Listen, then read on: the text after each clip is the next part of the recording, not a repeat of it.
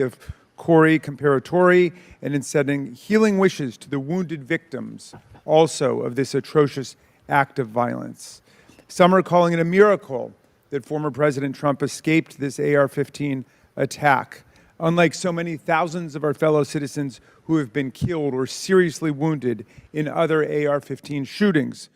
Whether this miracle is of divine providence or of an adventitious nature will be up to each of us to ponder, but our job in Congress is not simply to marvel at miracles or count on good luck, but to act as public policy legislators to do whatever we can to prevent future political violence, attempted assassinations, and mass shootings.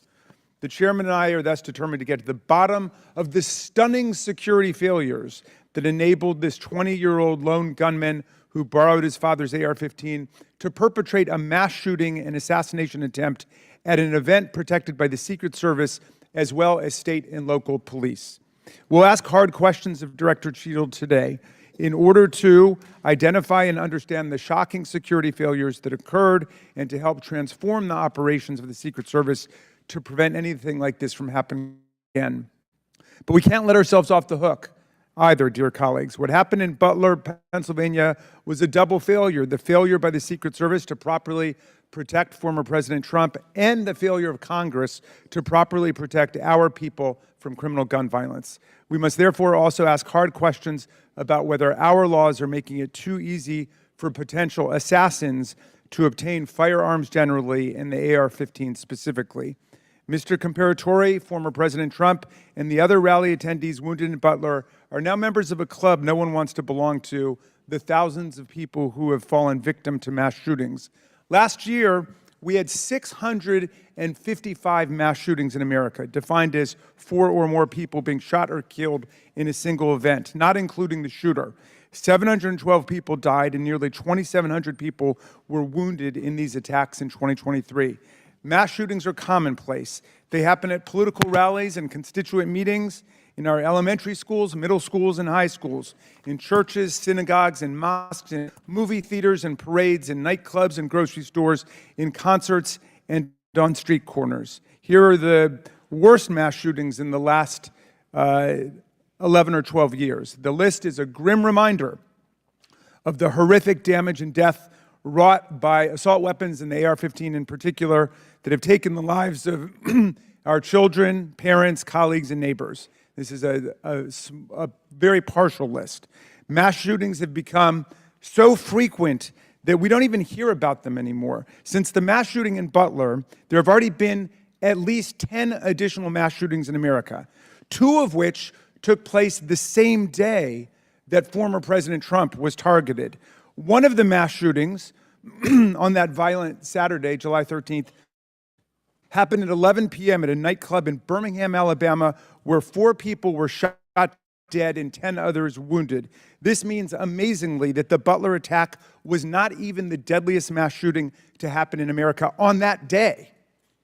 A weapon that can be used to commit a mass shooting at an event under the full protection of the Secret Service, together with dozens of state and local police, is obviously an intolerable threat to the rest of us who do not receive such protection and obviously does not belong in our communities. It's time to pass universal background checks and build on this administration's work to ensure that we permanently close the loopholes in the Brady law for gun show purchases, online purchases, and private sales to prevent those weapons from getting into the hands of people we know to be a threat to others.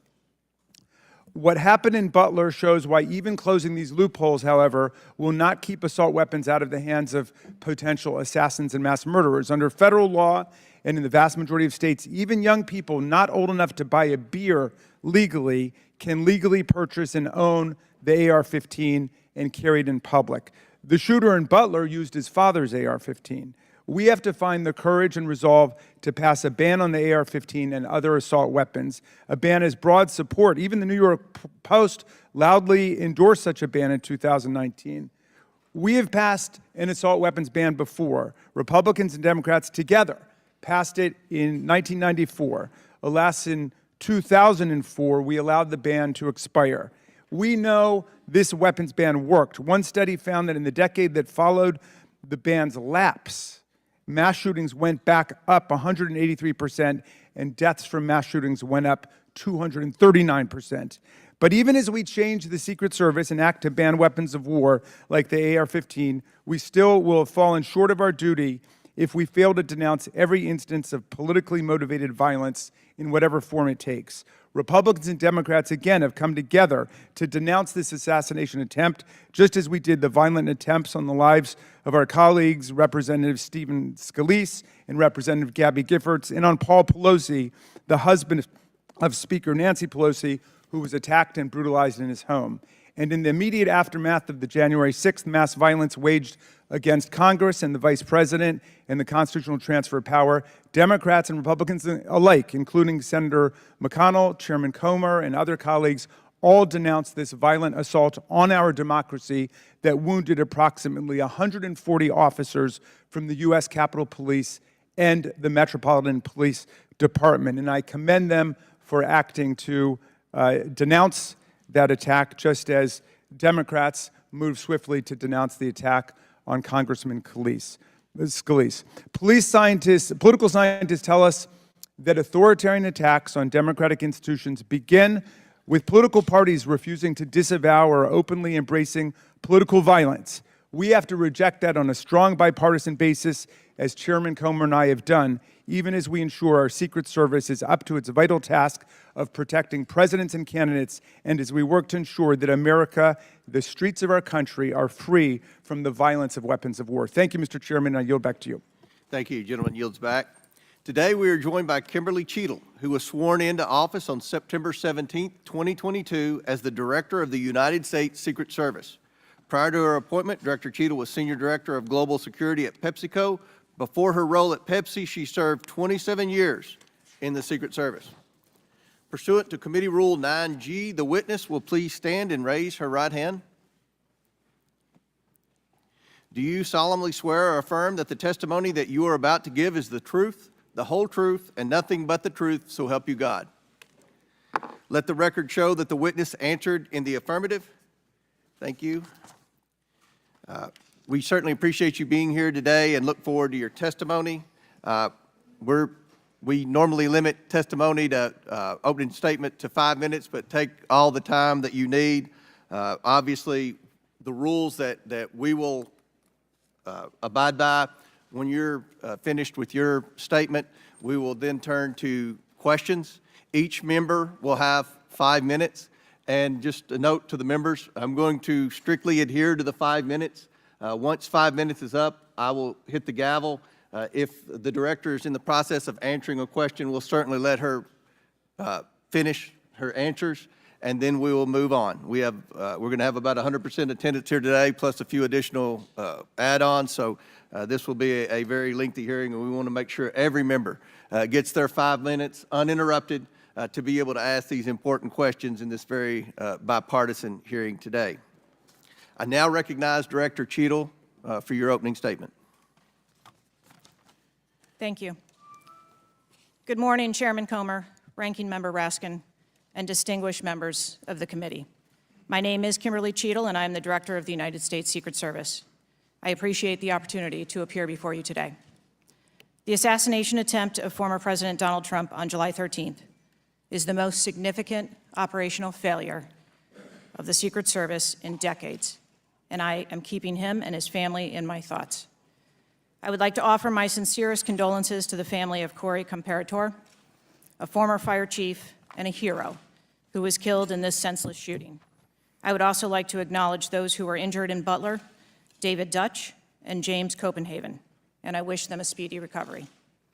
I would be remiss if I did not also extend my condolences on the passing of your colleague, Congresswoman Sheila Jackson Lee. Ms. Jackson Lee was always engaged in the oversight of the Secret Service, and her passing is a great loss to this body. The Secret Service's solemn mission is to protect our nation's leaders. On July 13th, we failed. As a director of the United States Secret Service, I take full responsibility for any security lapse of our agency. We are fully cooperating with ongoing investigations. We must learn what happened, and I will move heaven and earth to ensure that an incident like July 13th does not happen again. Let me state unequivocally, nothing I have said should be interpreted to place blame for this failure on our federal, state, or local law enforcement partners who supported the Secret Service in Butler. We could not do our job without them. We rely on the relationships built over years of working together to secure events and conduct investigations. Our agents, officers, and support personnel understand that every day we are expected to sacrifice our lives to execute a no-fail mission. As witnessed on July 13th, our special agents shielded former President Trump with their own bodies on stage while shots were being fired. Selflessly willing to make the ultimate sacrifice without hesitation, I am proud beyond words of the actions taken by the former president's detail, the counter-sniper team who neutralized the gunman, and the tactical team who was prepared to act. I will be transparent as possible when I speak with you, understanding, though, at times that I may be limited in providing a thorough response in this open setting due to associated risks with sharing highly sensitive protective methodologies. I do not want to inadvertently provide you today with inaccurate information. Since January 1st, 2024, the Secret Service has successfully secured over 7,500 sites. Every protective advance comes with its own set of challenges and requires a customized mitigation strategy, including specific assets. Security plans are multi-layered, providing 360 degrees of protection. These layers include personnel, technical, and tactical assets, which are a force multiplier for our protective posture. During every advance, we attempt to strike a balance between enabling the protectee to be visible and our protective requirements to be secure. I know this because I have spent 29 years in this agency. I came up through the ranks. I've secured events for every president since President Clinton, supervised on Vice President Cheney's detail, led our training center, oversaw all of the investigations and protective visits in the state of Georgia, supervised on Vice President Biden's detail, and the agency's entire protective mission during the Trump administration. The comprehensive advance process involves collaborative planning between our Secret Service, the protectee's staff, local law enforcement partners, and the level of security provided for the former president increased well before the campaign and has been steadily increasing as threats evolve. The security plan included a full assessment of the Butler Farm showgrounds to identify security vulnerabilities and craft a security plan for the protectee, attendees, and the public. Immediately following the assassination attempt, I directed the activation of my crisis center. I assembled my executive team to begin surging more protective resources to the former president and to ensure the wellness of our people post-incident, all while securing an active crime scene. I immediately ordered a reevaluation of the Republican National Convention security plan, and I increased the security posture in the National Capital Region for all permanent protectees and sites. At the same time, I initiated a mission assurance investigation within our agency. I have instructed my team that all necessary resources will be dedicated to investigating these matters. We will not rest until we have explored every option, and we will leave no stone unturned. But I want to be clear, I am not waiting for these investigations to be completed prior to making changes. Over the past 2 weeks, we successfully led the planning and execution of the 75th NATO Summit and the Republican National Convention. Over the next few months, we will implement security plans for the Democratic National Convention, the United Nations General Assembly, and have already begun planning and coordinating the 2025 inauguration. It is now more important than ever for the men and women of the Secret Service to remain resilient and to focus on what is necessary to carry out our critical mission. Our agency needs to be adequately resourced in order to serve our current mission requirements and anticipate future requirements. The Secret Service currently protects 36 on a daily basis, as well as world leaders who visit the United States, like Israeli Prime Minister Benjamin Netanyahu, who arrived in Washington, D.C. today. The coming years will bring an unprecedented heavy protection tempo. I have no doubt that the processes that I have implemented during my tenure as director, in addition to my nearly 30 years of experience in this agency, have positioned the Secret Service to be stronger. Our mission is not political. It is literally a matter of life and death, and the tragic events on July 13th remind us of that. I have full confidence in the men and women of the Secret Service. They are worthy of our support in executing our protective mission. I will now answer any questions that the committee may have. Thank you very much, Director Cheatle. We'll now begin our 5 minutes questions, and I will begin. Just for the record, the Secret Service has an annual budget of around $3.1 billion, and I believe around 8,000 employees. Is that correct? Yes, sir. Obviously, there were many security failures on the day of the attempted assassination and leading up to that day. Let's start with the building that the shooter used to shoot President Trump from. At any point Saturday, did the Secret Service have an agent on top of that roof? Sir, I'm sure, as you can imagine, that we are just 9 days out from this incident, and there's still an ongoing investigation. And so I want to make sure that any information that we are providing to you is factual. You can't, okay. Why did the Secret Service not, can you answer why the Secret Service didn't place a single agent on the roof? We are still looking into the advanced process and the decisions that were made. Okay. Wasn't that building within the perimeter that should be secured? Do we agree with that? The building was outside of the perimeter on the day of the visit. But again, that is one of the things that during the investigation we want to take a look at and determine whether or not other decisions should have been made. One of the things that you said, I believe in an interview, that there wasn't an agent on the roof because it was a sloped roof. Is that normal, and do you fear that that immediately creates an opportunity for future would-be assassins to look for a slanted roof? I mean, this is a huge question that every American has. Why wasn't a Secret Service agent on the roof? And there have been reports that agents were supposed to be on the roof, but it was hot that day and they didn't want to be on the roof. Can you answer any of those questions, Director? So I appreciate you asking me that question, Chairman. I should have been more clear in my answer when I spoke about where we place personnel in that interview. What I can tell you is that there was a plan in place to provide overwatch, and we are still looking into responsibilities and who was going to provide overwatch. But the Secret Service in general, not speaking specifically to this incident, when we are providing overwatch, whether that be through counter snipers or other technology, prefer to have sterile rooftops. Did the Secret Service use any drones for surveillance that day? So again, I'm not going to get into specifics of that day in itself, but there are times during a security plan that the Secret Service does deploy an asset like a drone. There were reports that the shooter used a drone just a few hours before the rally start time. Is that accurate? I have heard those same reports, and again, am waiting for the final report. Do you know, if you can't answer the question, that's your answer. But can you answer this? Do you know, I'm not asking yes or no, but do you know if the shooter used a drone before the shooting? That information has been passed to us from the FBI. How many Secret Service agents were assigned to President Trump on the day of the rally? Again, I'm not going to get into the specifics of the numbers of personnel that we had there, but we feel that there was a sufficient number of agents assigned. There are reports that several agents assigned to the rally on July 13th were temporary agents, agents not normally assigned to President Trump. Is that accurate?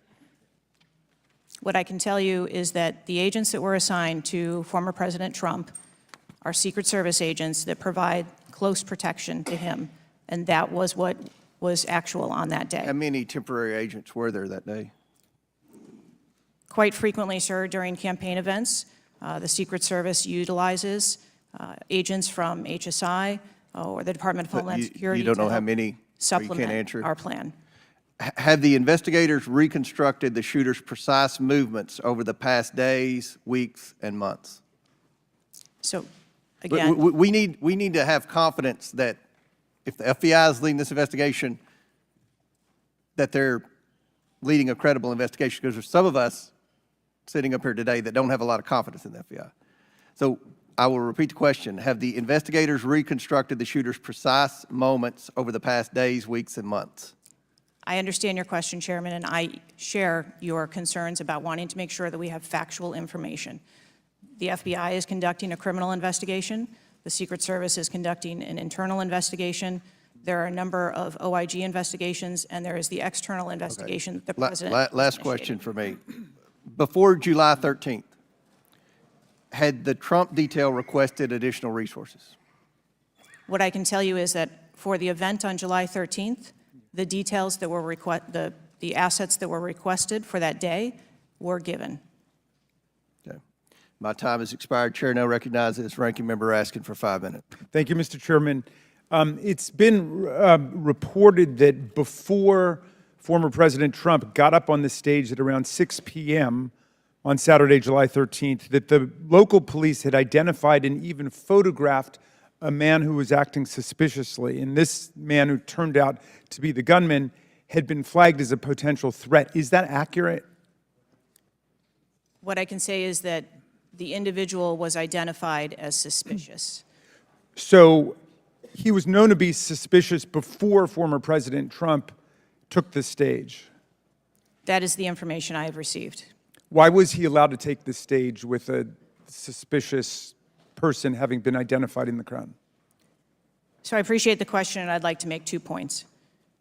If the detail had been passed information that there was a threat, the detail would never have brought the former president out onto stage. That is what we do, and that is who we are. We are charged with protecting all of our protectees. So you distinguish between someone who is suspicious and someone who's threatening, is that right? I do. There are a number of times at protective events where suspicious people are identified, and those individuals have to be investigated and determined what is it that identifies that person as suspicious. So did you deny a request for additional resources that had been made by the Trump campaign?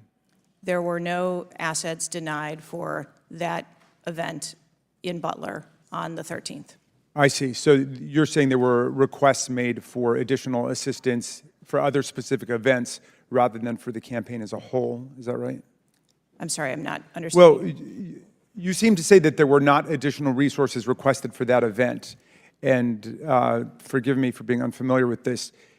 Is it requested event by event, or is it requested just in general for the campaign? So if I can explain the advance process, when an event or a venue is identified by, in this case, campaign staff, then the campaign staff works together with Secret Service agents who go out and conduct an advance. Generally, that is a 5-day time period where those discussions are had about what the perimeter is going to look like, what the size of the event is, what the venue is, and then from there, there is a request made to mitigate potential risk and threat.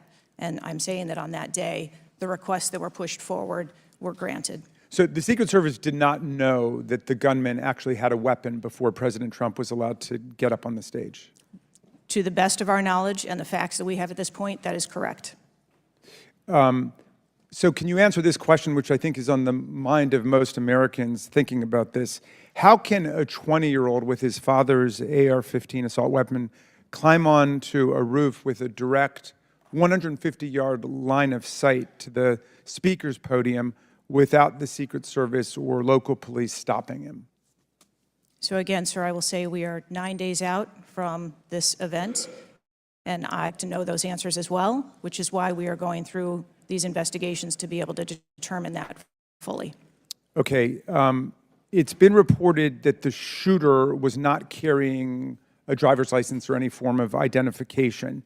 They had no idea who he was, but then he was quickly identified, I think within 30 minutes, by using the serial number on the AR-15 under a tracing system that is now controversial. Some people say we should get rid of it. Some people want to keep it. But is that right, that the serial number was the key information which led to the identification of the shooter? That is my understanding, sir, yes. Okay. If an American citizen were just to stop you and say, Director Cheatle, we support your work to the tune of billions of dollars and thousands of employees, what went wrong? What would you say? Again, knowing that we're 9 days out, I would say, as I have said from the very outset, I accept responsibility for this tragedy. We are going to look into how this happened, and we are going to take corrective action to ensure that it never happens again. Well, I appreciate that. and I hope you will act with vigor and focus and intensity, and it seems you understand the gravity and solemnity of this to the American people. Millions and millions of Americans don't feel safe with all the AR-15s out there. We thought at least the President of the United States or a former President of the United States would be safe, but now that's not even clear. Mr. Chairman, I yield back to you. Gentleman yields back. Chair now recognizes the Chairman of the House Judiciary Committee, Mr. Jordan from Ohio. Thank you, Mr. Chairman. Director, were you guessing or lying? The day after President Trump is shot, Secret Service spokesman Anthony Guglielmi said, quote, "The assertion that a member of the former president's security team requested additional security resources that the U.S. Secret Service or the Department of Homeland Security rebuffed is absolutely false." The next day, Secretary Mayorkas said, "That is an unequivocally false assertion. We had not received any request for additional security measures that were rebuffed." But 5 days later, the Washington Post said this: "Top officials repeatedly rejected requests from Donald Trump's security detail for more personnel." The next day, the New York Times said this: "Mr. Guglielmi acknowledged that the Secret Service had turned down some requests for additional federal security assets for Mr. Trump's detail." So which is it? Because both statements can't be true. Were you guessing or lying when you said you didn't turn down requests from President Trump's detail? Neither, sir, and I appreciate the question. Well, what were you doing? Because those statements don't jive. So what I can tell you is that for the event in Butler, there were no requests that were denied. As far as requests... Well, maybe they got tired of asking. Maybe you turned them down so darn much they said, not worth asking. How many times did you turn them down ahead of that? I think that it is important to distinguish between what some people may view as a denial of an asset or a request. Well, is Mr. Guglielmi your spokesperson? He said he acknowledged the Secret Service had turned down some requests. I'm asking how many? A denial of a request does not equal a vulnerability. Well, tell me what it is. There are a number of ways that threats and risks can be mitigated with a number of different assets, whether that be through personnel, whether that be through technology, or other resources. Well, tell the committee which it was. They asked for additional help in some form or another. You told them no. How many times did you tell them no, and what did you tell them no to? Again, I cannot speak to specific incidents, but I can tell you in general terms, the Secret Service is judicious with their resources based on... What does some requests mean? How many times? Some indicate requests is plural. So more than once they asked for additional help and you turned them down. What did they ask for and how many times did you turn them down? Pretty basic questions. So again, without having all of the details in front of me, sir, what I can tell you is that there are times... You didn't get briefed on how many times you turned down the Trump detail when they asked for additional help? I'm sorry. You didn't get briefed on that before you came to this hearing, knowing you were going to get asked that question? What I can tell you is that in generic terms, when details make a request, there are times that there are alternate ways to cover off on that threat or that risk. But that's not what he said. He said they were denied certain requests, some requests. This is your spokesperson, not me talking. This is the Secret Service talking. And what a change from absolutely false, unequivocally false to, oh, by the way, there were some times where we didn't give them what they wanted. That's a huge change in 5 days. And the fact that you can't answer how many times you did that, that's pretty darn frustrating, not just for me, but for the country. I hear your frustration. Let me ask you this. Were any of those requests denied to President Trump's detail after you knew about the Iranian threat? What I can tell you, again, I don't know the specifics, is that there are times when we can fill a request. It doesn't necessarily have to be with a Secret Service asset or resource. We can fill that request with locally available assets. You spoke to anyone at the White House since July 13th? Yes, I have. Who'd you talk to? I have briefed the President and the Vice President. Talked to the First Lady? No, I have not. Talked to the White House staff? Anyone in the White House communications?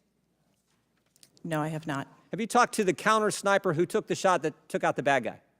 Yes, I have. And can you tell us about that conversation? I would not want to reveal conversations that I've had with my employees. But that's exactly the kind of information the American people want to know. American people who pay your salary.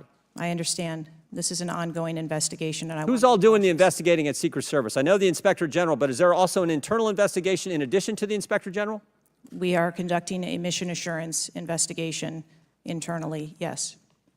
You know what it looks like, Director? It looks like you won't answer some pretty basic questions. It looks like you got a 9% raise and you cut corners when it came to protecting one of the most important individuals, most well-known individuals on the planet. A former president, likely the guy's going to be the next president. It looks like you guys were cutting corners. That's what it looks like to me. Is that true? I am here today because I want to answer questions, but I also want to be cautious. You might want to, but you haven't answered. I don't think you've answered one question from the chairman, the ranking member, or me. Well, we got a lot of other people asking. We'll see if your record improves. But right now, you haven't answered, I don't think, any questions. I yield back.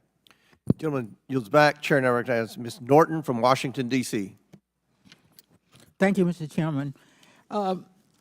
In the summer of 1963, as a law student, I traveled to the South to work in the civil rights movement. When I arrived in Jackson, Mississippi, I was met by a civil rights activist who showed me around town and tried to convince me to work in Jackson that summer. I recall talking with him and his wife about the raw atmosphere in Jackson. Later that day, he took me to the bus station for my trip to my assignment. That night, he was assassinated outside his home. His name was Medgar Evers. I condemn the political violence. It is a threat to democracy. I want to discuss one of the roots of political violence, guns. For years, Republicans, including a member of this committee, have introduced legislation and amendments to repeal or block the District of Columbia gun violence protection laws, including its bans on assault weapons and large capacity magazines. The shooter at the Trump rally used the mass shooter's gun of choice, an assault weapon, specifically an AR-15 style rifle, and presumably a large capacity magazine, which is defined in D.C. as a magazine that can hold more than 10 bullets.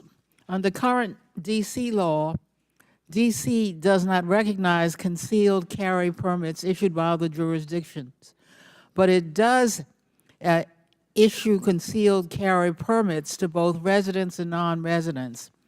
However, D.C. imposes a number of requirements on concealed carry applicants, including suitability, such as not having exhibited a propensity for violence or instability. Moreover, D.C. residents restricts where the guns can be carried, such as a political demonstration near the White House and Naval Observatory, or near people under Secret Service protection, provided the permit holder has been given notice. This week, the House is expected to consider the fiscal year 2025 Financial Services and General Government Appropriations Bill. This Republican drafted bill would allow an individual with a permit to carry a concealed handgun issued by a state or territory to carry a concealed handgun in D.C., regardless of that jurisdiction's permit requirements. A Republican has filed an amendment to that provision to allow such an individual to carry a magazine of any size with that handgun. In short, the pending bill and amendment would allow any person with a carry permit issued by another jurisdiction to carry a concealed handgun with a magazine of any size in any location in the District of Columbia. The Secret Service is responsible for protecting a large number of people and facilities in D.C. Director Cheatle, would Secret Service protectees in D.C. be safer or less safe if people who have exhibited a propensity for violence or instability could carry a concealed handguns in D.C.? I think being a Secret Service agent and an officer or a law enforcement officer in any state is difficult. They are required to make decisions and snap judgments in the blink of an eye.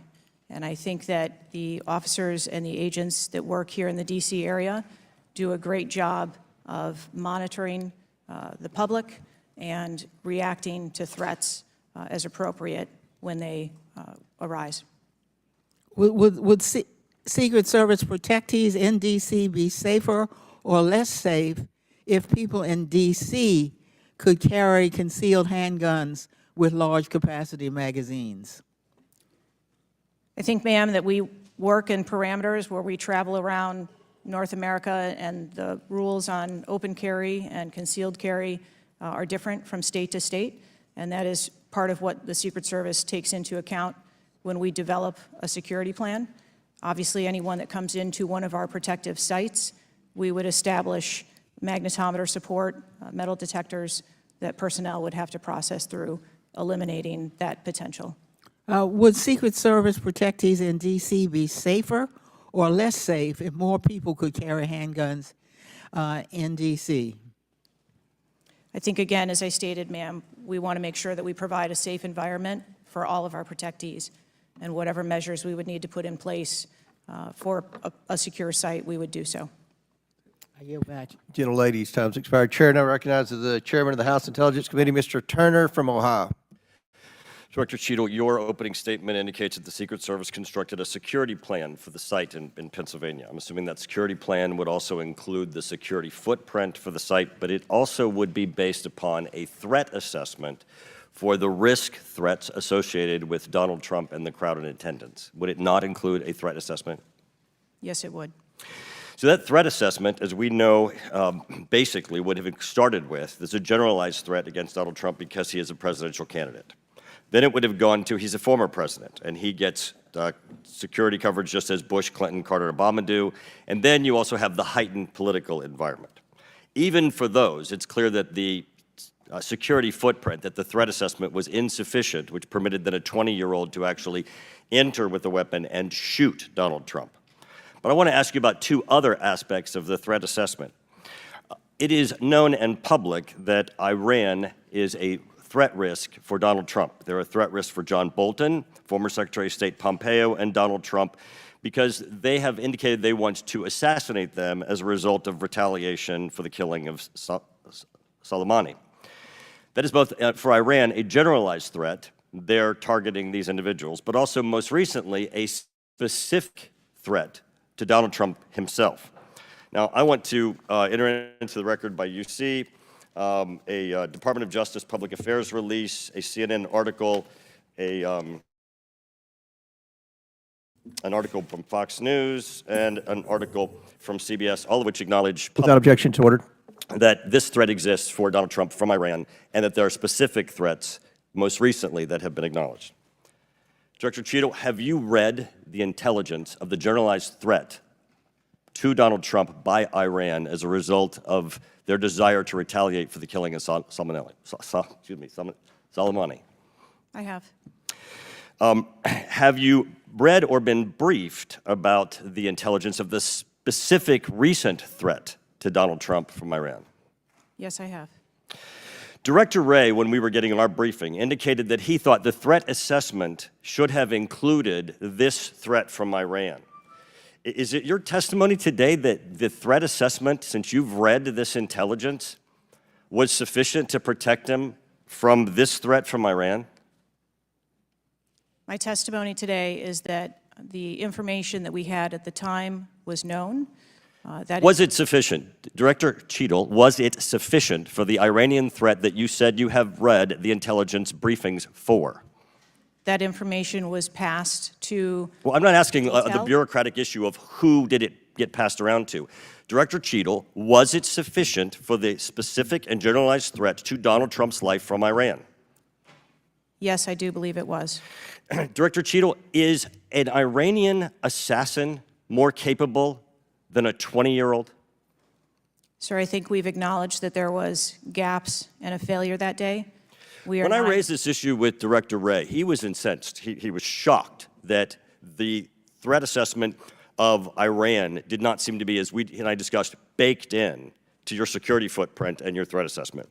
And he went on to say that the generalized threat that he has told the whole country that we are under from a terrorist a potential terrorist threat. He has said we're under the highest threat level since 9/11, that the lights are flashing red. And he has specifically indicated that people have crossed the southern border as a result of the Biden administration's policy, and that there are in our country today terrorists and individuals who are affiliated with terrorist groups and organizations. That would be a heightened threat environment, Director Cheatle, would it not? Yes. In his public statements, he has said he is making these statements because he wants people to take them into consideration in threat assessments, specifically. Now, that would be a threat not just to Donald Trump, but it would also be a threat to the crowd there, wouldn't it? Yes. Are ISIS terrorists and Al-Qaeda terrorists and international groups and terrorists more capable than a 20-year-old in pulling off either a mass shooting or an assassination of Donald Trump? Sir, again, there was clearly a breakdown Right. and a failure that day. Have you read the intelligence of the terrorists that are currently in the United States that Director Wray speaks, and those individuals that are here that are affiliated with terrorist groups and organizations that are in the process, as Director Wray said, of representing a significant threat of a terrorist attack occurring in the United States? I have read reports that apply specifically to the Secret Service's mission. Director Cheatle, because Donald Trump is alive, and thank God he is, you look incompetent. If Donald Trump had been killed, you would have looked culpable. There is no aspect of this that indicates that there has been any protection to Donald Trump. The threat was identified before he took the stage, and the shooter was only killed after Donald Trump himself was killed.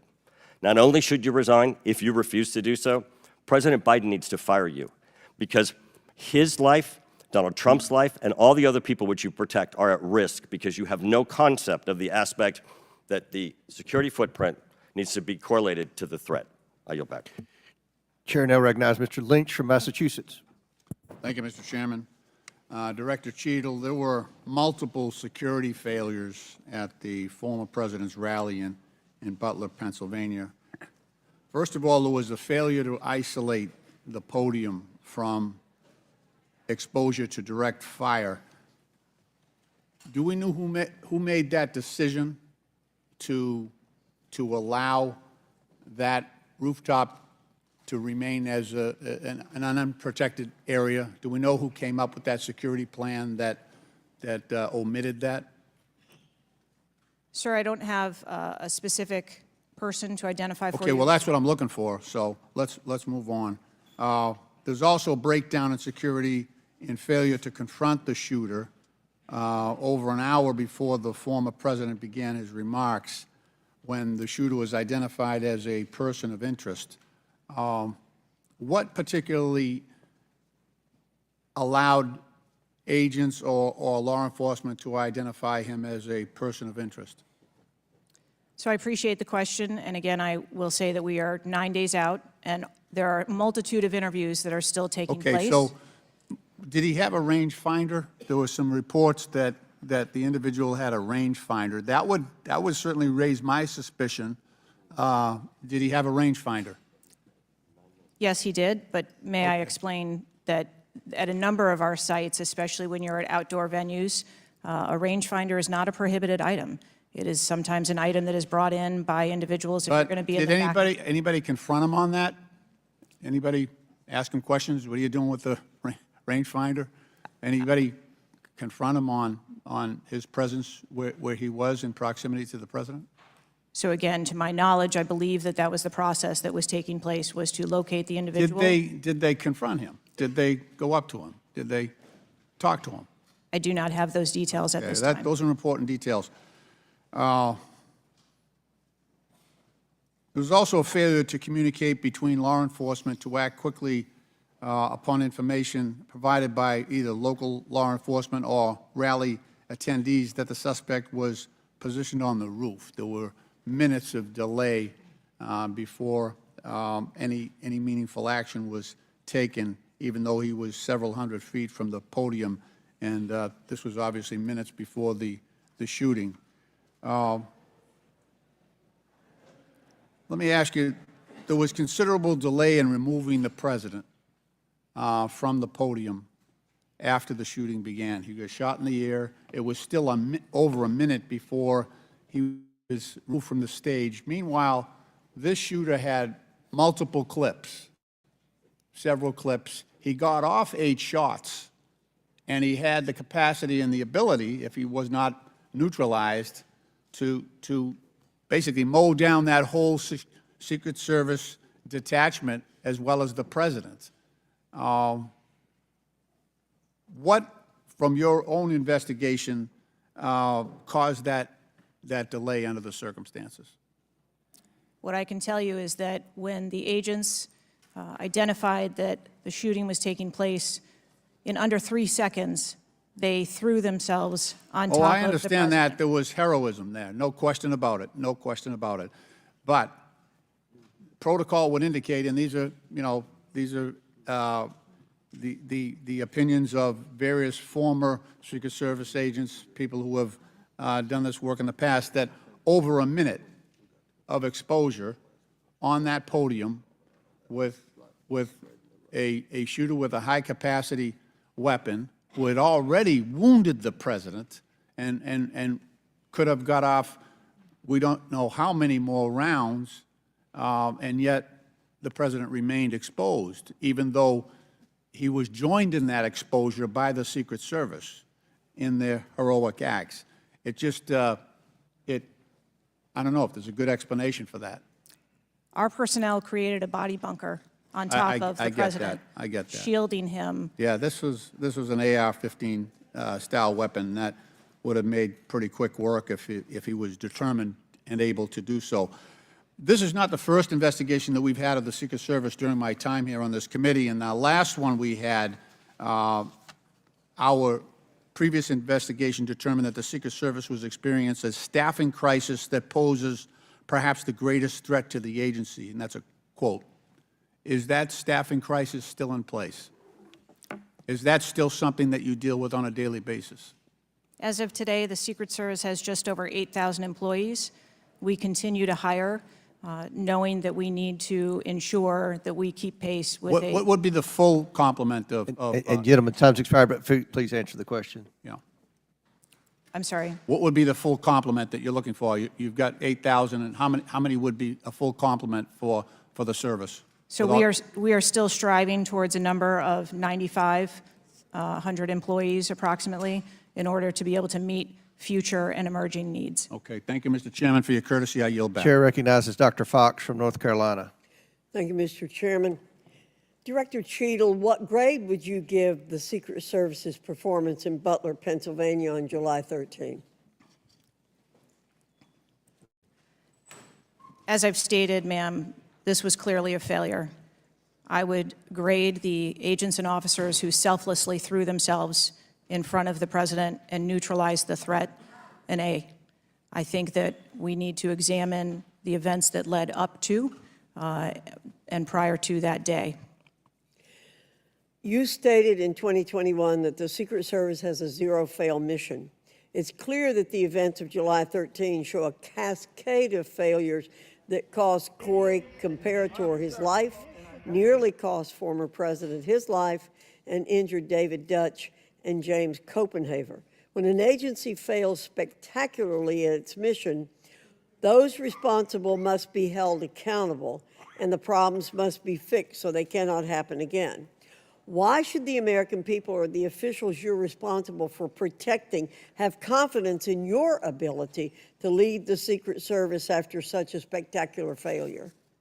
I appreciate the question, and I am committed to finding answers so that we can make the agency stronger after this. You said on July 15 that the buck stops with me. How are you taking accountability for the Secret Service's failures during the July 13 assassination attempt on President Trump? I have taken accountability, and I will continue to take accountability. I am responsible for leading the agency, and I am responsible for finding the answers to how this event occurred and making sure that it doesn't happen again. So I would like to explore how you got the job as director of the United States Secret Service. Is it typical for the director of the Secret Service to be recommended for the role at the behest of a president's family and senior staff, perhaps at the request of Jill Biden or Anthony Bernal? I got the job as a director of the Secret Service because I spent 27 years in an agency with a mission that I absolutely love. I started my career in Detroit. I worked my way up through investigations and protection. Was there competition for the position? You would have to ask those who were involved in the interview process. But you think you are the best person in the country to head the Secret Service? I think that I am the best person to lead the Secret Service at this time. The Secret Service receives billions in funding each year, as has been explained by my colleagues here. In fact, you've had an increase in real terms of 55%. As you're no doubt aware, staffing levels for those assigned to protect the president, former presidents, and other senior officials has decreased by about 350 between 2014 and today. Clearly, a lack of financial resources not to blame for the staffing shortage. In 2022, the Secret Service saw nearly half its workforce leave in 1 year, and during the same year, it was ranked dead last among law enforcement agencies in the best places to work in the federal government. Can you explain why your agency was so poorly rated and why so many staff left in just 1 year? So with all due respect, I dispute the statistic of half of the employees leaving in 2022. I think that that has been inaccurate data that's been reported out there. But what I can tell you is, as I have returned as the director of the agency, we have had an increase in hiring and staffing and an increase in resources, and we are committed to continue to hire so that we can be staffed appropriately to meet the dynamic mission that we have. Well, you may want to dispute it, but it's out there. My understanding, given the high-profile failures and rotten culture at the Secret Service during your nearly two-year tenure, why should the American people have any confidence in your ability to lead the Secret Service to perform its zero-fail mission to protect our senior leaders? The Secret Service has an incredible culture. Our men and women place service over self. They come in every day willing to risk their lives for our protective mission, and they work investigations that thwart people who would do harm to children, child exploiters. We have an incredible mission, and our culture is we will get the job done no matter what. Well, those on the front line certainly have a great culture, and they were willing to risk their lives for President Trump. But I'm not sure the leadership at the agency has this right kind of culture. I yield back, Mr. Chairman. Chair now recognizes Mr. Conley from Virginia. Thank you, Mr. Chairman.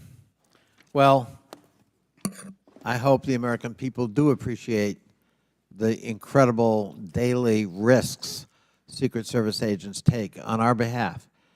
You mentioned there are 36 regular clients you've got that you protect constantly, but I was participating in the NATO summit just 2 weeks ago. We had 32 heads of government and heads of state, plus visiting heads of state and heads of government.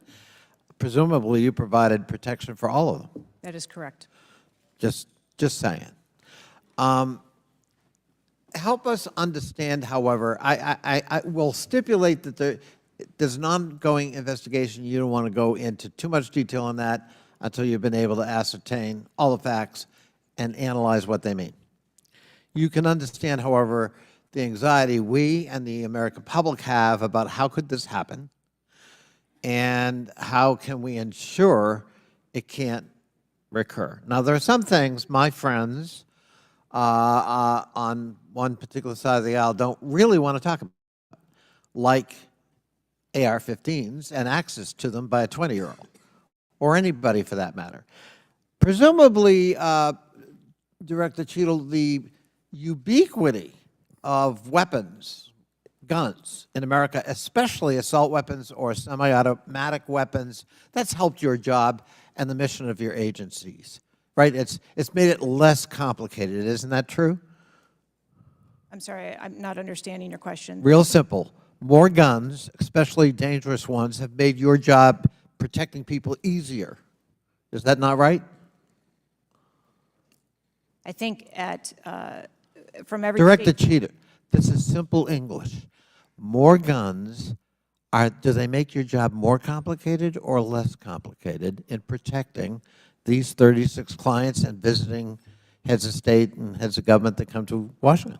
I think the Secret Service needs to take into account I didn't ask the that. state that they're in. I'm sorry. I asked a simple question, which deserves a simple answer.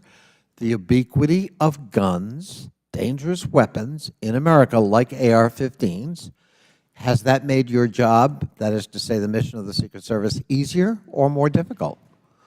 I think the threat environment for protecting our Secret Service protectees is always difficult, and that's dynamic, and it's always evolving. We stipulate it's always difficult. Again, this is a simple one. Does the ubiquity of guns make your job easier or more difficult today? I understand the Second Amendment rights of individuals. I didn't ask that question. I'm not questioning the Second Amendment. I'm asking a simple analysis, Director Cheatle. And I can tell you, you're not making my job easier in terms of assessing your qualification for continuing on as director. Please answer the question. You're the head of the Secret Service. You're speaking on behalf of 8,000 members who put their lives on the line. We just had a failure by your own admission. Do guns make your job easier or harder? I think the job of the Secret Service is difficult on every day, and we need to make sure that we are mitigating all threats, whether that be That weapons, isn't my question. personnel. That is not my question. And now I think you're evading the answer, which is not a hard one. I am sorry that you feel that way, sir. How else could I feel, Director Cheatle, when you're clearly avoiding a direct answer to a very simple declarative question? We trying- almost lost a presidential candidate the other day. A 20-year-old had access to his father's AR-15 and got on top of a roof within 500 yards or feet of the podium. And I'm asking you, did the availability of that AR-15, which is replicated all across America, make your job harder or easier? And you're not willing to answer that question? And you think and you wonder why we might have a lack of confidence in your continued ability to direct this agency? I understand your question, and that's the environment. Well, if you understand my question, why not answer it? Because it's the environment that the Secret Service works in every day. That doesn't tell me anything. That's the environment we work in. I had an attack on my office a year ago. I know a little bit about violence too. He came to kill me. When he couldn't, he beat one of my staffers 8 times with a baseball bat on the head. We live with the threat of violence. But a simple answer from the director of the Secret Service would be helpful. And I'm sorry you've chosen to evade it. I yield back. Chair now recognizes Mr. Grofman from Wisconsin. Thank you. When this guy took the shots, he climbed a ladder to get on the roof, correct? I'm unable to answer details of exactly how the individual accessed the roof at this time. Do you know when if he did use the ladder, do you know when the ladder was placed there? Was the ladder there 2 days before, just the night before? Do you have any information at all as to when the ladder got there? I would like to be able to answer those questions. The FBI is still conducting an investigation. How did the rifle get to the roof? Again, sir, at this time, I'm unable to answer questions to provide Have clarity. they cleaned the roof since the assassination attempt? Have they cleaned the roof? Right. Has anything been done to the roof? Is it just like it was, whatever, 10 days ago, or not? Has anything been done to the roof? I don't have an answer for that. Okay. Were President Trump's normal agents normally assigned to him there that day? Yes. There was these were the same agents that were always there? Yes, sir. Correct. The people that are assigned to his detail were working on that day. Okay, there's stuff on the internet that says they were not there that day, but these are the same agents who are routinely there. Yes, sir. Okay. Do we know which agents fired the shots that finally took down the potential assassin? Yes, sir, I do. Can you give us those names or the background of those agents? I would not offer their name up in this setting, but it was one of our technical officers, our counter snipers. Okay, so can we privately get those names, the committee? I am certain that we can make names available privately. Okay. Do we know where all the shots landed? First of all, how many shots did that potential assassin, how many shots came out of the rifle? So again, I would hesitate to offer that information as the FBI is conducting an investigation. Have we got the bullets from all the shots? Again, that would be the responsibility of the FBI to collect that evidence. Okay. Do we have the correspondence from the shooter? Has that been recovered from his phone, whatever? Again, I would have to defer you to the FBI for details on that investigation. Okay. You've spent some time trying to change the makeup of the Secret Service. Okay, you feel there are, whatever, too high a percentage are men. Does this affect at all who you are hiring for the Secret Service? I've spent my time as the director trying to increase the number of people that we hire in the Secret Service so that we have the best and the brightest, and that's been my concentration as the director. Okay, you ever not hiring men because of your desire to hit certain targets? I am hiring the best qualified candidates that put in an application that want to work for our great organization. Okay. Next question.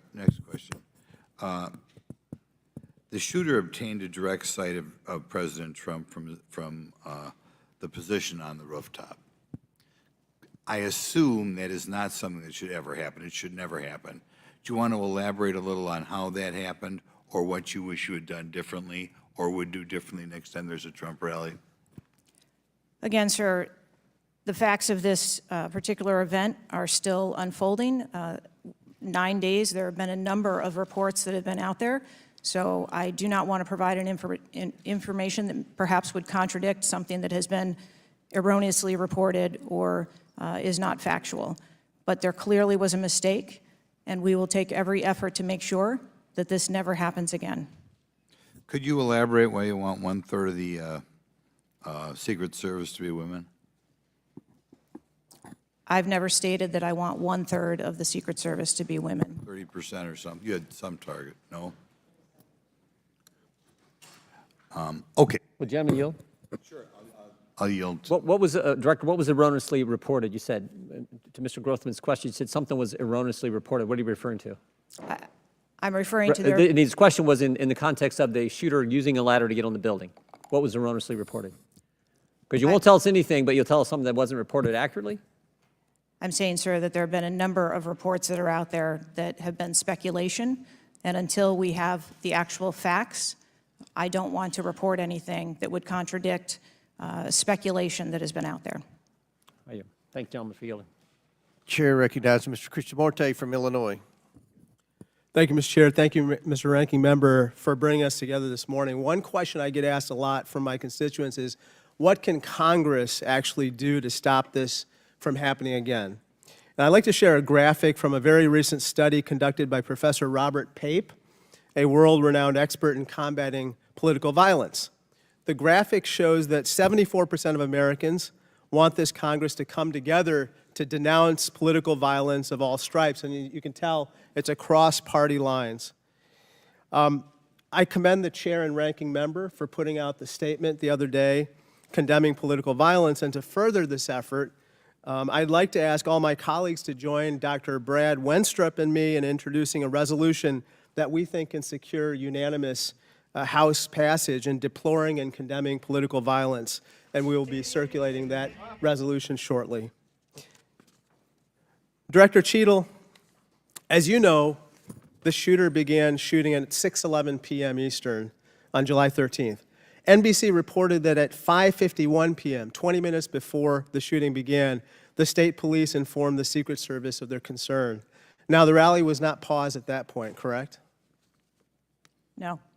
And according to NBC, just 2 minutes later, at 5:53 p.m., the Secret Service notified its snipers about the gunman. The rally wasn't paused at that point either, correct? No.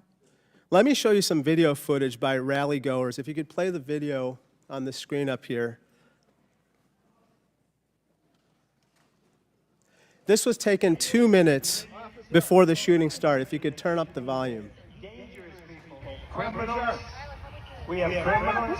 We have drug dealers. We have people that should not be here. Right on the roof. It's much tougher than it happens. You went right on the roof, big guy. Up here.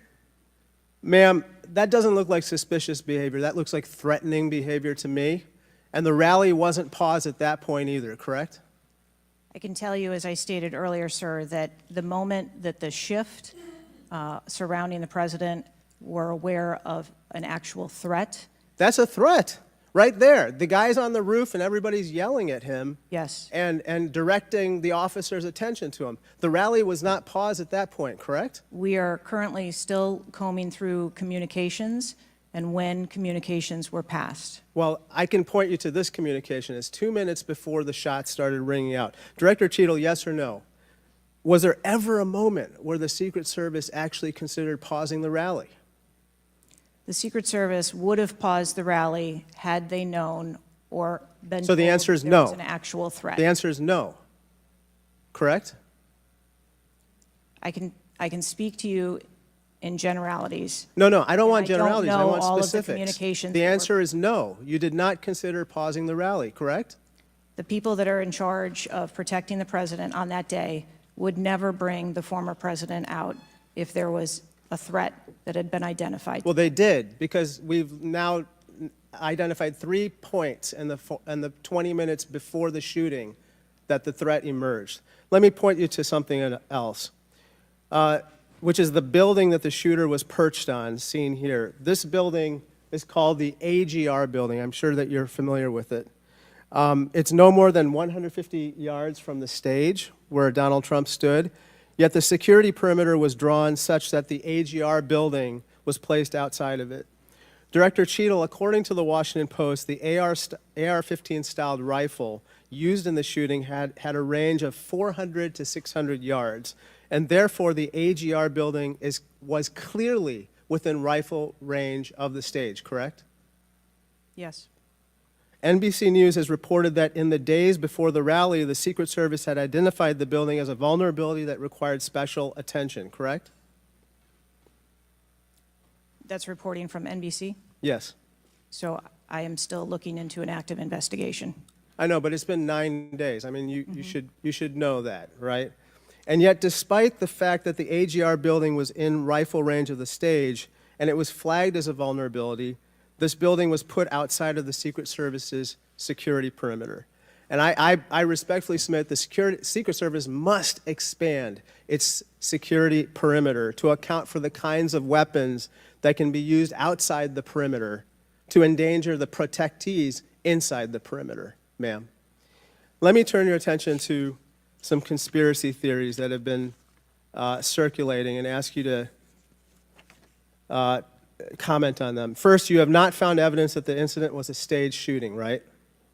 Correct. And you haven't found evidence that this was a result of a conspiracy of high-ranking government officials, correct? Correct. And you have not found evidence that this incident was in fact directed or perpetrated by a foreign state or entity, right? And that's the last question, but I'll let the director answer that, please. Not at this time. Thank you. I yield back. Gentleman's time's expired. Chair now recognizes Mr. Cloud from Texas. Thank you. I just wanted to confirm there was only one counter sniper who took one shot? Is that We had multiple counter sniper teams available yeah, on the that day. premises, but is only one took one shot? Is that correct, or only one? Correct. Okay. How many spent shell casings were found on the roof? Again, I would have to defer you to the FBI's criminal investigation. Okay. Word is that the car was rigged with explosives. Again, sir, I'd have to defer you To to the the FBI. FBI's investigation.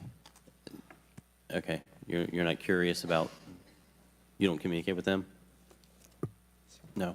Okay. CNN reported that the Secret Service did not sweep the building. The shooter was used by President Trump and other attendees. Is that true or false? So we are conducting a mission insurance investigation and will depend on the information that we obtain from our investigations. Okay.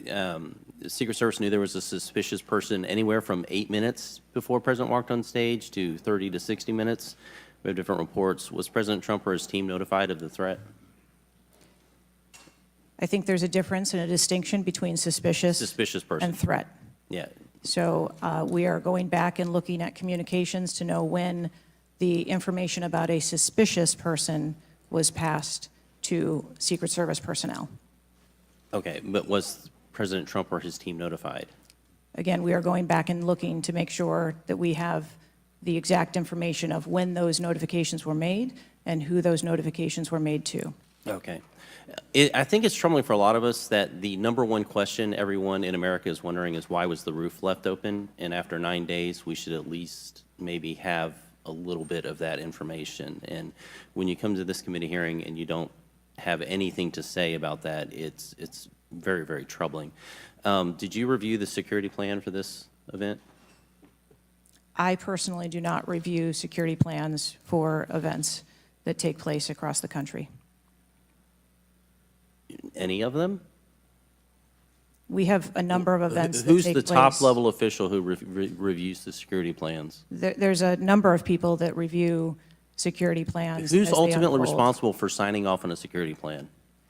It's a conjunction of personnel.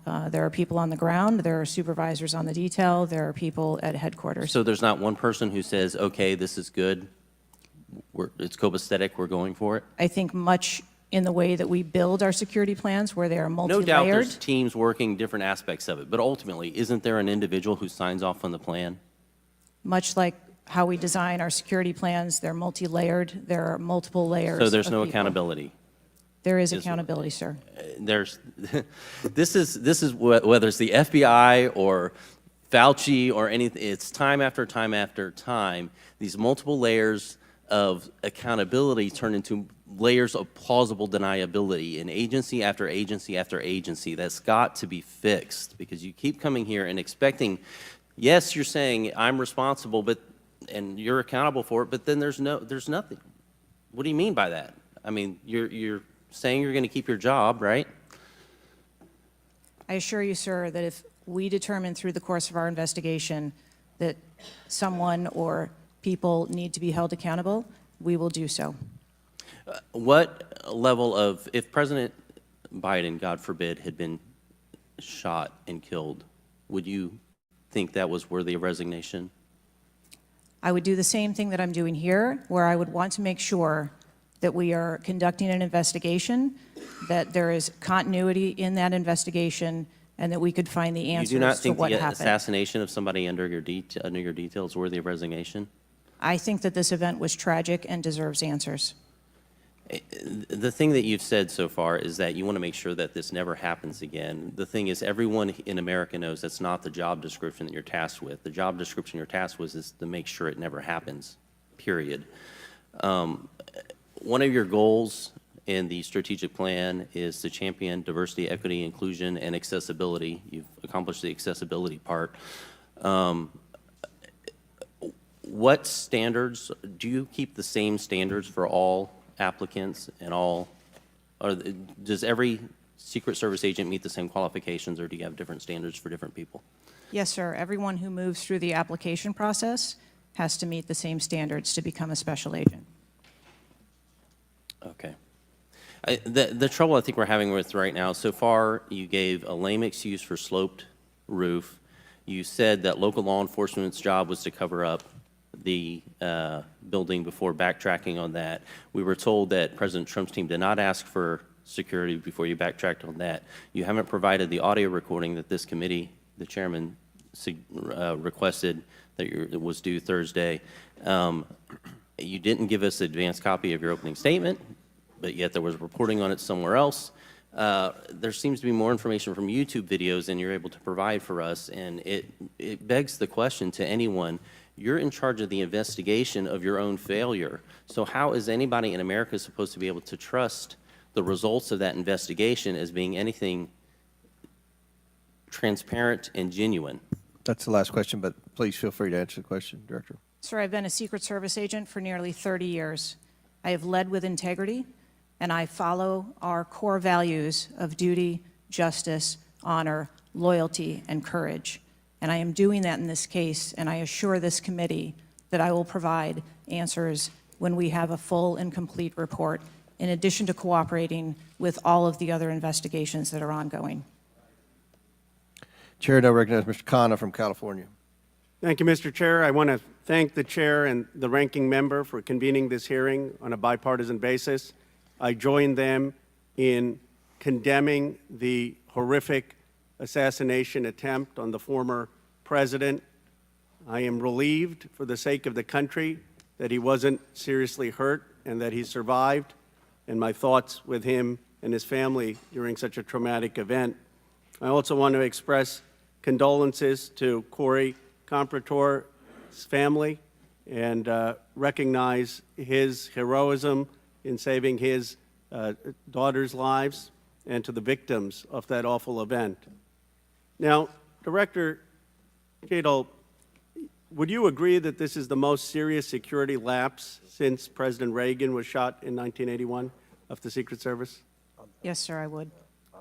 And, you know, do you know what Stuart Knight did when he was in charge at the time of the Secret Service? Do you know what he did afterwards? He remained on duty. He resigned. He resigned. And Stuart Knight was not a Democratic appointee or a Republican appointee. Look, I'm not questioning your judgment. I just don't think this is partisan. If you have an assassination attempt on a president, a former president, or a candidate, you need to resign. That's what Stuart Knight did. He was a Republican appointee, and he took responsibility. And I think you need to reflect. This is not a question of you. It's a question of the American people. You cannot go leading a Secret Service agency when there is an assassination attempt on a presidential candidate. I would say that about anyone who is running. And so I guess my question to you is, what's the difference between your position and what Stuart Knight did? What I will tell you, sir, is that I am dedicated to finding the answers to what happened. And like every Secret Service agent, we don't shirk from our responsibilities. I will remain on and be responsible to the agency, to this committee, to the former president, and to the American public. But is there a reason you wouldn't just do what Stuart Knight did after the Reagan assassination attempt? I believe that I provided an answer. There's nothing more that you have to say? I mean, do you really believe at this moment, given how divided the country is and the questions asked, that your service in this role is the best for the nation? I mean, I'm not saying you can't do public service again, you can't do something else again. Do you really genuinely in your heart believe that you being in this role is what's right for America at this moment? I mean, do you think there are people who are Trump supporters who have confidence in you? The one thing that we've got to have agencies in this country that are transcend politics, that have the confidence of independents, Democrats, Republicans, progressives, conservatives. Do you really believe that the majority of this country has confidence in you right now? I believe that the country deserves answers, and I am committed to finding those answers and providing those answers. Well, look, I believe, Director Cheatle, that you should resign. I think there are colleagues on both sides of the aisle who believe that, and I hope you'll consider it. I yield back.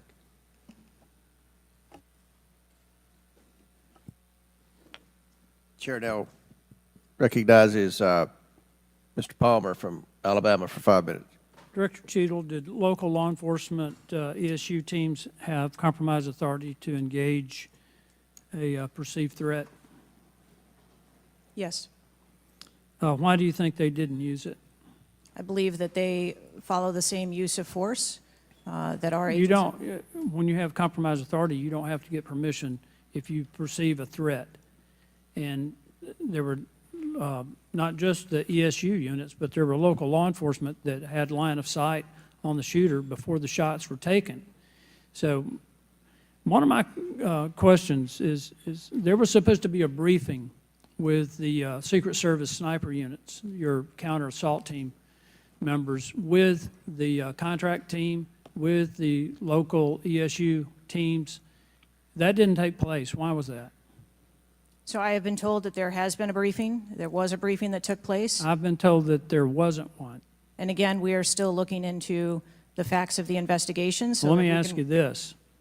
When were you informed that there was a credible threat against President Trump, former President Trump?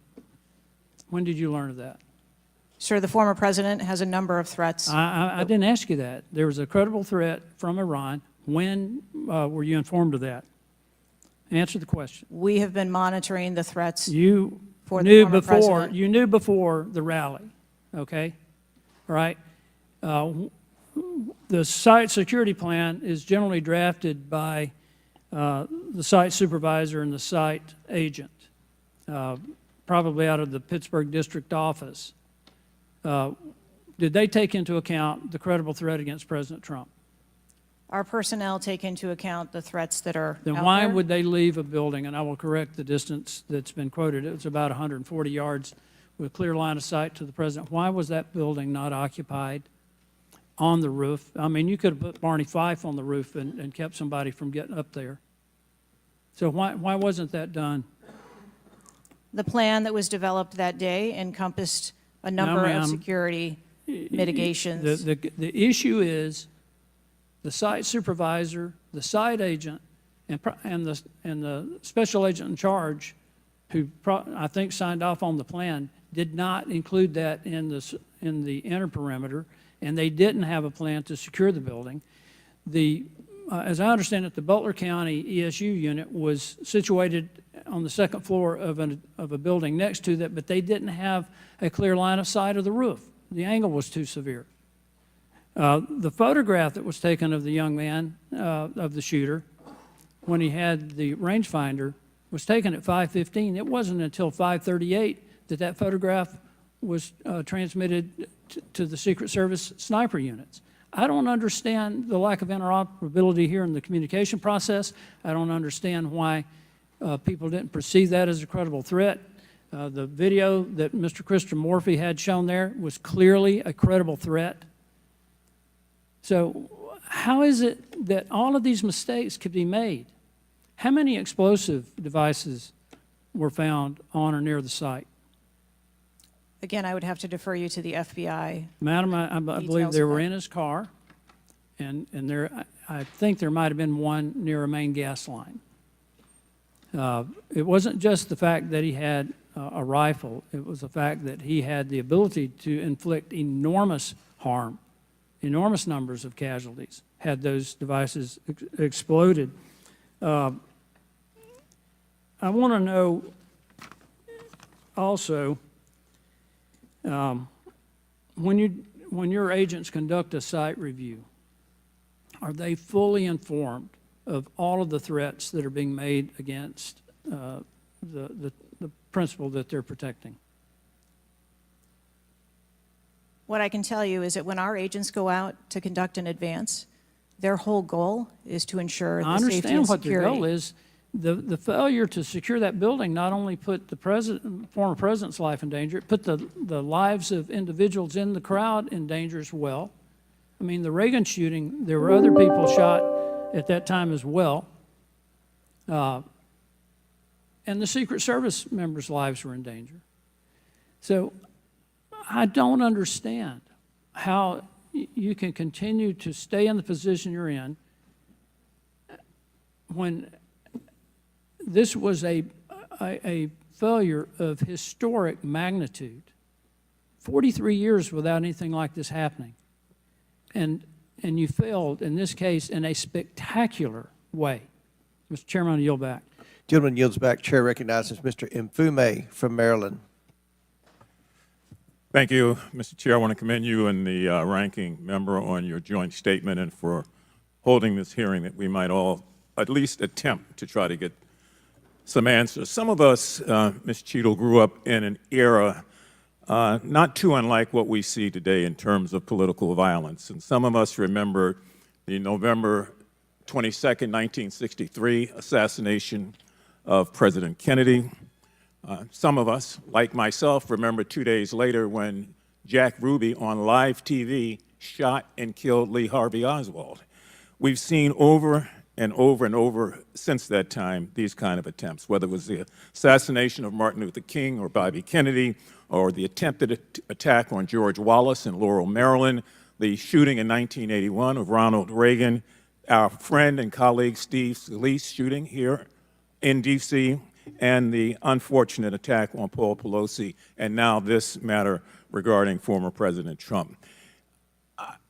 Let me try, if I might, to take another walk at this. People just assume that whoever is in charge takes full responsibility when there's never been, at least on this magnitude and scale, this sort of failure. So when members ask you, are you going to resign, and you say you have no intention to, they are perplexed, like many people who watch what's going on. And there's some things I just don't understand. Why was the building, the ARG building, placed outside of the perimeter when clearly it was close enough for someone to launch an attack? So again, sir, we are looking into all of the details of how the advance was comprised, but I can tell you that there was overwatch on that building provided that day. By a drone? I'm not going to get into the specifics of technology or assets that were used in this Well, forum. I think it's fair to say the overwatch failed, because the shooter got up on the roof and stayed there for a while, and people had pointed him out. So do you think that your overwatch was a failure in that case? I think that we need to know the full details to understand how this occurred. And why was the rooftop left naked to begin with? Can you tell us that, considering it was within the line of sight and so very close? Again, I can't speak to the specifics of this particular event site, but what I can tell you is that when the Secret Service develops an advanced plan, they take into account a number of factors when they're building their advance. If there are buildings or areas of concern, and overwatch is one of those mitigations that they want to put in place, then they will cover off areas of responsibility. I understand that, but the shooter came to the attention of your agency 52 minutes before the former president got to the stage. Did anybody get assigned to watch or cover that individual who had already been seen with a advanced finder on him and other suspicious matters? Was anybody assigned to track him? So what I'd like to clarify is that a suspicious individual I got that part. was It's brought not a threat. to the attention I know. of our personnel. And again, having a rangefinder at an outdoor event. Well, let me ask you this. When the suspicious person was brought to the attention of the Secret Service, was anybody in the detail ordered to follow and stay with that suspicious person just because they might become a threat? So we have a number of teams that are on the ground. And again, we are trying to verify the timelines of when those notifications were made to our personnel so that they could assume the responsibility of trying to track that individual. Ms. Cheatle, there has been a lot of discussion, some of which raised itself earlier in this hearing, about poor staff morale within your agency. And I have the July 17th report of Government Executive, which is a credible reporting service for the federal government, for employees. And the 2023 ranking of places to work within the federal government showed, and this is through the Office of Personnel Management, that the Secret Service came in 413th out of 459 sub-agencies and agencies. Can you explain that? Certainly. What I can tell you is the Secret Service is a difficult job. It challenges our employees daily. It's holidays, it's weekends, it's no leave periods. But, Madam, people come to work knowing that. You do explain that when you hire somebody. They know that.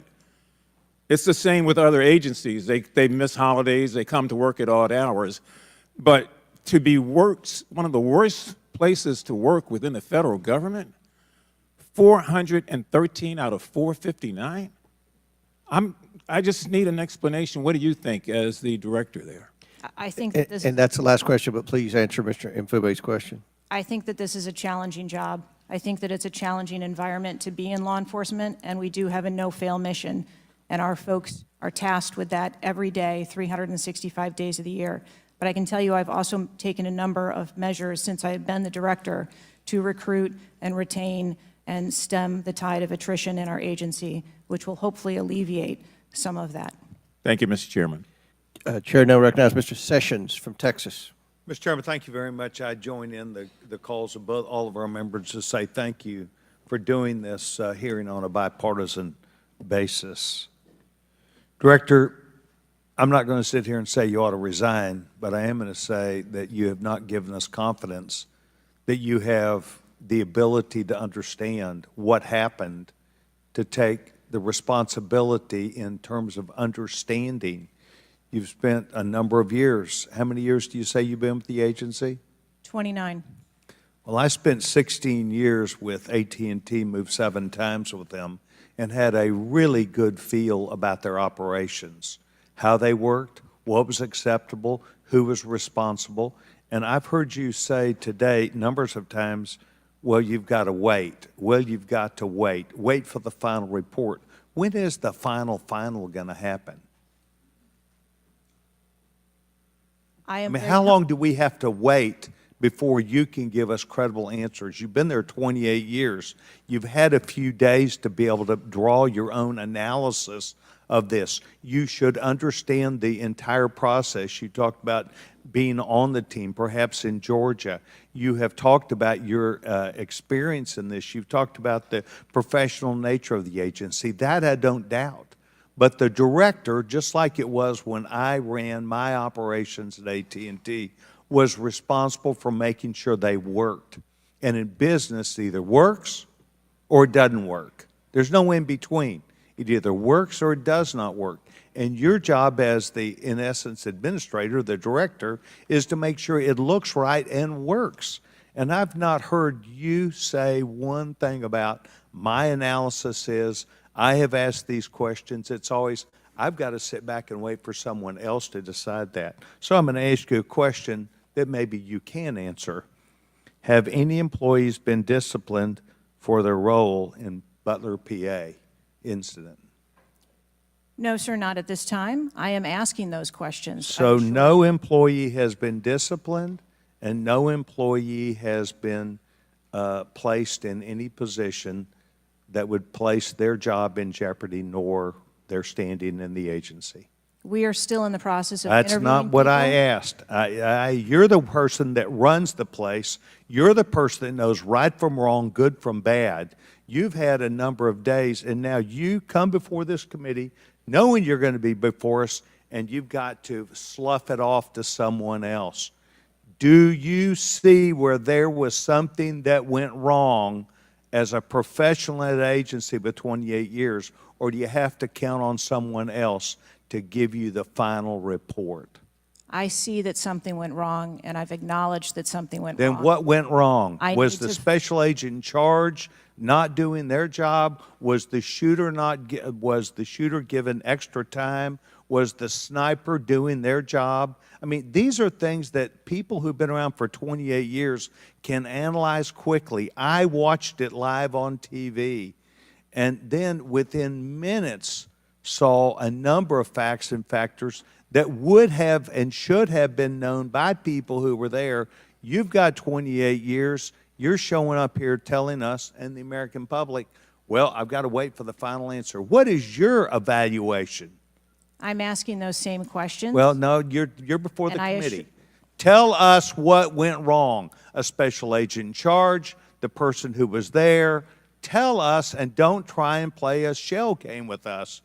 Do you have the ability to effectively, as the director of this agency, to understand what went wrong and at least tell us, I do or don't know what I'm doing?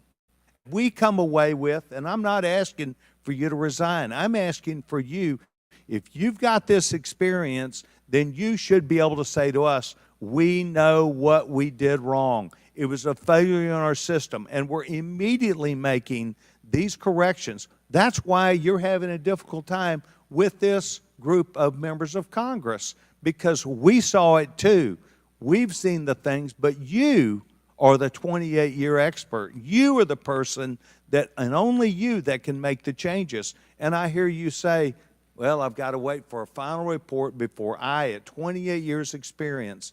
That is why we think what you're doing, the answers you're giving us are not correct, and you are not using your professional expertise. Mr. Chairman, I will allow her to respond. I am asking those same questions, sir, and I assure you, when I have a full and complete report of exactly what happened, there will be accountability, and we will make changes. Before I recognize the question, just out of curiosity, Director, it's been 9 days. Every American wants these questions answered. Do you have a ballpark estimate of when what Mr. Sessions asked you would be able to answer? So I can tell time-wise? I can tell you on our mission assurance, internal investigation, we are targeting to have that completed within 60 days. There's also an external investigation that is going to be taking place. There are a number of Office of Inspector General investigations as well, and we are working in concert. And then, of course, there is the Department of Justice, FBI, criminal investigation. Chair recognizes Ms. Ocasio-Cortez from New York. Thank you, Mr. Chairman. Director Cheatle, respectfully, what you had just laid out about 60 days. We are currently in the midst of an especially concentrated presidential campaign in the moment. That is also paired with, of course, elections happening across the country that are happening in about 100 days. So the notion of a report coming out in 60 days when the threat environment is so high in the United States, irrespective of party, is not acceptable. And I think it's very important to understand that. This is not theater. This is not about jockeying. This is about the safety of some of the most highly targeted and valued targets internationally and domestically in the United States of America. So the idea that a report will be finalized in 60 days, let alone prior to any actionable decisions that would be made, is simply not acceptable. It has been 10 days since an assassination attempt on a former president of the United States, regardless of party. There need to be answers. Again, this committee, this is not a moment of theater. We have to make policy decisions, and we have to make them now. We do. And that may be and that may require legislation. That may require policy that we must pass in the immediate term. And without that, we are flying blind. So the lack of answers and the lack of report is just simply not something that we can accept here. Director Cheatle, is there a standard perimeter that the Secret Service establishes around an event, or are those perimeters independently determined per event and scenario? There is no standard event, and every venue is different and treated as such. So each event has a different perimeter that is established depending on the logistics of that event. Now, you established earlier that the building upon which the shooter operated from was outside of that established perimeter, correct, for the Butler, Pennsylvania event? It was outside of our secure perimeter, yes. Now, that building was, I believe, 500. How far away was that building from the president? It was approximately 200 yards. 200 yards. Now, the individual used an AR-15 in order to act out his assassination attempt. An AR-15 has a range of about 400 to 600 yards.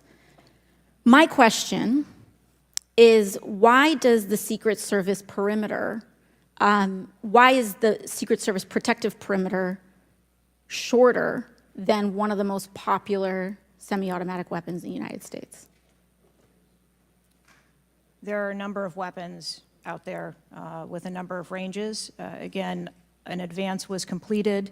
The determination of the perimeter, I'm not going to speak to specifics, but there are a number of factors that are taken into account when we determine our perimeter. Some of it has to do with terrain, some of it has to do with buildings, some of it has to do with assets and resources that are available. And so what I'm hearing is that a perimeter was not established outdoors in an outdoor venue that would prevent an AR-15, which is one of the most common weapons used in mass shootings, from being able to be within the range of Secret Service protection. A perimeter was established, and even though there were buildings that were outside of that perimeter, it wasn't just that building, there were a number of buildings in the area, and there was overwatch that was created to help mitigate some of those buildings.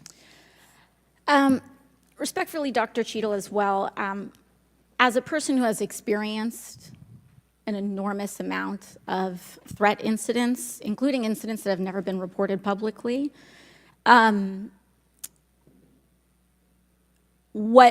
there is a common pattern that happens here, whether it's Secret Service, FBI, Capitol Police, local departments. After a critical security failure, we often hear there will be an independent investigation. That independent investigation gets set up. Usually the expectation is between 2 to 3 months after the incident, and then nothing really occurs from there. The report is usually not satisfactory to the questions that are usually being raised here, and most importantly, corrective action is rarely taken. If I were to state anything that I think is profoundly important, is that we need to have answers to the public. Ideally, I would encourage you and the agency to be more forthright with the members that still have yet to have their questioning, because the public deserves to have full confidence, and the stakes are too high. The violence that could break out in this political moment, regardless of party, in the event of someone getting hurt, constitutes a national security threat to the entire country. Thank you, and I yield back. Could I go back to something you Yes, said? please, feel free, Director. Ma'am, if I could just speak to something you said at the outset when you started your questioning. I want to assure you and everyone on this committee that I'm not waiting for a report to take action. We have been conducting analysis all along, and we have been adding additional features to our security details since this incident occurred. And I'd hope you can highlight and illuminate what some of those are in the event of other members questioning as well. Very good. Chair recognizes the gentleman from Arizona, Mr. Biggs. Thank you, Mr. Chairman. I request unanimous consent for that photo to go into the official record. Without objection, to ordered. Thank you. Director, your agency has a no-fail mission, and on Saturday, July 13th, your agency spectacularly failed. The failure resulted in the death of Corey Comparator and serious injury to 2 other rally attendees, David Dutch and James Copenhaver, besides the injuries to President Trump.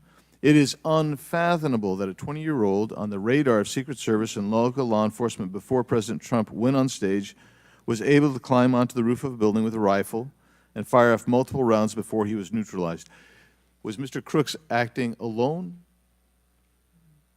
Again, I would have to refer you to the FBI's investigation. Was he just a lone gunman? I would have to refer you to the FBI's investigation for motive. What did the Technical Services Division determine was going to be the event perimeter? Those are questions that we are asking, and we are still... I mean, you're sitting here today. Come on, Director. Everybody said this. You knew you were going to be asked that question because it's been asked multiple times. So this is an easy one. What did they determine was going to be the event perimeter? So you should know that. I mean, this is not, gee, I got to wait till someone else tells me. What was it? Again, I don't want to speak to specifics of the event Okay, that took place. this is a specific. I understand. This is a specific that you ought to know. As someone who said the buck stops with me, I'm going to stay in my job, I'm going to give the answers to the American people, and I know what happened, except for you're not going to tell us. And you're not going to tell the American people. And you yourself said in an interview that foments this notion of conspiracy theories. Guess what? When you sit here and repeatedly tell people, hey, I have to wait, as it frustrated everybody on this committee, guess what? It undermines your credibility and whether you're really going to get to it. So I'm going to ask you again, What did the Technical Service Division determine was going to be the event perimeter? We are still gathering reports. We are interviewing individuals. You know what it is, though. No, you're just not When going to tell us, right? When I have those details, I will most certainly share those. Was the gun already on the roof, or did the shooter carry the gun up with him? I do not have that information at this time. Well, when was the last sweep of that roof done prior to the rally? I do not have that information at this time. So how many holds, I mean, so most of us here have been in events, and Secret Service has been there, there's been security, and I can't tell you how many times we've said there's going to be a security hold right here. So we're going to wait, and we wait to 1 or 2 or 3 minutes. And yet we're hearing from you, apparently, that there were no holds in place. So ever instituted here with President Trump's going on stage. And you said, and this is, I think, connected with this, you said they hadn't adjudicated the shooter to be a threat. He was adjudicated to be a suspicious person, even though we got some dynamic video that Mr. Krishnamurthy put on the video for us. So I guess my question for you is, and I think you answered this, I just want to see if you're consistent with what you said about an hour and a half ago. What do you do if a suspicious person is identified by the agency? So at a number of our events, it is not unusual. I know it's not unusual. What do you do? Those individuals that are identified as suspicious, we will send teams out Was a team sent out here then? There were teams that were sent to identify and interview that individual. They were sent to interview the individual who's scampered up in camo on top of a roof within 130 yards of his target. And did your team get there? When did your team get there to conduct that interview? I don't have the details on the timeline. It is my understanding. So if you did send, if they did send a team and they're going to interview him, and you described that earlier as an investigation, why didn't they put a security hold on President Trump going on stage at that rally? At a number of our protective sites, there are suspicious individuals that are identified all the time. It doesn't necessarily mean that they constitute a threat. Of course not. But here you got a guy scampering up the side of a building on top of a roof. It's identified to you, and you said you sent a team there. And you can't answer that. And this gets to one of my finer points, Mr. Chairman, if I can make it. And that is, we can have these kind of interview sessions, 5 minutes, everybody gets a kiss at the pig, 5 minutes, and she gets to stonewall us, not deliver answers. So we say, okay, we're going to put together a congressional committee, a blue ribbon committee. Same crap will happen. I am calling, and I'll support that, but I will tell you this, I am calling on the Speaker to give us and put together a truly independent commission of qualified former Secret Service agencies, presidential and VIP protective services people who can actually conduct this kind of investigation and give us real answers, because I don't think you're going to give us those answers. You should have come today ready to give us answers. I call upon you to resign today. And I also would say I've got a bunch of UC requests, if I can go ahead, Mr. Chairman. Proceed with the request. Thank you. I apologize. It might take, that's all right. Go ahead. It might take a moment. Very important. Anthony Guglielmi, the Secret Service spokesman, one from him. Without objection, so ordered. Article, U.S. Secret Service says it previously denied Trump requests for additional resources, New York Times reports. Without objection, so ordered. Secret Service says it denied earlier Trump requests for more federal resources. Without objection, so ordered. Secret Service acknowledges denying some past requests by Trump's campaign for tighter security. Without objection, so ordered. Preliminary findings by Senator Ron Johnson and his committee. Without objection, so ordered. Articles entitled, Notice Anything Different About Trump's Secret Service detailed. Next, former Biden official corrects herself after saying Dems must turn their fire on Donald Trump to beat him. Secret Service director says buck stops with her, but she will not resign. Disney Star Wars Mark Hamill cracks joke about Trump's ear bandage following assassination attempt. Biden, I haven't engaged in inciting rhetoric. Trump has. I'm just talking about threat to democracy. Piece called Who is Secret Service Chief Kimberly Cheatle. Charlemagne the God says Trump solely responsible for violent rhetoric that led to attempt on his life. Video actress Amanda Seales pushes conspiracy theory Donald Trump assassination trip was staged. Report Secret Service identified rooftop as a potential vulnerability days before the rally. Watch BlackRock removes ad showing former President Donald Trump's would-be assassin. Why does the Biden administration have 100% confidence Secret Service after assassination attempt? Secret Service Director, we didn't put snipers on the roof because it was kind of sloped. Here's what Thomas Matthew Crooks did in the days leading up to Trump assassination attempt. Secret Service Director under scrutiny for diversity initiatives after Trump assassination attempt. The official story on Trump's shooting makes no sense at all. Andrew McCabe says Trump assassination. Mr. Chairman, point of order. I'm happy to assent to all of them. I just so as to facilitate You don't want me our to read? proceedings. Is it too tedious? Well, we're not even really hearing them anyway. So if we could, it's up to you, Mr. Chairman. You would like me to slow? I'll slow it down. I was probably going too fast. Secret Service's explanations for security failures ahead of Trump assassination attempt are not adding up. U.S. reportedly received intel of Iranian plot to assassinate President Trump. What WTH? Secret Service now saying that they didn't put any agents on the roof because slight slope was too dangerous. Report, U.S. officials received intel of Iranian plot to assassinate Donald Trump before Crooks' attempt. Exclusive GOP rep cloud. Homeland Security Agency is interfering in House's assassination investigation. Why Trump's raised fist after surviving assassination attempt is triggering the liberal media. Questions swirl over the security lapse at Trump rally, reviving old concerns about Secret Service. Secret Service scrambles to shift blame after Trump shooting as backlash hits hard. Nobody contacted me. Must-see 6-camera split screen of assassination attempt captures everything shooter was in open 2+ minutes. Murillo, 5 reasons you should be angry. Breaking, shooter spotted up to 30 minutes before firing, reported multiple times. Pictures taken, no one stopped him. Cheatle calls the 30 minutes between noticing and neutralizing shooter a very short period of time. Secret Service Director says buck stops with me on Trump assassination attempt but won't resign. Mr. Biggs, we'll stop right there. We can retake them on the next one. I know there are more, Okay. but without objection, we'll enter into the record all of those, and we'll take up the others after the next speaker. Chair now recognizes Ms. Brown from Ohio for 5 minutes. Thank you, Mr. Chairman. I first want to highlight certain comments from Ranking Member Raskin, my colleagues on both sides of the aisle, President Biden and Vice President Harris, and that is political violence is completely unacceptable in this country, full stop. It is an assault on our democracy itself, and I am devastated by this attack on a candidate for the president, for the office of the highest office in the land, and continue to pray for the victims of this shooting and their families. As someone who has known gun violence firsthand, no one should have to experience the pain of losing a loved one to weapons of war. It is deeply unfortunate political violence has become far too common.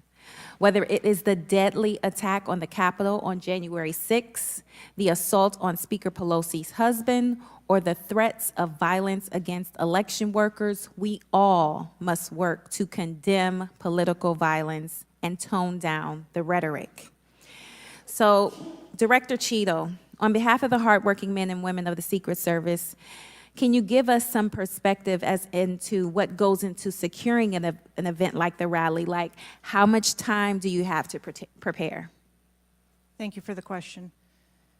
Generally, when we receive notification that there's going to be an event taking place at a venue, the advance team assignments are made, and there is a 5-day process to conduct walkthroughs, coordinate with staff, local staff, and whether it be campaign staff or the protectee staff, and then with local law enforcement on where the perimeter is going to be, the size and the scope of the event, how many attendees there are going to be, if it's an indoor rally, outdoor rally, what sort of assets are available locally, what sort of assets the Secret Service can bring to bear, and what the scope of the event that the staff is trying to accomplish. So to that point, how many agents were recommended or requested as opposed to how many were assigned? So I'm not going to get into specifics of how many were assigned, but those numbers that were requested were provided. And how many local agents were involved in the preparation, if you will, that you talked about, that 5-day preparation? So there were a number of local agents from the local office, as well as agents from the former Trump detail that were involved in that advanced process. Do we have a number?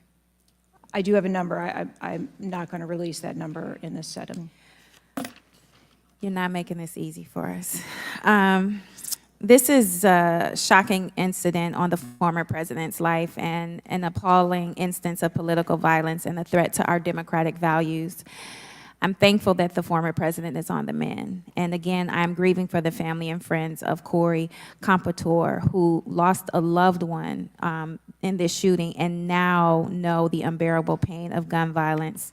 I really hope this serves as a reminder about our responsibility to attack policies, not personalities, to be honest and truthful, and to treat one another with dignity, respect, and thoughtfulness. And with that, I yield my remaining time to Ranking Member Raskin.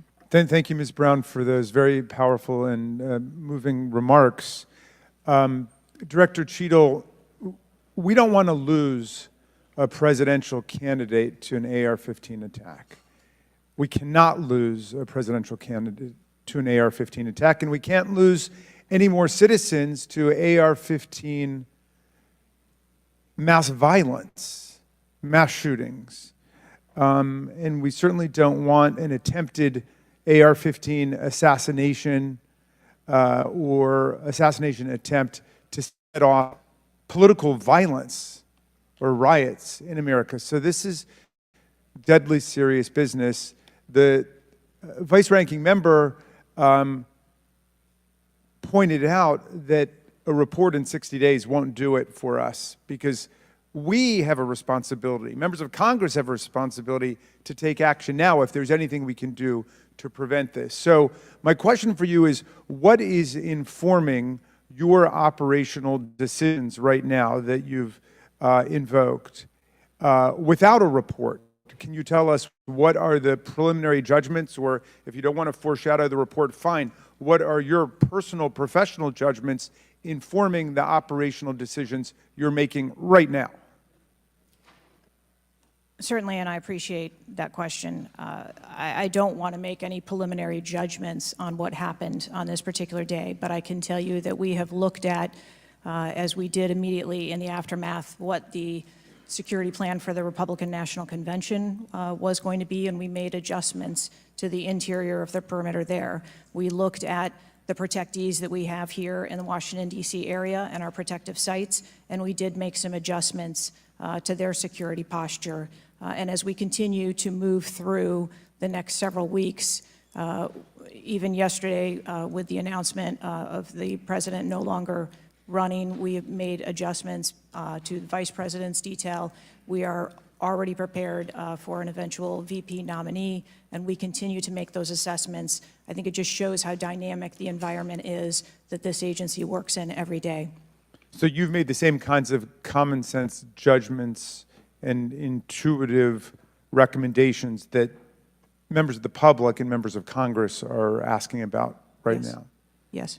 Okay, thank you. I yield back, Mr. Chairman. And before I recognize Ms. Mace, I have to say, Director, we're pretty close to the halfway point during this. You answered more questions with an ABC reporter than you have with members of Congress. We have a lot more questions. The American people are demanding that we get answers to those questions, and that's what the purpose of this hearing is today. So I'm sure a lot of the questions that have already been asked are going to be asked again, and hopefully we can get some answers to those questions. I strongly implore you to answer those questions. You're here with a subpoena, and we expect you to answer the questions. Chair now recognizes Ms. Mace from South Carolina. Thank you, Mr. Chairman. Director Cheatle, the American people are watching, and they're wondering if there are any questions you can answer honestly today. So, Director Cheatle, I have a series of questions, very specific questions. I want very specific answers. Most of my questions are going to demand a yes or no answer. Do you understand? I do. Okay, my first question. Both sides of the aisle today have asked for your resignation. Would you like to use my 5 minutes to draft your resignation letter, yes or no? No, thank you. Was this a colossal failure? It was a failure. Yes or no? Was it a colossal failure is the question. Yes or no? I have admitted this is a terrible. This is a yes or no series of questions. Was this a colossal failure? Yes or no? Yes. Was this tragedy preventable? Yes or no? Yes. Has the Secret Service been transparent with this committee? Yes. Would you say the fact that we had to issue a subpoena to get you to show up today as being transparent? Yes or no? I have always been eager Yes to or no? come You didn't and want to talk answer to the committee. question. We had to issue a subpoena to get you to show up today. That is not transparent, by the way. You stated earlier, Secret Service is not political. Is that correct? Yes. Okay. Would you say leaking your opening statement to Punchbowl News, Politico's Playbook, and Washington Post several hours before you sent it to this committee as being political? Yes or no? I have no idea how my statement got out. Well, that's bullshit. Mr. Chairman, I would like to ask unanimous consent to enter into the record articles by Punchbowl News, Political Playbook, Washington Post, all done at 5:24 a.m., 6:12 a.m., 6:34 a.m., a solid 3 to 4 hours before this committee got your statement. Without objection, so ordered. Okay. Is the Secret Service fully cooperating with our committee? Yes. Okay, you say you're fully cooperating with this committee. On July 15th, this committee sent you a list of demands of information that we wanted. Has the Secret Service provided this committee a complete list of all law enforcement personnel that were there that day? Have you done that? Have you provided a list to the Oversight Committee? Yes or no? I will have to get back to you on that. That is a no. Have you provided all audio and video recordings in your possession to this committee, as we asked on July 15th? Yes or no? I would have to get back to you. That is a no. You're full of shit today. You're just being completely dishonest. Mr. Chairman. Mr. Chairman. Chairman, I point of Come on. we have to maintain decorum in this committee, no matter how have you provided upset we any get. and all memos to this committee that we've asked you on July 15th? Have you provided all memorandums within the Secret Service? I would have to get back to you on that. That is a no. You are being dishonest or lying. Like you're being dishonest here with this committee. These are important questions that the American people want answers to, and you're just dodging and talking around it in generalities. And we had to subpoena you to be here, and you won't even answer the questions. We have asked you repeatedly to answer our questions. This isn't hard. These are not hard questions. Have you provided us all communications from the Secret Service related to that day and that rally? Have you provided this committee? We've asked for this information on July 15th. Have you provided any of this information that this committee has asked of the Secret Service? Any of it? I'll have to get back to you. Have you even read this letter that we sent you? Did you even read this? Yes. Okay. And you have said you don't know, you have no idea. Well, the answer is no. We haven't gotten a single document or piece of information or data from you or your agency in related to the rally that we have asked you for. So was this attempted assassination of Donald Trump a failure of training or execution or both? I think that those are answers that we need to examine. Training, execution, or both? Which one? I think those are answers. All right. How many Secret Service personnel have lost their jobs due to this colossal failure? At this time, none. How many Secret Service personnel have been required to take a refresher course on how not to let people shoot Donald Trump? Our personnel are currently operational. We are examining the facts of this investigation, and we will make the changes necessary. What time did law enforcement become aware that there was an individual on the roof with a clear line of sight to President Trump? I am still verifying timelines. Of course, 9 days in, you have no answers. How many minutes went by between the time law enforcement saw and took photos of crooks and the shooting? How many minutes? I am still verifying timelines. 57 minutes. Thank you, Mr. Chairman, and I yield back. Gentlelady yields back. Before I recognize Ms. Stansberry, I believe I want to recognize Mr. Mfume for a unanimous consent. Yeah, thank you, Mr. Chairman. I beg your indulgence. I meant to do this earlier. I'd like to have unanimous consent that it be submitted for the record. The 2023 ranking of best and worst workplaces in the federal government, compiled by the Office of Personnel Management, which shows the United States Secret Service coming in, again, as I said earlier, 413th out of 459 sub-agencies, and this appears in the July 17th edition of Government Executive. Without objection, so ordered. Chair now recognizes Ms. Stansbury from New Mexico. Thank you, Mr. Chairman. You know, I want to start by just saying that part of why you have bipartisan agreement here on the dais about the severity and importance of this hearing is because this is not just a single shooting. This is about national security and the security of our democracy. It's not just one operational failure. This is about our public officials safe. And what does that signal to our country and to the world about American security and the ability of our officials to do their job safely? So I want to start by saying thank you to all of our brave men and women who are in the uniform, whether it's the Secret Service or local law enforcement, who put their lives on the line. I think obviously we honor their service, but this is really about operational failures and what it means for our country at large. And I also want to reaffirm that we must condemn unequivocally political violence of any kind, not just political violence, and that it cannot be tolerated in this democracy. And also to offer my prayers for the slain Fire Chief Corey Comprator, and also prayers for those who've been injured. Now, I think, you know, the tone of this hearing is, how is it that a 20-year-old young man with a gun that was legally purchased by his father could, on the day of a rally, go to a gun shop, legally purchase ammunition, show up to a secured site, and then not only attempt an assassination of a political figure, but kill and injure 2 others? How could this happen? I'm not asking yet. I think we've had a lot of testimony here today. I want to talk a little bit about the timeline. Now, here's what we know, and I know, Director, you were also on the call that we had a few days ago with the FBI and other law enforcement, so I respect that you are not able to share, based on your testimony, some of the details that are currently being investigated, but I know you were on the call because I heard you on the call and you heard them too. So I'm going to lay out the timeline a little bit. On July 3rd, the rally was announced that it was going to be in Butler.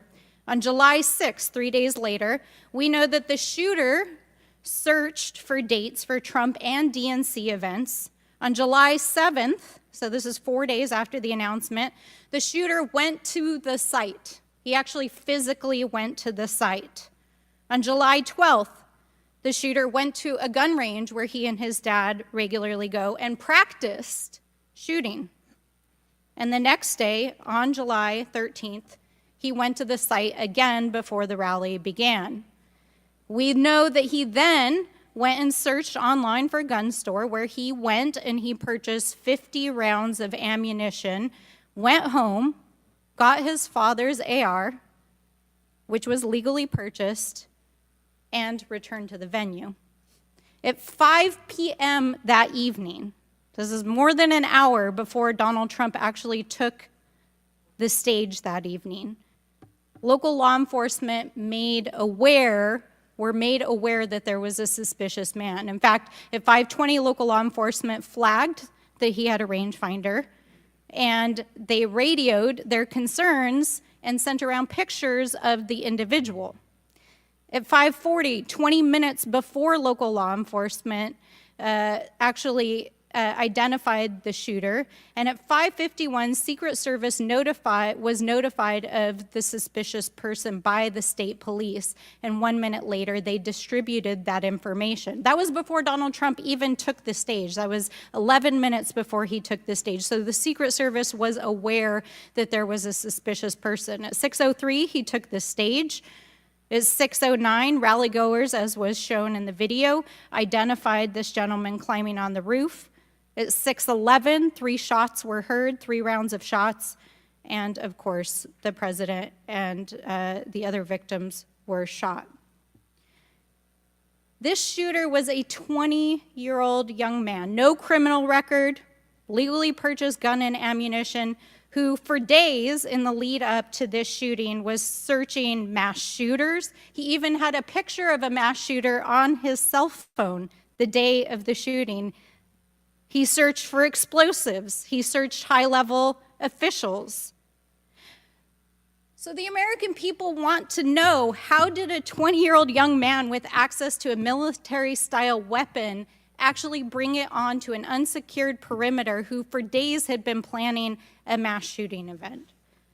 And I think that, Madam Director, with all due respect, the answers that we've received here in this hearing today are completely unsatisfactory.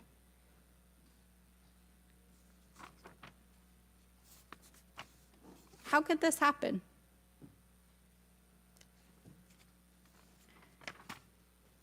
We need answers. We need answers not just for the family members of the gentleman who was killed and those who were injured, but we need answers for our democracy. Because as others have stated here today, we are in a highly politically charged environment right now. We are only weeks away from one of the most significant presidential elections in American history, and it is clear that our public officials' safety has not been secured. And it is not just a matter of one shooting, it is a matter of national security. So I hope that you will take our comments to heart. I hope that there will be accountability, and we need answers. And with that, I yield back. Chair now recognizes Mr. LaTurner from Kansas. Thank you, Mr. Chairman. Director Cheatle, I have a question just right off the bat. Something that you've bragged about repeatedly is that you've increased protection for the 36 individuals that the Secret Service is also entrusted with. Is that correct? I think I stated that we currently have 36 protectees, and that we continue to make evaluations on where those levels of protection are provided. You've mentioned specific increases in protection that you've provided for some of those individuals, correct? Correct. Based on what? Well, some of it has been as a result of the tragic incident that occurred on the 13th. We went back and reassessed where we were at in providing protection and wanted to make sure that we were not, overlooking anything considering this most recent incident. So the Secret Service needed to learn that allowing a rooftop 150 yards away from a protectee, not putting that in a perimeter, not having someone guarding that roof, that information is new to you, and it's caused you to increase protection to other folks that are under your care? I think it is prudent, after any incident that occurs, to go back and take a look at your current practices and see if there is anything that needs to be done differently. It's inconsistent, because what you said earlier to Mr. Turner was that the protection that you were offering to President Trump was in line with the current threats, him being a former president, him being a nominee of a major political party, the threats from Iran. The protection that you're providing him was adequate. Do you stand by that statement? Yes. Okay. Do you think it's a problem that the Americans' trust in the federal government is an all-time low? Do you think that's a problem? I think that it's unfortunate. I don't know why you're quibbling with my word. Is it a problem or is it not?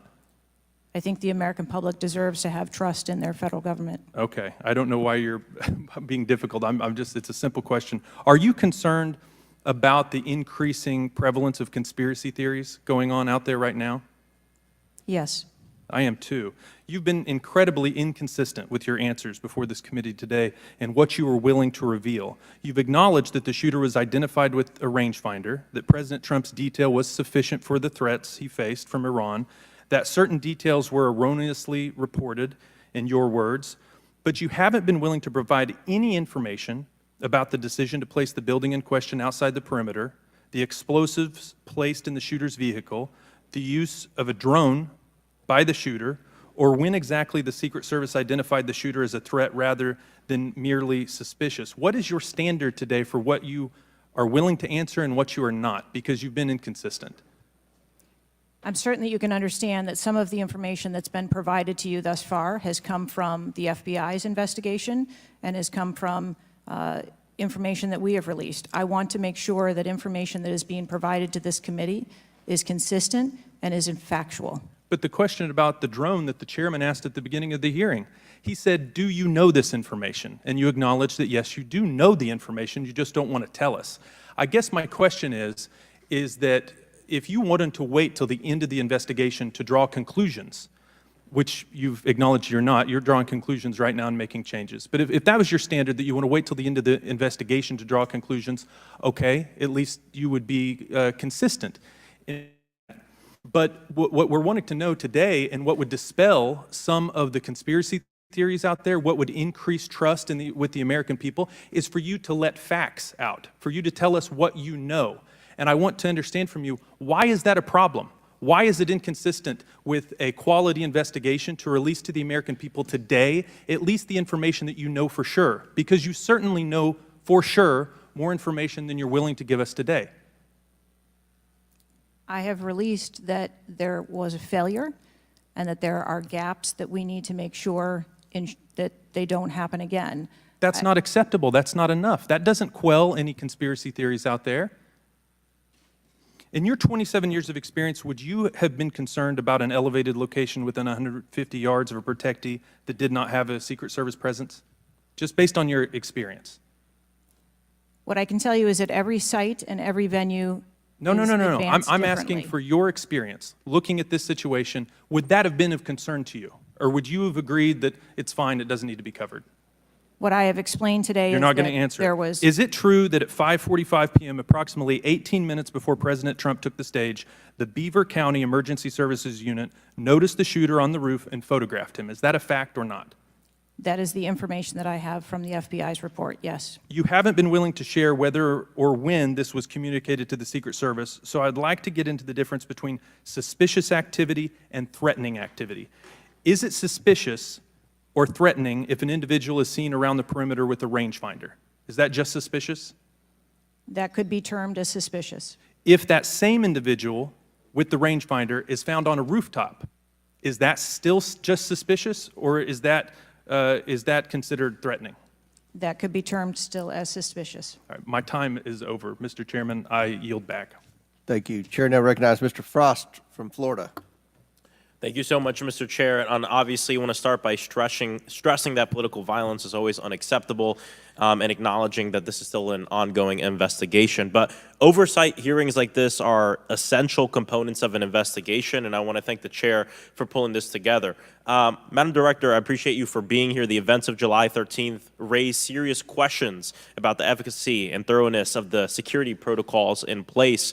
The gravity of the fact that an unsophisticated gunman was able to secure his perch and take a shot at a former president despite multiple layers of security and intelligence are not lost on me. Before I came to Congress, I used to work advance for a major political candidate and have interacted with many different law enforcement agencies on large political events like the one that just happened. How many times was the Secret Service alerted about a suspicious person at the July 13th campaign event prior to the first shot being shot? I don't have an exact number to share with you today, but from what I've been able to discern, somewhere between 2 and 5 times there was some sort of communication about a suspicious individual. To the Secret Service specifically? Mm-hmm. According to reports, the shooter was photographed twice by security officers prior to the shooting. A police officer saw the shooter on the ground and reported him with a photograph as a suspicious person. Multiple local law enforcement officers identified the shooter, radioed that he was acting suspiciously near the event's magnetometers. A local law enforcement tactical team saw the shooter on a roof and notified other security services and also photographed him. Police officer who photographed the shooter saw him scoping out the roof and carrying a rangefinder. My question is, and you've answered this, but why, or you haven't answered this, why wasn't the event paused right then? Again, I'm not clear on the timeline of when the Secret Service shift and the counter sniper were notified. But earlier, Madam Director, earlier you said that the Secret Service would have paused the rally if they identified a threat. Correct. So why wasn't it paused? Because I have to assume that they did not know that there was a threat when they brought the president out on the stage. I feel like this is a breakdown in communication between local law enforcement, you all, and other actors at the rally. And again, as someone who's worked on these, I understand that there's multiple people with multiple decision, with the ability to make different decisions on the ground. I've taken over the last week, I've spoken with a lot of folks in local law enforcement in my district and across the country that I've worked with before, and other people have brought up concerns around being able to communicate with with Secret Service during these big events and having their flags taken seriously. I do believe that if Secret Service believed that there was a legitimate threat, that they would have paused the rally. My concern is before that something was flagged and it wasn't taken as seriously as it should have been taken. So I think this shows an issue with communication, and I want to know, Madam Director, what you intend to do to fix that, not in 60 days, but now. We are in the middle of a presidential election, obviously a former president who had an assassination attempt, another rally goer who was killed due to this gun violence. We now have a presumptive nominee of the Democratic Party who's also historic, first black woman to be running for president. And so I am worried about everybody's life. What do you all intend to do to fix this communication breakdown and making sure that you actually take what local law enforcement, local folks are saying more seriously? We take what local law enforcement relays to us seriously. Let me just be clear on that. As far as the communication. But not this time. We always trust our law enforcement partners and have a great relationship with them. We are looking at whether or not there was a communication breakdown. If that was the case, we will take steps to ensure that we correct that, because to your point, we cannot have a communication breakdown. Madam Director, does you mentioned that the perimeter of the event did not include the rooftop where the shooter was. Does your responsibility and the Secret Service's responsibility to protect a principal stop at the perimeter of an event? Our responsibility is to ensure the safety and security of the event itself and the protectee who is attending that event and the personnel who are protecting. So you would say the fact that the rooftop was outside the perimeter is not an excuse for what happened, saying that it was outside the perimeter of the event? I am not offering that as an excuse. Okay. Thank you. I yield back. Gentleman yields back. Chair now recognizes Mr. Fallon from Texas. How did a 20-year-old loner with a week's notice pick the absolute best location to assassinate President Trump when the entire Secret Service missed it? Director Cheatle, in your leadership, your agency got outsmarted and outmaneuvered by a 20-year-old. How can we have any confidence that you could stop a trained professionals from a nefarious nation state? Those are absolutely questions that we need to have. I know they're questions, but you know, the fact of the matter is we can't have that confidence. Director, do you have the ability personally, and do you have the authority to beef up security of any of your protectees? Yes, I do. Okay. So were you also aware there was a credible threat President Trump was facing? He was facing a heightened security threat to a foreign adversary? Yes. Okay. So given that there was an increased threat to President Trump's life, was he provided a full security complement akin to what a sitting U.S. president would receive? He was provided a full complement of security based on the threat assessment that we had. That's not my question. And the venue. My question is, if he'd been the sitting president, would he have had the same security he had on July 13th, or would have been beefed up? There is a difference between the sitting president. So your answer is he didn't. And continuity of government and the responsibility that we have. So he did not. Okay, there wasn't a CAT team, a full CAT team on site. There wasn't counter-surveillance teams on site. But this is the thing. You just said you had the ability to beef up the security. You knew about the threat, and you didn't. And that's as telling as it is chilling. We have satellite images from the Butler Fairgrounds. Have you visited the site? No, I have not. 9 days and you have not visited the site. You should have been there that night. Did you talk to, that evening, did you talk to the team, the heroes that surrounded the president? Did you call them that night? They were still operational work. So that's an answer is no. Did you call them the next day? President. Yes, I spoke with You called them the very next day, not the day of, or was it 72 hours after? I don't know the timeline, but I spoke with Okay, them because you're under oath. immediately following. I think it was 72 hours after. You waited 3 days. What is immediately clear is that there are a number of structures that need to be secured. Of these, Director, other than the first, immediate 4, what's the most dangerous site that should have been secured? Because security 101, you got to mitigate the high ground. Yes. Okay. Do you know what the next most dangerous site? What was the closest structure to the president? other than the 4 immediate ones that you had your counter sniper teams on? There are a number of structures around that event site. You know who the shooter knew? The shooter has visited the site 2 more times than you have, and he had a drone, and he picked the AGR building. So you said, do you remember in an ABC interview you did that you didn't have people on the roof of the AGR building because you were worried about safety because of the slope? I recall that statement. Okay. Does the Secret Service have written policy you can share with us about slope roofs? No. Okay.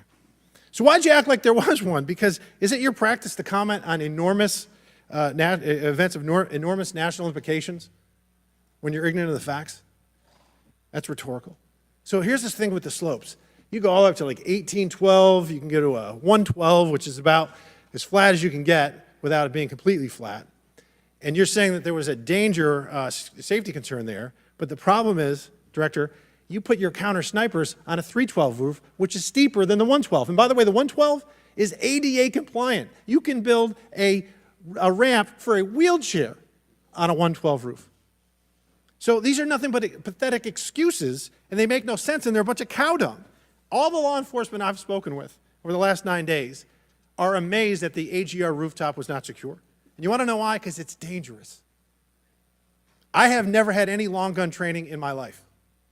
I own an AR-15, and last time I shot it one time my whole life. It was 6 years ago. That is until Saturday, where we recreated the events in Savoy, Texas, where we recreated what happened in Butler. I was lying prone on a sloped roof at 130 yards at 6:30 at night. And I knew that he had a scope, I didn't know what kind, red dot or magnified. So I shot 8 rounds from both. You know what the result was? 15 out of 16 kill shots. And the one I missed would have hit the president's ear. That's a 94% success rate. And that shooter was a better shot than me. It is a miracle President Trump wasn't killed. Corey Comparatore's life is over because that damn shooter made it on the roof. And it wasn't the roof that was dangerous, it was a nut job on top of the roof. You know what else is dangerous? I believe your horrifying ineptitude and your lack of skilled leadership is a disgrace. Your obfuscating today is shameful. And you should be fired immediately and go back to Garden Doritos. Mr. Chairman, I yield back. Chair recognizes Ms. Lee from Pennsylvania. Thank you, Mr. Chair. I'd like to thank the chair, the ranking member, for coming together and holding this hearing. But I have to say, I don't think any of our concerns have been addressed today, and what little we've learned has not inspired much confidence. I will just say that we obviously can't allow the violence we're seeing in this country become the norm or a commonplace, but that seems to be where we're heading.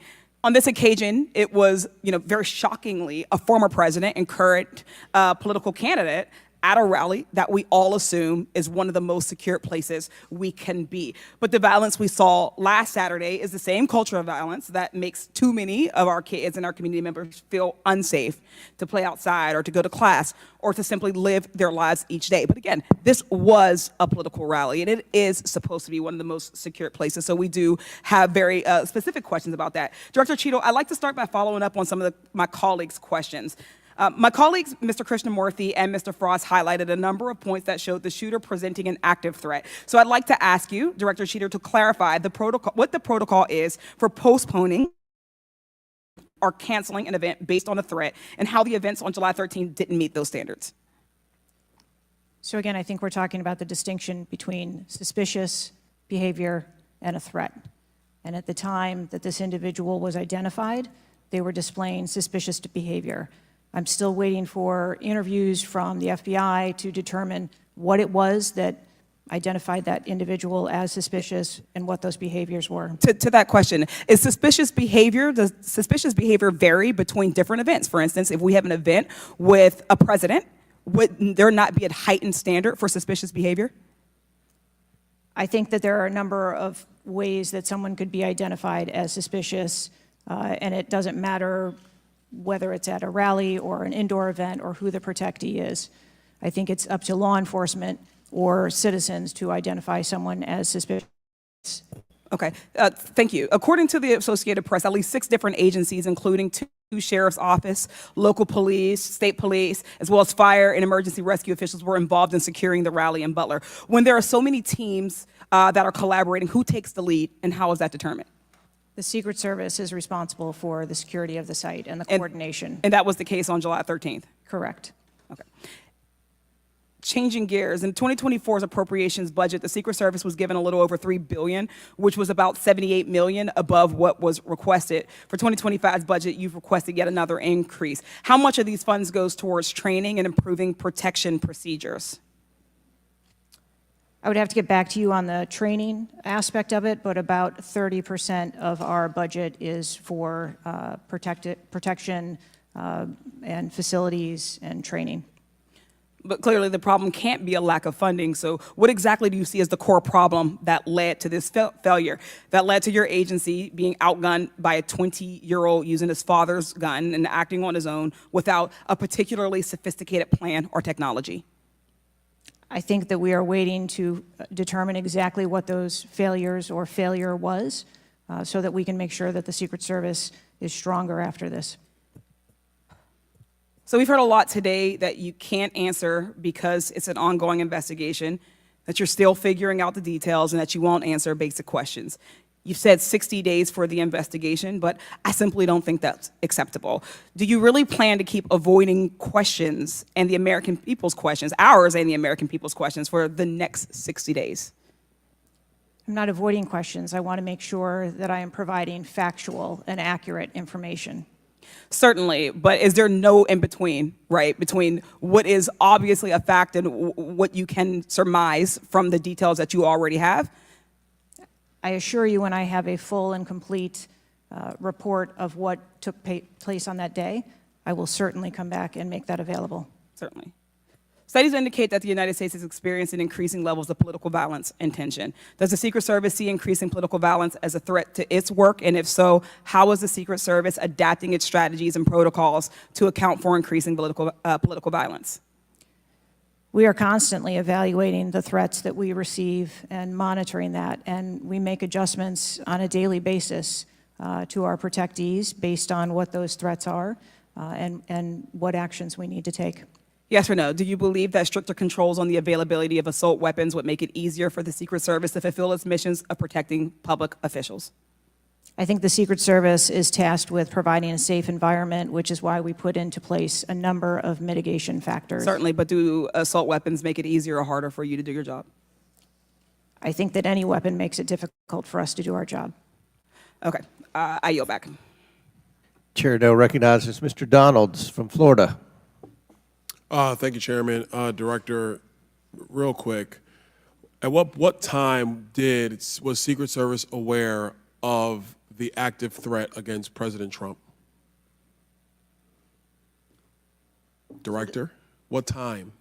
So the Secret Service was aware that there was an individual who had been identified as suspicious, and that individual was attempting to be tracked down.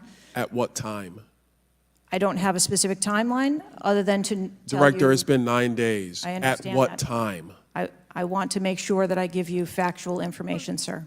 Director, have you talked to the agents on the ground that day? Yes, I have. You've talked to all of them. Mm-hmm. Your senior team has talked to every agent that was on the ground that day. Yes, we have. Have they all corroborated the same time they identified the shooter or they were made aware of the shooter, either by attendees in the crowd or a local police department? There are a number of reports of when those times were made. Was it those 5 minutes notifications. before the first shot rang out? No, Generally speaking, was it 10 minutes before the first shot rang out? no. Was it 15 minutes before the first shot rang out? It was less than that time frame when it was identified as a threat. How many days before the shooting took place did Secret Service actually do their advance work to secure the facility that the rally was going to be held at? 5 days. In the 5 days prior, when the security advance team did their work, did they identify the rooftop as a potential threat? Again, I'm pulling those reports and that information. It's been 9 to days, conduct those Madam interviews. Director. Did they notice a rooftop 150 yards away that was a potential threat? Yes or no? I am certain that the rooftop was noticed. I am pulling the reports. What was the security parameters around securing that rooftop? What did they do? There was overwatch provided for that rooftop. Did Overwatch fail? I am waiting to hear what the results of the investigation were so that I can identify where the failure was. Who did you talk to that was on the ground that day that was responsible for Overwatch? What are their names? I'm not going to provide their names in this setting. Did you talk to the people that were providing Overwatch that day? I've talked to the people that conducted the advance on that day and that were working the shift and were the counter snipers on that day. So you talked to the counter sniper team, you talked to the people who were providing Overwatch that day, and you talked to the advance team, correct? Yes, sir. What did they tell you? We are putting together a comprehensive report so that I can identify exactly where the gaps and the failures. When the counter sniper team was on the roof and they identified that there was suspicious activity on the roof in question, what was the chain of command's orders around the person on said roof? Because I'm quite sure somebody saw under your organization, the Secret Service, I'm quite sure somebody saw the shooter on the roof. So what was the communication through the chain of command to deal with said person? What I can tell you is that when the individual was identified by the counter sniper, they took one shot and neutralized that individual. But that was after the shooter already took a shot, is that correct? That is correct. So what you're saying now is that the Secret Service did not see the shooter on the roof until after the shooter took a shot? I do not have all of those details at this time. If you don't have those details after 9 days, Director, then what you're telling me is that you guys didn't see it. Is that correct? I am telling you I don't have all the details of the sequence at this time. Director, it's been 9 days. Either you have the information or you do not. Is that correct? We are still in the process of conducting interviews and an investigation. Some of my colleagues have texted me over the last couple days, bipartisan, about whether you should lose your job. And I've been quiet on that question because I wanted to see what you were going to do today. In my opinion, you do need to be fired immediately. And it is because this is gross incompetence. And the fact that it's been 9 days, and these are simple questions to answer, I'm quite sure if I asked any one of my kids if they got in trouble and I told them to give me the details, I would get more answers from them than I'm getting from you right now. And that's what's frustrating on a bipartisan basis, on a nonpartisan basis. This is a joke. And Director, you're in charge, and that's why you need to go. Mr. Chairman, I yield back. Chair now recognize Mr. Goldman from New York. Thank you, Mr. Chairman. Director, I want to follow up and just understand a little bit why there is so much information about this out in the public, including some from you and your communications team, and yet you're here pursuant to a subpoena under oath in front of Congress, and you're unable or unwilling to answer some of those same questions. Can you just explain why you answer so many fewer questions here than you have to the media? I'm answering the questions that I'm able to answer based on the fact that there are multiple ongoing investigations. But you have answered some of these questions previously, correct? To the public, to the media. Which questions? Well, did you have an interview with ABC News? Yes, I did. Okay. And did you explain the interaction between local law enforcement and the Secret Service, and that local law enforcement was responsible for securing the perimeter of the building where the shooter was? I said that the Secret Service is responsible for designing and implementing and that we rely on the assistance of our local law enforcement partners to assist us with that plan. Let me ask you something. Were you given any instructions about what you can and cannot answer here today? My ability to answer questions is solely reflective of the fact that there are multiple ongoing investigations, and I want to make sure that I provide accurate information that doesn't conflict with any of those investigations that are going on. So is it your view that you can't talk about anything that happened that day until those investigations are completed? My view is that I want to make sure that this committee and the American public gets correct and actual information. And So is it your view that that can only happen after the completion of the investigation? It is my view that when the investigations are complete, that we will be able to share that information. And how about before that? If I have factual information that I can share before that, I absolutely will. I'm guessing you have factual information as to when the suspicious photograph of the suspicious person was relayed to the Secret Service. There's a timestamp on that text message or whatever it was, correct? Sir, I'm sure you can understand that when you're dealing with text messages, emails, and other communications, the timelines don't always match up. Not really if they're time-stamped, but let me move on. Because you have acknowledged that this was a major security failure. Is that right? Yes. Do you acknowledge that it was a major security failure not to secure the rooftop of the building that the shooter shot from? I believe at this time that the rooftop was provided Overwatch. I acknowledge that we are unaware at this time how the individual was able to access the roof. Overwatch meaning from other counter sniper, other higher points? Correct. And so was it a failure then that when that shooter was on the rooftop, that Overwatch did not identify him before he fired his shots? I don't have the timeline of how the individual accessed the roof, where they accessed the roof, or how long they were on the roof. Let me ask a couple things quickly. You have testified here about all the resources that the Secret Service needed to deploy to protect the NATO summit and all of the leaders here. Is that right? Yes. Did you have to rely more on local law enforcement because of the NATO summit for this event? The Secret Service routinely works with local law enforcement at every event. It doesn't matter whether it is a NATO summit, NSSE, the RNC in No, but that's not my Milwaukee. question.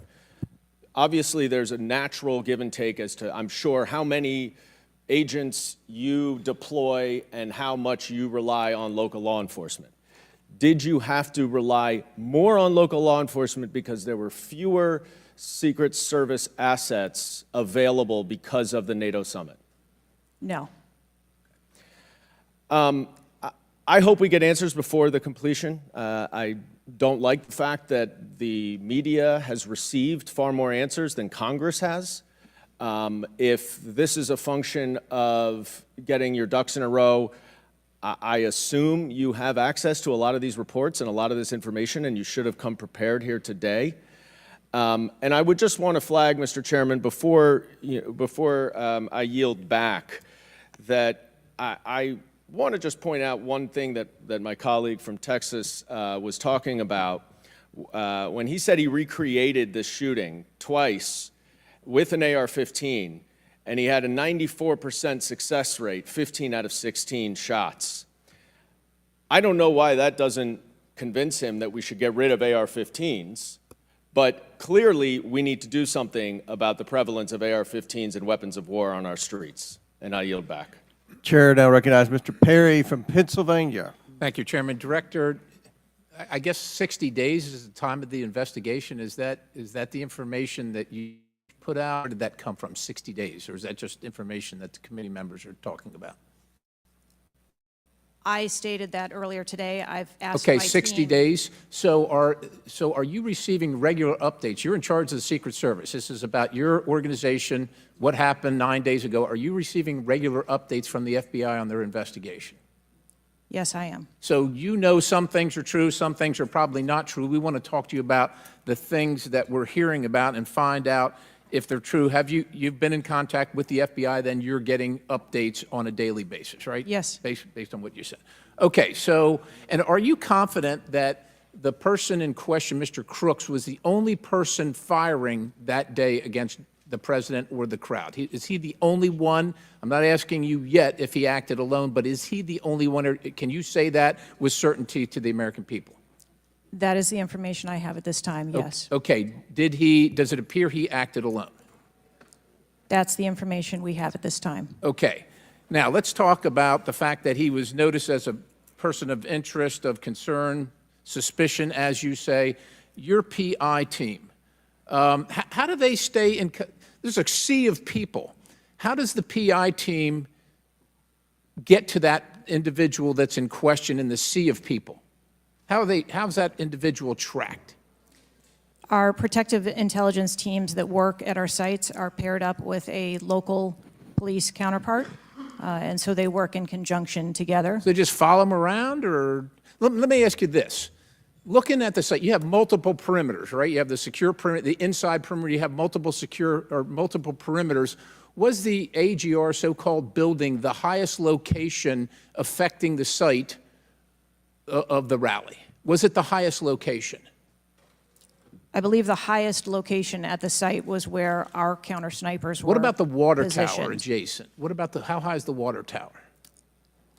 I don't have the height on the water tower. Okay, seems like water towers are pretty high, at least in the photo. It looks like it might be, there might be actually be a building right behind the AGR building that is even higher than the building that Crooks fired from. You're familiar with cover, concealment, and defilade, right? You're familiar with those terms? Yes. So how would your sniper team or your PI team track the individual and give vectors to Secret Service on the PI team to get to that individual to question him? And how would you cover the defilade, the cover and concealment of low areas that you can't see from where your sniper team immediately adjacent to the president were sighted? How would you do that if you're not up on the high ground?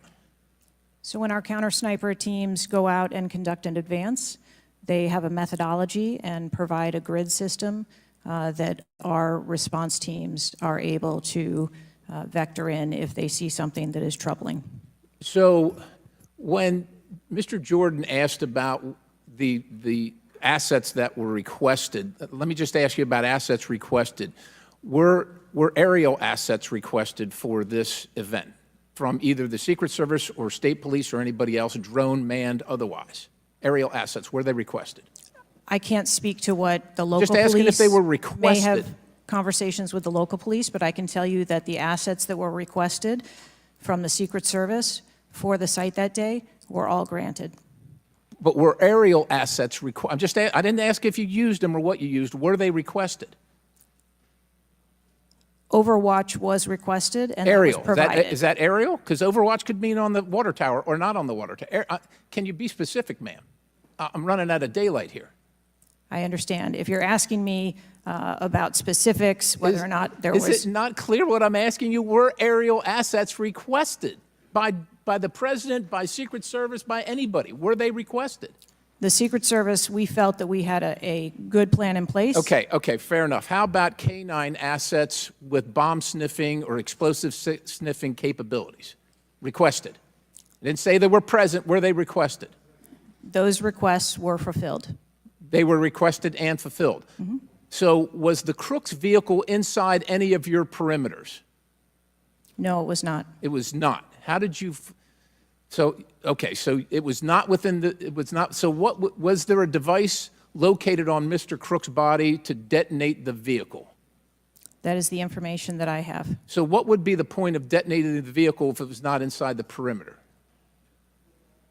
I have no idea what Mr. Crook's motivation was. Ma'am, the fact that you haven't, I'll close with this, Mr. Chairman, haven't even visited the site, I understand there are other things going on, but the culture of your organization, the culture that doesn't, do you know how tall the president is? How tall is the president? President Trump, how tall is he? I don't, he's over 6 feet tall. I don't have Okay, the so exact- do you assign agents based on their ability to cover physically and carry, if necessary, the President of the United States when you assign them to this mission? Is that a parameter that is considered? I assign agents to work our protectees that are capable and have been trained by the Secret Service. I understand they're trained, but if you're not tall enough, it has nothing to do with, we're not mad at you, but if somebody's 7 feet tall and you're 5 feet tall, there's going to be a delta there that is problematic in protecting the protectee. And I'm asking, is that a consideration when these agents, not saying you, but when they're assigned to the protectee? The agents that are assigned to our protectees are perfectly capable Okay, ma'am. So of the providing culture is what I'm protection. concerned about, because the primary objective here seems to be something other than securing the site, securing the principal, and securing the people at the site. And that's the concern based on the answers that you've given today so far. Without a yield, Mr. Chairman. Chair now recognizes Mr. Moskowitz from Florida. Thank you, Mr. Chairman. Thank you for this hearing. I want to thank the subpoena that you sent. I want to thank Ranking Member Raskin and your work, the letter you sent to the committee. And I also support the creation of a commission to get to the bottom of what happened. Director, I just want to give you an honest assessment of how this is going for you today. Did you happen to catch the hearing many months ago in education where there were a bunch of university presidents and Elise Stefanik asked a very easy question and couldn't get an answer? Did you see that hearing? No, I don't think I did. Okay, well, let me tell you, it didn't go well, and the short end of that story was those university professors all resigned. They're gone. That's how this is going for you. This is where this is headed, okay? This is, I don't know who prepared you for this. I don't know how many times you've testified in front of Congress, but a president was almost assassinated live on television, not just for Americans, but for the world to see. And this being your first opportunity, I understand there's an ongoing investigation. I understand there's things that you can not talk about. But the idea that we're getting less than you did on television is something that Democrats, Independents, or Republicans are going to find unacceptable. My high school, Marjorie Stoneman Douglas, was on the list of mass shootings that Representative Raskin held up. That very day, the school resource officer, a police officer, did not run into the building. He hid in the stairwell while the shooter was in the building. He stayed outside, never helped, okay? He also directed other officers who showed up on the scene not to go into the building. When it was determined that the failures in response and training, and that the sheriff fired nobody in his agency, Governor DeSantis then removed that sheriff. I supported the removal. So here's my question. You said there's going to be accountability. I understand you don't want to give us names. When you say that, are you telling the committee that once it's concluded, you're prepared to fire the people on the ground who made poor decisions that day? I'm prepared to take the actions necessary. No, that's nonsense, okay? Accountability, the failure was human. That doesn't mean they're bad people. It means they failed that day, and a former president was almost assassinated, okay? Are you prepared to fire the human failure on the ground? Yes or no? When you have the names of where those failures were, they're people. It's not like a piece of technology failed. It was people who failed that day. Are you prepared to fire them? I don't have an answer as to whether. Well, then how can there be accountability if you're not prepared to fire someone? And the reason why your name is going to be the person who's held accountable, the reason why members in this committee are calling for resignation, and I join in that, or for the president to fire you, is because you're saying there's going to be accountability, but you can't commit that people are going to get fired. Let me ask this question a different way. If Trump had been assassinated that day, if the gunman had succeeded, okay, would you have come and tendered your resignation? I would still be sitting here because I would want to ensure the integrity of the investigation. Totally understand. That's a fair answer, that you would have set up that process. But would you have had the honor to come in front of the committee and say, a former president was assassinated on my watch, there should be new leadership? I think that I have admitted that there was No, that's what I'm asking. Would you have failure tendered your resignation if he had been killed? that occurred on my watch, and I am accountable for that. Okay, but would you have tendered your resignation if he had been killed? I think that I've admitted that I've taken accountability and will take responsibility. Okay. Well, let me ask I want to follow up on Representative Connolly's question, in which he asked about guns, and you were not willing to commit that makes your job harder. This is not about the Second Amendment. If there were over 400 million guns on the streets, if all of those guns were machine guns, would that make your job harder to protect people? Again, I think weapons that are out there. If all of make our those job guns were rocket-propelled grenades, would that make your job harder? Yes, sir. Yes, okay, thank you, perfect. This is not a trick question. Thank you, okay. I won't ask the other 15 things I was going to do. I was going to do drone strikes, but it's okay. So, that's all we were asking. It creates a challenging environment. It has nothing to do with the Second Amendment or people's rights, but it does make your job harder. So, credit to Representative Connolly for asking that question. One last thing, Mr. Chairman, and I'll conclude. You know, there was a question asked, is an Iranian assassin more capable than a 20-year-old? And I have been tough on Iran. I probably have more resolutions on Iran than almost anyone in Congress. But I can tell you it isn't Iranians walking into schools and grocery stores and movie theaters and churches. It is 20-year-olds, right? And some of them are mentally unstable. And they have access to guns. And they're domestic terrorists. Someone talked about Christopher Wray. Christopher Wray has talked about domestic terrorism. And so, yes, we collectively come together on foreign threats, and I am not at all debasing the fact that there are foreign threats here and abroad, but there are domestic threats, and we have to get to the bottom of how we stop domestic terrorism, because it was a 20-year-old who walked into my high school and killed 17 people. He was plenty capable, and he was an Iranian. Thank you. Chair now recognizes Mr. Timmons from South Carolina. Thank you, Mr. Chairman. Director Cheatle, we've asked you a lot of questions and haven't really got a lot of straight answers. I have intentionally created a line of questioning that I think that you can answer. So the first question is, do you agree that the allocation of Secret Service resources should correspond with the risk profile of any given event? A higher degree of risk at one event should get more resources. Is that fair? That is fair. Okay.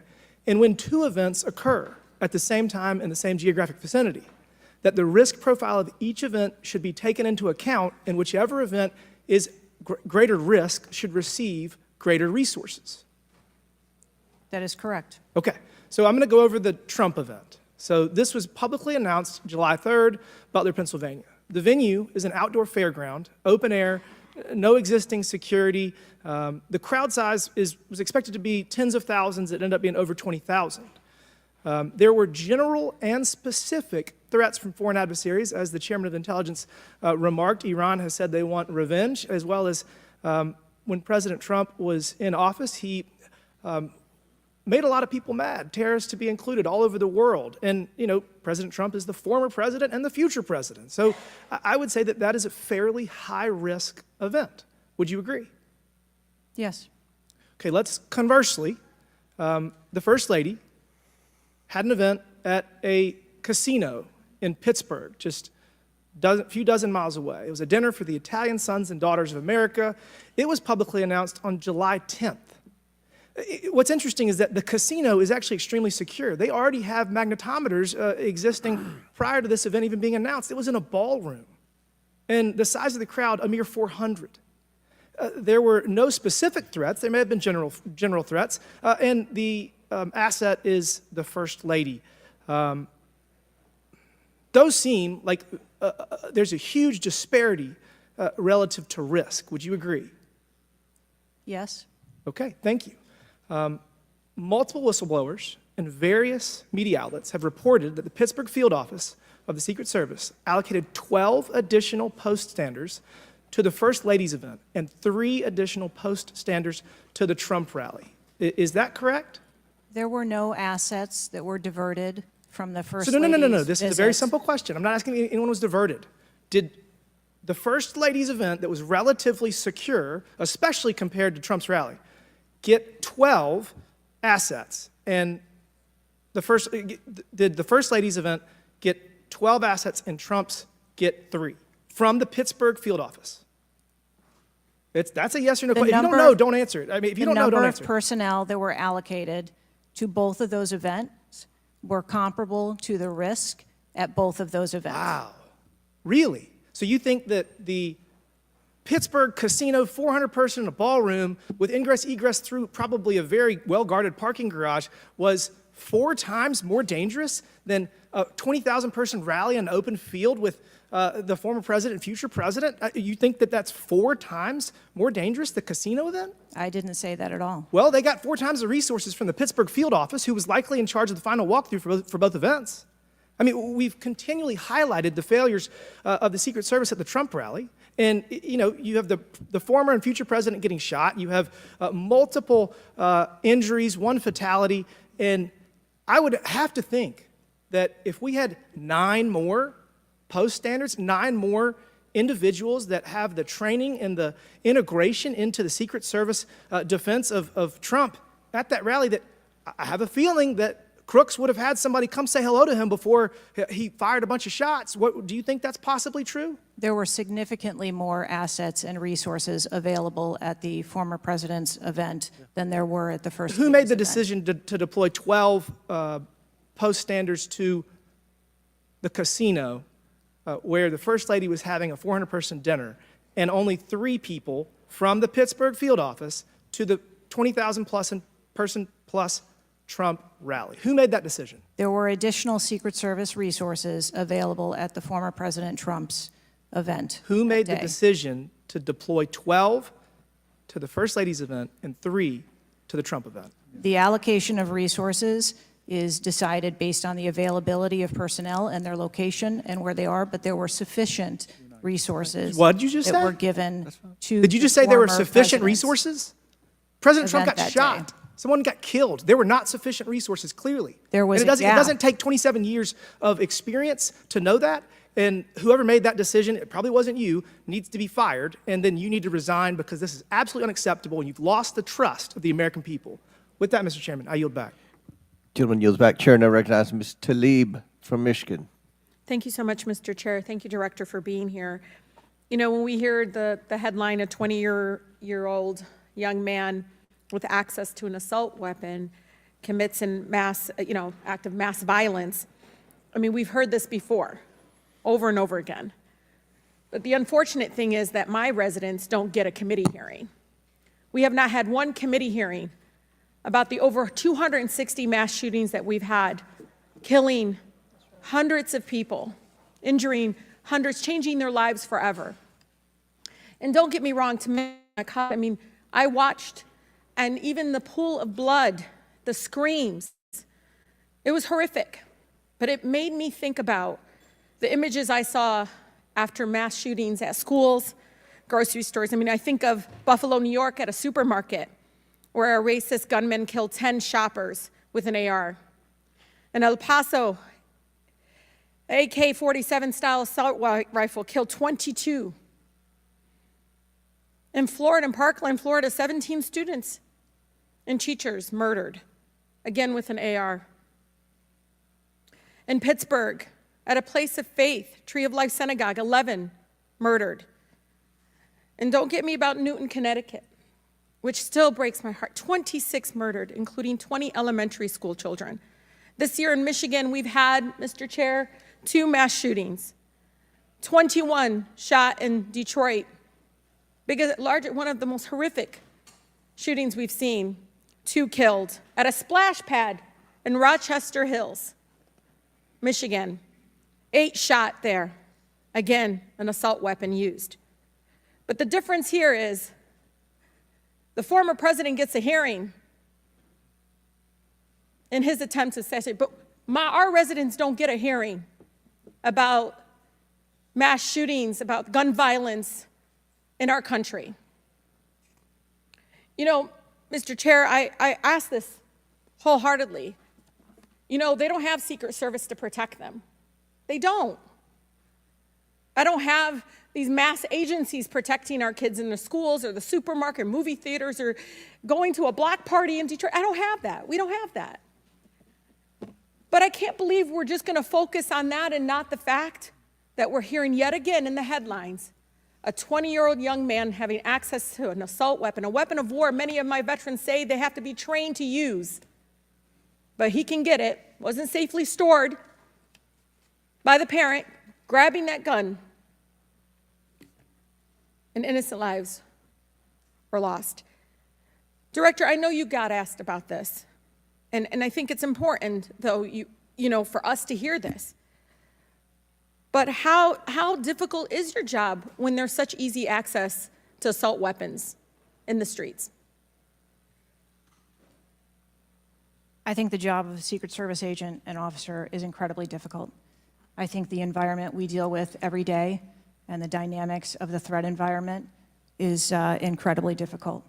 These are brave men and women who put their lives on the line, and a day like we had on July 13th is a day that no one in my agency ever wants to have as their responsibility. It is an incredibly difficult job. Yeah, I immediately thought of the children in the audience. I mean, when you think about going to a rally with your family, again, their lives are forever changed. The incident are never isolated. I really believe these incidents are never isolated. And I know Detroit Free Press had reported that the 20-year-old Pennsylvania shooter looked up the 2021 Oxford High School shooting in Michigan. Can you comment on what information this shooter was looking up in regard to the tragedy of Oxford High School, where it took 4 of our high school youth there? I'm sorry, I'm not able to. The FBI has those details. So you can't even tell us, I mean, was he looking at the type of weapon? How many? Yeah, unfortunately, I don't have those details. Do you have, I mean, did they share that with you, though? I don't have the full content of what his searches were. I think that they are still in the process of examining all of his devices. Okay. Again, you know, again, the impact, I want to be really serious about this. The impact on our families is more than just this political rally, Mr. Chair. We have to talk about this, even if we're in disagreement. Let's talk about it, because I've seen statistics that show that we could be saving lives now if we ban these weapons of war from our from being able to buy it at the local store down the street. I mean, we just can't continue to allow this to happen. And unfortunately, my residents are not former presidents of the United States. They don't get a hearing. They don't get Secret Service, any of that. And even among those that are expressing the failed in the system, they just deserve better. They truly do. Thank you, and I yield. Chair now recognizes Mr. Burchett from Tennessee. Thank you, Mr. Chairman. Ms. Cheatle, the shooter was set up on the roof of the AGR International building, as we know. Was the roof identified as a potential vulnerability days before the rally? To my knowledge, yes, it was. Were agents or officers inside the building? If so, what floor were they on? We had local police officers inside the building. The roof looks like it's a tin roof. How did no one inside that building hear someone moving on top of a metal roof? I don't have the details of all of the interviews that have been conducted yet. When will you have those? I have been asking, and I want to have that information as soon as you do as Okay. well. Why did Secret Service fail to block the line of sight from that roof? I think that the Secret Service put together a plan where they were counting that roof in as part of their overwatch, and that was the plan that they had put in place that day. If you weren't going to put a security personnel on the roof, why not at least use drone technology or aerial surveillance to monitor the rally? There are a number of times that we do use drone technology. I'm not speaking specifically to this event and what was utilized or not. There are times when drone technology is available and helpful at events, and there are times when it is not appropriate. Do y'all use Signal? Do you personally use Signal to communicate with any official from the White House?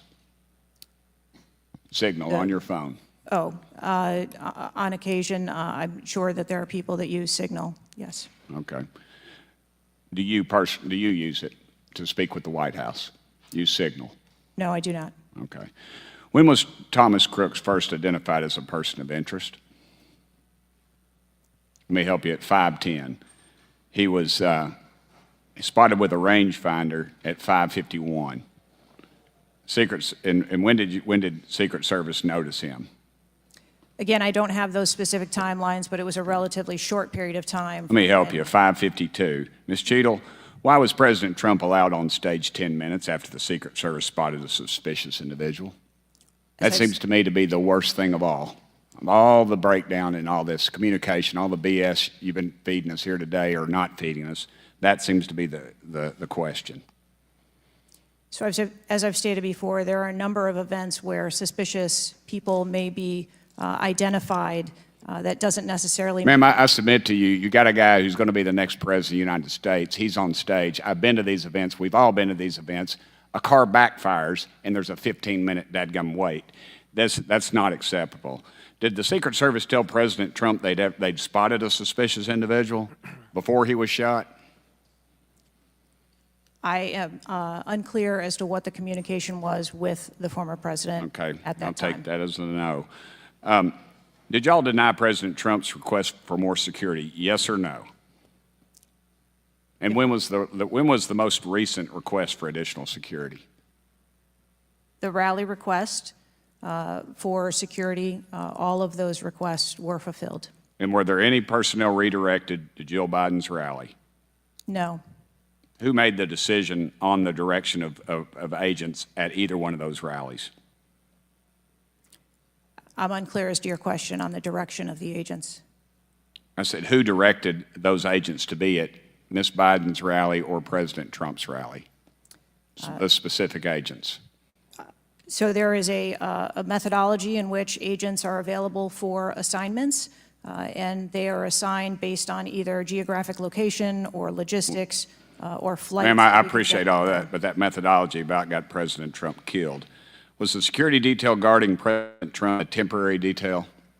The personnel who are assigned to the former president's detail are assigned to him. Why was there a different detail on the opening night of the convention than the detail that was guarding him in Pennsylvania? The president has a very large permanent protective detail assigned to him. They work shift work, and so it could be that people you saw at the rally were not working the same shift the day that he was. I can assure you, ma'am, somebody that's a lot shorter than the president was not at the convention, and the people that were cowering down behind the mass of agents that were on top of the president were not in the convention hall. At least I didn't see them. You can't seem to answer a single question about an ongoing investigation, ma'am, and you don't know when the information will be released publicly. Are you waiting for the administration to sign off? No, I am waiting for the results of the investigation, at which time. Okay. Let me ask you one more question. You found explosives in the shooter's possession. Is that correct? The FBI found explosives. Do we know who directed this young man how to make those explosives? I believe that the FBI is still looking into that on their investigation. Ms. Cheatle, you said that the buck stops with me, and I agree. I don't think you should resign. I think you should have been fired. Ma'am, you are a DEI horror story. I've told my daughter multiple times, my wife and my daughter, we talk to her all the time about how she's going to succeed in life. She'll succeed in life by achieving.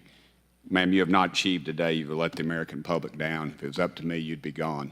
Thank you, Mr. Speaker, Mr. Chairman. Chair now recognizes Mr. Crockett from Texas. Thank you so much, Mr. Chair. And let me just pick up where my colleague from Tennessee left off. Director Cheatle, was the incident on July 13th due to DEI, or rather systemic failures in communication and potentially safety protocols? The incident on the 13th has nothing to do with DEI.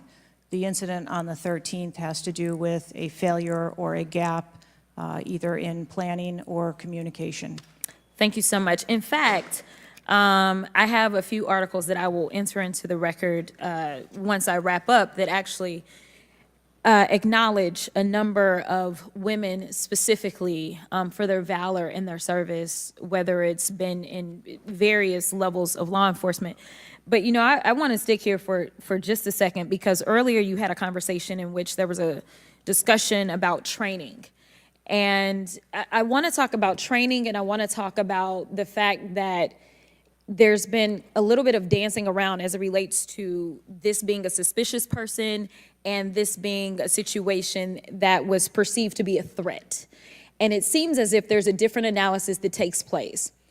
One of my questions has to do with if you have any bias training that your officers undergo. And the reason that I ask that, because as a civil rights lawyer, I have learned so many times in having to deal with law enforcement that there usually is not a perception of a threat when it is a young white male, even if they are carrying a long gun. Yet a lot of times, at least in this country, when it comes to law enforcement, there is a perceived threat just by somebody having a little bit more melanin in their skin. So I'm curious to know, because a lot of times, one of the things that we have consistently pushed for on my side of things, and when I say my side, is once we are looking at a tragedy in which law enforcement made an error, is the bias training and whether or not our officers are getting it. So I'm curious to know, in some of the training that you talk about that is part of your budget, has bias training been part of that? Yes, it is. Okay, thank you.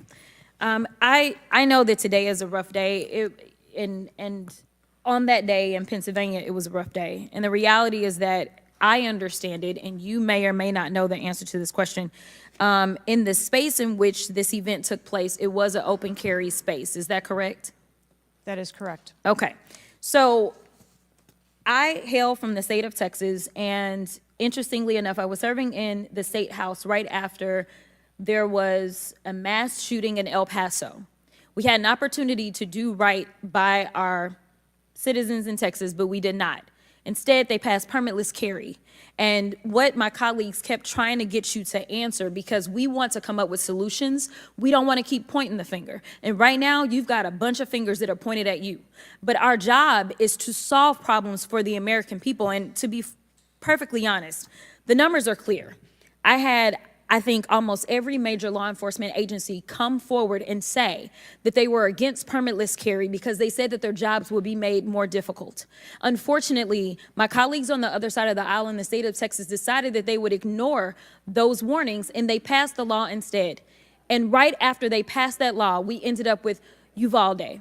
And we heard the stories of those officers that were scared to go in and save those babies because of the firearm in that case, 18-year-old had in his hands. They also were given an opportunity to say, hey, raise the age and make it to where at least you have to be 21 before you can possess this type of weapon. And they chose not to. And we have the facts. It shows, and I'll enter this into the record as well if there is no objection, deaths from firearms keep climbing in Texas decades after lawmakers began weakening gun regulations. That is from the Texas Tribune. Without objection, so ordered. Thank you so much. The last thing that I'm just going to make a point of saying is that we all care about this issue because we know that there has been a spike in violence, political violence in this country. Are you aware of the fact that the numbers are higher right now? Yes. Okay. In addition to that, and I'm going to point a little blame at ourselves because right now you got all the fingers pointed at you. But the reality is that we have a number of congressional members that are consistently engaging in violent rhetoric, and it needs to be toned down. The reality is that people are listening and they're paying attention, but unfortunately, another thing that is happening because we're not getting answers from you today is the conspiracy theories. They have already began. Have you heard of any of the conspiracies? Yes. Okay.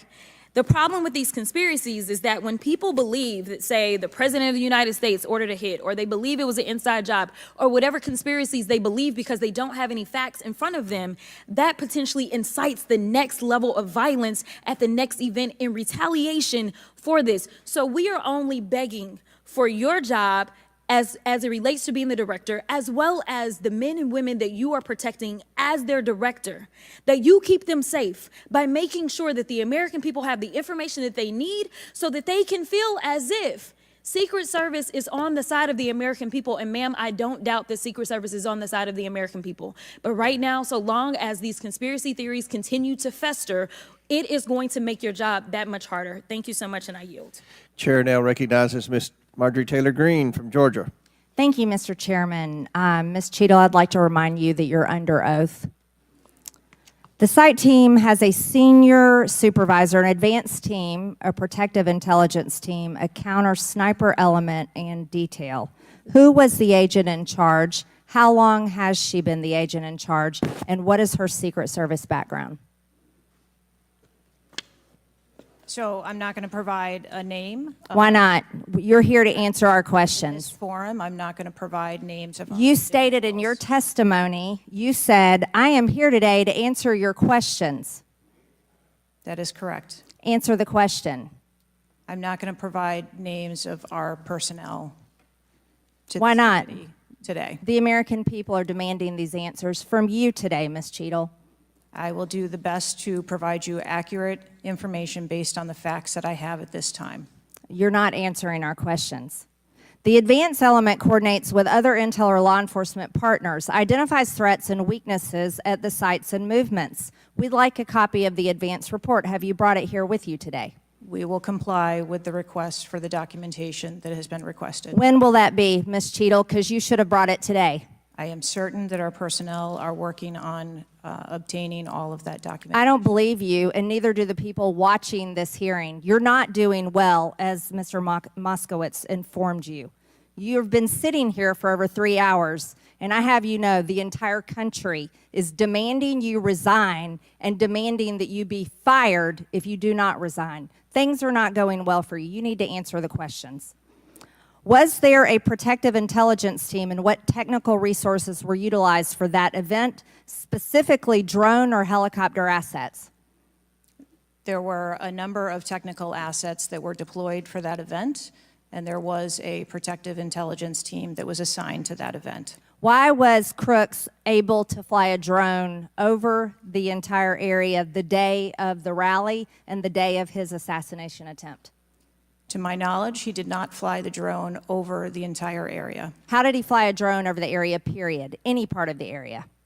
Again, I would have to go back and check the timeline of when that took place and when the event... Why didn't you bring the timeline with you today to answer our questions? I don't have all of the answers on the timelines based on the criminal investigation. Were you not prepared today to answer our questions?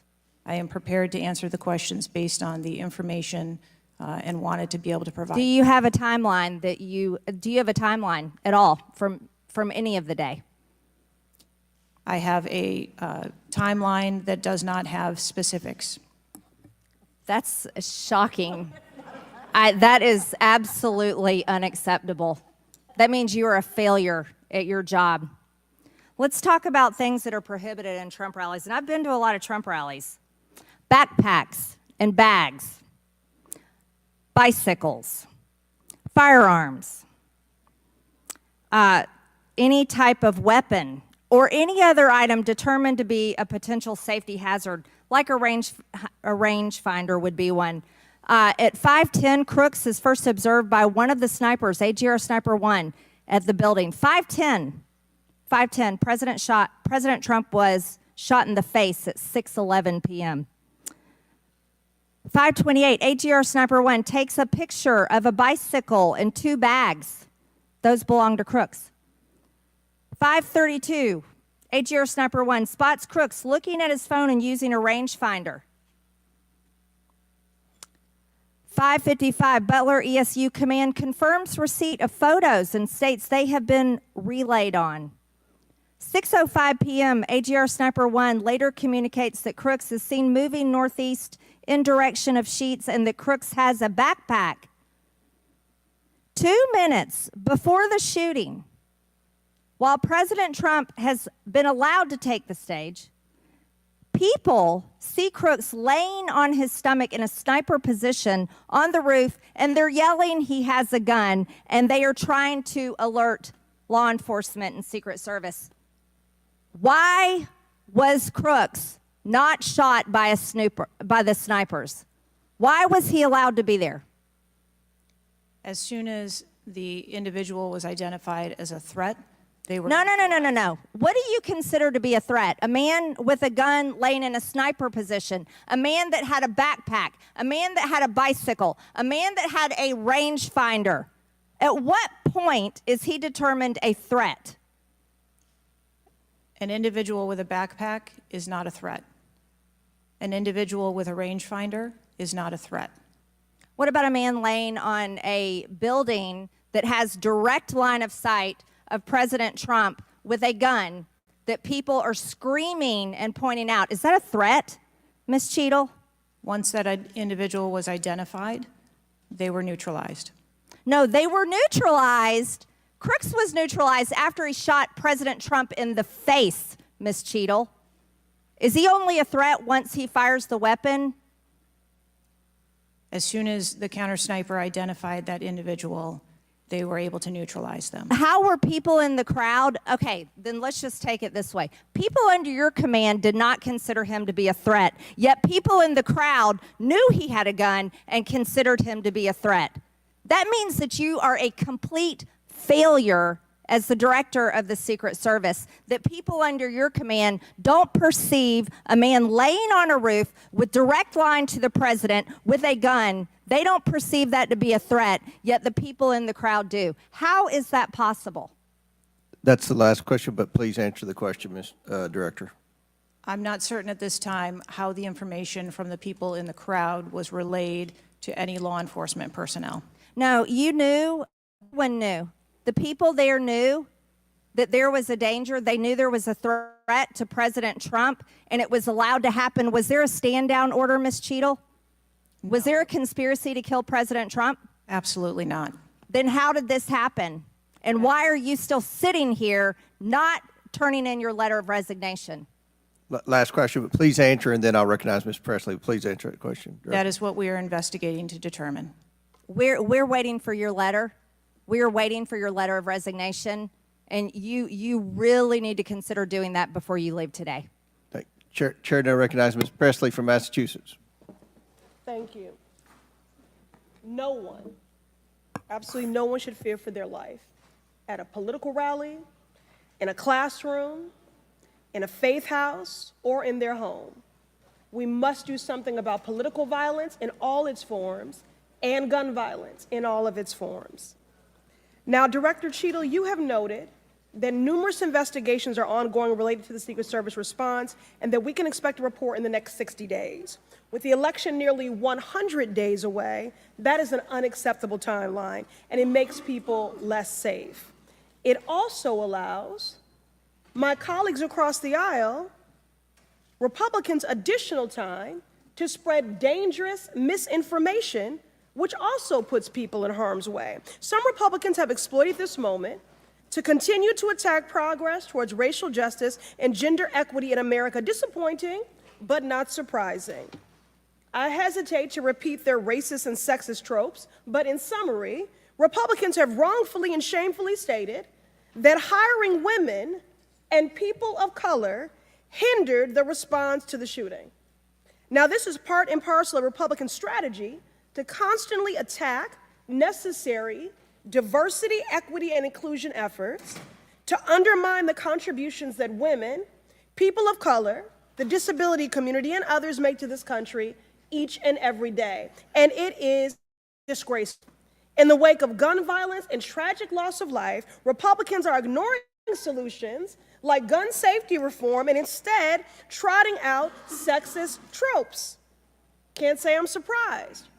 I ask unanimous consent to enter into the record reporting from CNN titled "Right-Wing Media Figures Blame Women in Secret Service and DEI for Security Failure in Trump Shooting." Without objection to order.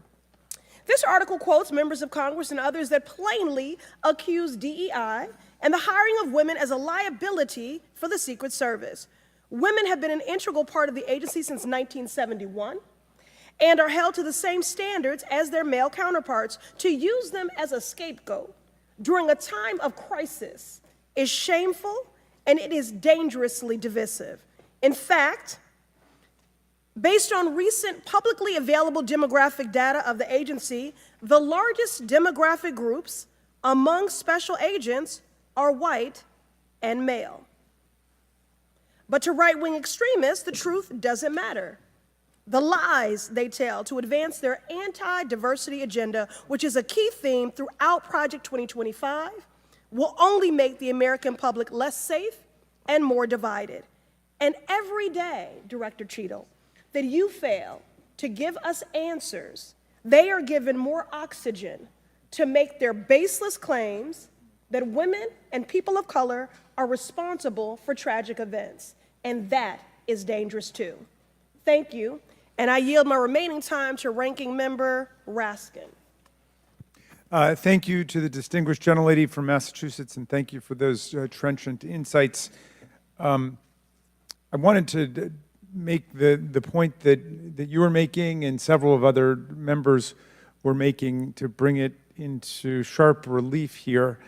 The very same day that Donald Trump narrowly escaped an assassination attempt, but an honored firefighter was gunned down and killed and other people were injured. There was another mass shooting that day, just several hours later in Birmingham, Alabama.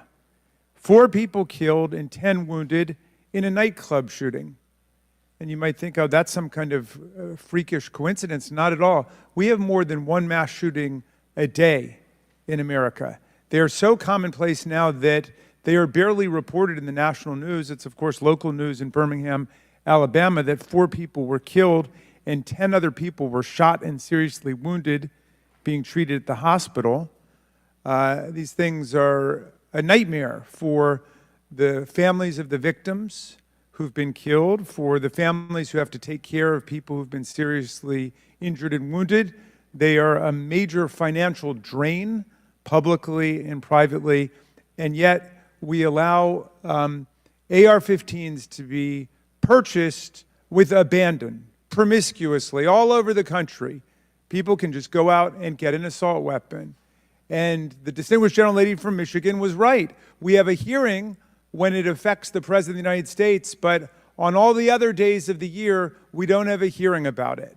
And I think it is because of an honest disagreement we have about the Second Amendment. There are some people who think the Second Amendment means you've got the right to arm yourself with whatever weaponry you need to overthrow the government of the United States, and we reject that as a false interpretation of the Second Amendment and a false interpretation of the Constitution. We can ban assault weapons. We did it back in 1994. It dramatically reduced these mass shootings, and when that ban was lifted, the mass shootings went up through the roof again, and we've shown it. And so just like we're demanding real answers and real action from the Secret Service, let us demand real action and real answers from ourselves about the nightmare of mass gun violence, which puts America into a category all its own when you compare us to the countries in the European Union or Canada or other similarly situated countries. There's nothing like what we're going through. So we've got to act on the Secret Service to protect ourselves against political violence, and we've got to act as a Congress to protect ourselves against AR-15 violence in America. Chair recognizes Ms. McClain from Michigan. Thank you, Mr. Chairman. And first of all, I want to thank the Secret Service agents, those who work tirelessly to protect our president, and specifically those agents who did not hesitate to jump in front of President Trump. And my heart goes out to the family of the Comptoir family and the people at the rally who are still recovering. On the other hand, the Secret Service has a leadership problem, and it falls on you. And although I appreciate your hollow words that the buck stops here, I was actually hoping for some answers. Director Cheatle, you must answer to the American people if you want to stay in charge. It's really, really simple. You want to keep your job, right? Absolutely. Okay. The best way to keep your job is to answer the questions. Not play this shell game, not sing the Slim Shady song, wasn't me? I mean, come on. How long did you prepare for this hearing? I've been preparing for this hearing over the weekend and into last week. Okay, 5 days, 6 days? As soon as I was notified. And how long was that? About this hearing. Okay, 4 days? I began preparing. 4 days, 3 days? I'm not sure the date that I got the letter asking me to be here. What are you sure of? Are you sure the color of your hair? Are you sure the color of your suit? I'm just, like, tell the American people, what are you sure of? You don't even know when you started preparing for the hearing? I mean, the biggest hearing of your life, and you have no clue? You can't remember when you started preparing for this hearing? Can you understand why those words seem hollow to the American people who are supposed to entrust their faith in you? I assure you, the moment I received notification. But you can't remember. You got a little Alzheimer's, dementia going? I mean, what, you can't remember. I have several active investigations going on and an operational agency to run. Okay. All right. But you want to take accountability, right? The buck stops with you, right? I am taking accountability. Super. Then let's start with trying to answer some questions. You keep referring to the FBI. When asked how many shell casings were on the roof, you referred to the FBI. When asked if there were explosives in the car, you referred to the FBI. When asked if Crooks was acting alone, you referred to the FBI. See a common theme here? I can go on and on. My question is, who at the FBI should I speak with? Wait for it. Wait for it. The FBI is responsible for the criminal Is there a name? I'm not certain. I'm not certain. All right, here we go. I'm not certain. I don't know. Let me ask a different question. Have you been in communication with the FBI? Yes, I have. With whom? I speak with the director and the deputy director. Okay. And what have they shared with you about this investigation? So I'll give you an opportunity to answer again. Did they share with you how many shell casings were on the roof? They have shared with me the evidence. Did they they've collected. share with you how many shell casing were on the roof? Yes. Okay, how many were there? I would refer to the FBI for their How investigation. many were there? And their information that they need to share in their investigation. So they've shared the information with you, you just don't want to share the information with us, correct? We have concurrent investigations that are going on. So they have shared this information with you. You know the answer to the question. You just refuse to answer the question from the member of Congress who has subpoenaed you to be here. Is there a different answer to that question? I was always willing to come here and testify before this oversight hearing. Beautiful, then let's Wasn't a- do that. was Let's necessary. for once have your actions match your words. So you've been in communication with the FBI. You know the answers, and you refuse to tell us the answers. So I will ask you again. You know how many shell casings were on that roof. What is the answer to that question? I think it's pertinent What to talk. is the answer to that question? I think it's pertinent to talk to you about the information that the Secret Service has and that the Secret Service knows related I'm to the asking events you on an that day. answer to the question. If you're supposed to be in charge, if the buck stops with you, how come you can't share the answers? What are you covering up? What are you hiding, my friend? I'm not covering anything up. Then why can't you answer a simple question? I would leave it to the criminal investigation to answer questions related to that. When you talk to the FBI and you ask them how many explosives, well, let me ask you, did you ask them how many explosives were on the roof? Did they answer that question? Or in the car, excuse me. Did they answer that question for you? Yes. Yes. So you know the answer to that question that my colleagues have asked you. But again, you refuse to give us the answers. You're playing this wasn't me. Well, I submit to you, if you can't, and it's not a can't, it's a won't. It's not a can't. It's not a I don't know. It's a I choose not to answer the question.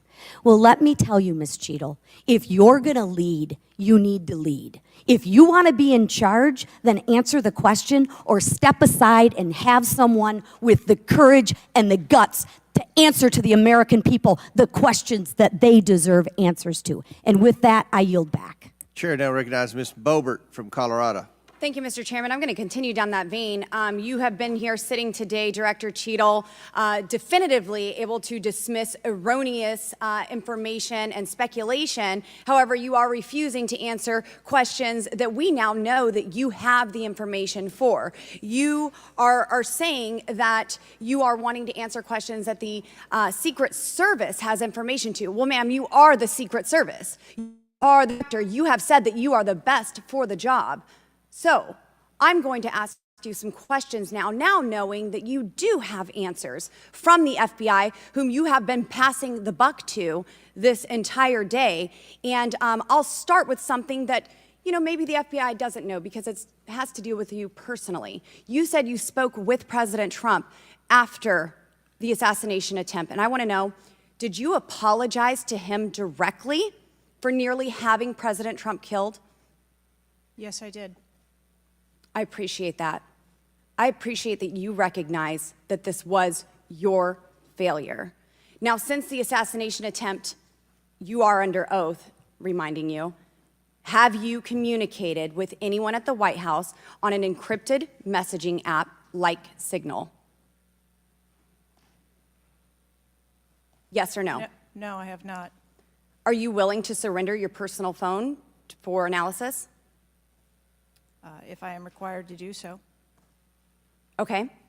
I will look into making that request because I would like to see your personal phone to see if you're communicating over encrypted messaging apps. Have you ever turned down enhanced security requests from Donald Trump's detail, his special agent in charge, Sean Curran? Have you ever turned that down? No, I have not.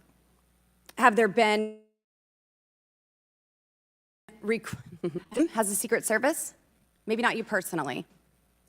I believe, as I mentioned earlier, there are times when requests are made for And you have assets, denied them. They have been denied. and a denial doesn't Has the Trump necessarily campaign mean- made requests for additional assets that have been denied? Denial doesn't mean vulnerability. Have there been additional requests for enhanced security at Mar-a-Lago? We have made a number of enhancements to. You the confirmed that there were security. bomb-sniffing dogs that were provided. You failed to confirm if there were aerial security surveillance assets that were provided. So yes or no, was that provided? At the rally? At the rally, yes, ma'am. We had Overwatch provided at the rally. You've confirmed that the assassin was identified as suspicious 57 minutes prior to the shooting. Was the suspicious individual ever approached by an agent? Was any contact ever made with him? Not to my knowledge. Is that the standard protocol for someone who is identified as suspicious? The protocol would be to locate the individual and. And you said that conduct he an was interview. located 2 to 5 times approximately? No, I said that the information was passed potentially somewhere between 2 to 5 And he was never times. located by an agent? To my knowledge, that individual was not located by an agent.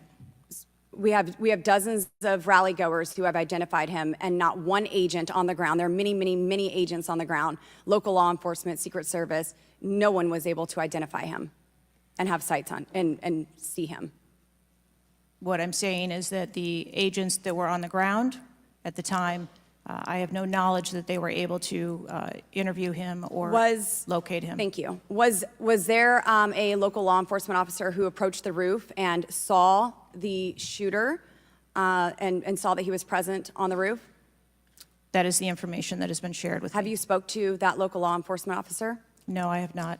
Are you going to? It is part of a criminal investigation that the Are you going to- FBI is interviewing those individuals. Were agents stationed on the water tower? No. Why? That would not be something that would be included in a security plan. Has the man who is reported to have been present wearing a gray suit who allegedly requested a photo of the dead body of the assassin on top of the AGR roof been identified? I don't have that information. Is that something that you've heard of? No. Were ATF agents present at the rally? To attend or to work? To work. Not to my knowledge. How long did the counter sniper have crooks in his sights before the shooter opened fire on President Trump? I don't have that specific timeline. Will you be able to tell us if he communicated with other agents on what he was seeing through his sights? Once I have that information, absolutely.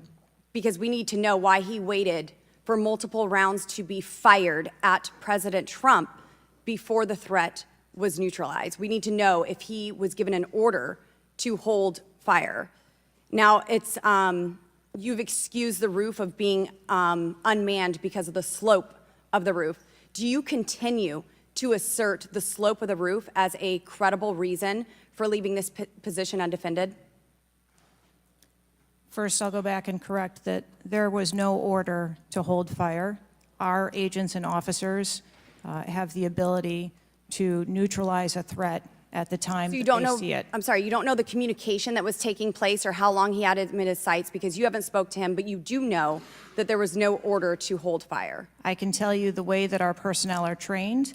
They are trained on the use of force scale, that when they see a threat, they are authorized to neutralize that threat. They don't have to ask for permission. You excused the roof being unmanned because of the slope. Do you stand by that assertion? The roof was not covered with an individual on it because there was overwatch provided. Apparently not. No, there was no overwatch provided. This is very evident. President Trump was shot. A man died. there was no oversight provided. I find this rather maddening, especially now knowing that you do have answers from the FBI, who you have been passing the buck to this entire hearing, not answering a congressional hearing, members of Congress, while you are under oath and under a subpoena. I find it maddening that the director, that our country has come centimeters away from oblivion under your watch. You have answers. You are refusing to give those to us, directing us to the FBI, and this entire thing is a waste of time. You are responsible for the loss of a life and the shooting that took place on President Trump. You do need to resign. This is bipartisan. You need to be fired. You do not need to hold this position. You are not the best for this job. I am over my time, but I cannot tolerate your watch any longer, and I'm going to continue to call daily for you to be removed from your position, ma'am. Chair recognizes Mr. Fry from South Carolina. Thank you, Mr. Chairman. Director Cheatle, how long have you been with the Secret Service? 29 years, right? That's correct. And how long have you been director of the Secret Service? Just under 2 years. During your tenure as director under the Secret Service, I know we're here today to talk about the assassination attempt on President Trump, but how many other security lapses have occurred with protectees under your watch? I don't have a specific number, but there have been some lapses. There have been other lapses. Was one of them Jake Sullivan? Yes, sir. What happened there? There was an individual who was able to access Mr. Sullivan's residence. His residence? A protectee, somebody was able to break into his house. And what happened? Did anyone get fired because of that?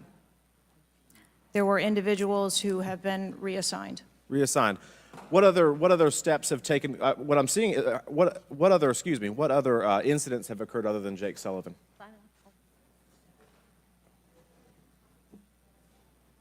Was there an issue with the Secret Service agent and Vice President Harris? I would not call that a security incident. Well, it seems to me, I mean, you have security lapses with President Trump. You have security lapses with Jake Sullivan. You have issues with personnel related to Vice President Kamala Harris. There seems to be a repeated theme here. Would you not agree with that? I think that we are talking about separate categories of incidents. Well, I would disagree with that. I think there's a repeated theme when you've got protectees and you're not upholding your core mission. Let me ask you something else. Does the Secret Service routinely record communications between and amongst detail? Radio communications? Any communication? Email communications are captured, as well as text messages, and then depending on the detail, radio communications are recorded. Does the Secret Service have recorded communications from the July 13th event? We do not have radio communications from that day. But you have text messages? We do have emails and text messages. Emails, okay, great. Does the head of the Trump detail or someone else embedded in this detail have command decision-making authority, or do they need to seek authorization from someone outside that detail? The head of the detail has the decision-making authority for things that are necessary for that detail. Is that standard for protection details? Yes, it is. Okay. Let me ask you something. During campaign events, is it common for the Secret Service to utilize other agencies? Yes, it is. What other agencies would be providing assistance to the Secret Service? There are a number of other agencies that provide assistance to the Secret Service during campaigns. We utilize personnel from the Department of Homeland Security. We utilize personnel from the Department of Defense, and we utilize local law enforcement partners. Are you on the same radios? Do you provide the radios to all the assets that are taking part in protection of an event?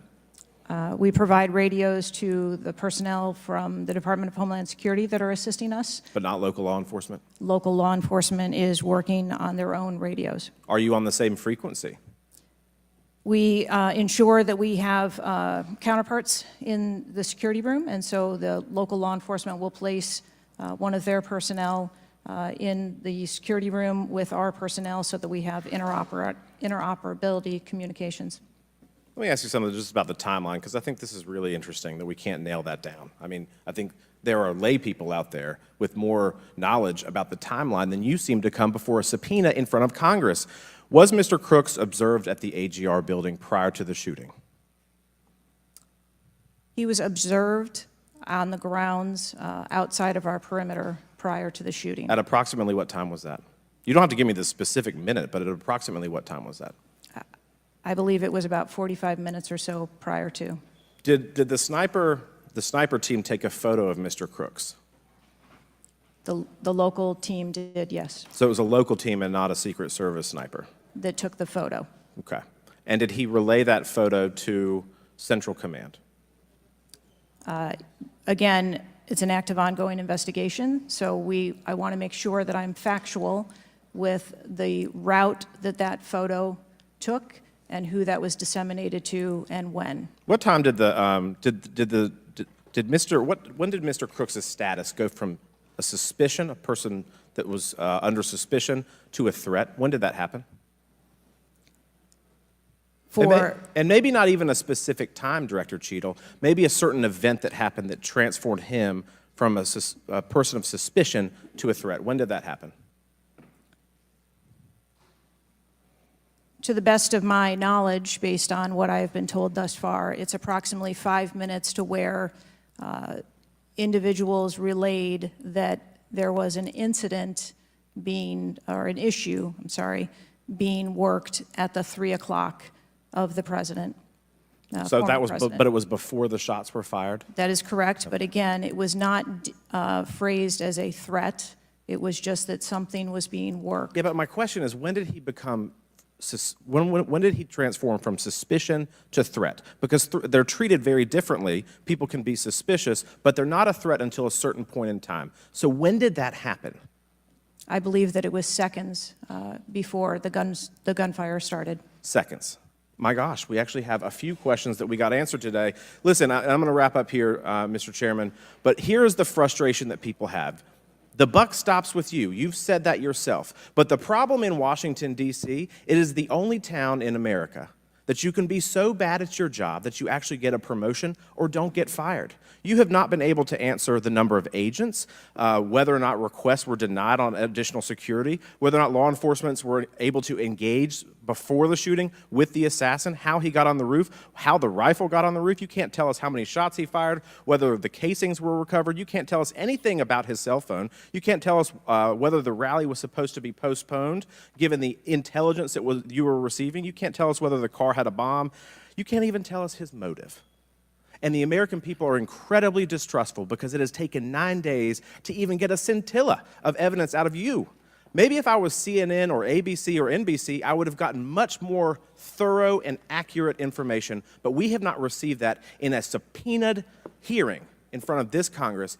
That is why the American people are frustrated, and I echo the bipartisan calls on this committee and all across this country that you should resign, or maybe when the president wakes up from his nap, he can fire you. Thank you, Mr. Chairman. Chair now recognizes Ms. Luna from Florida.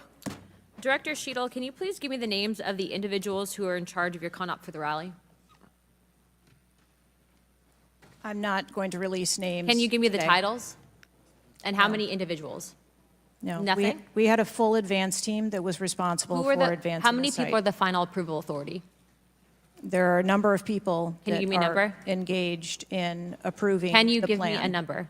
No, I do not have Okay. a firm number. Can you just confirm whether or not, I understand this is an open investigation, but in order to dispel conspiracy theories, have you guys been able to subpoena the shooter's Discord records, or has the FBI, to your knowledge?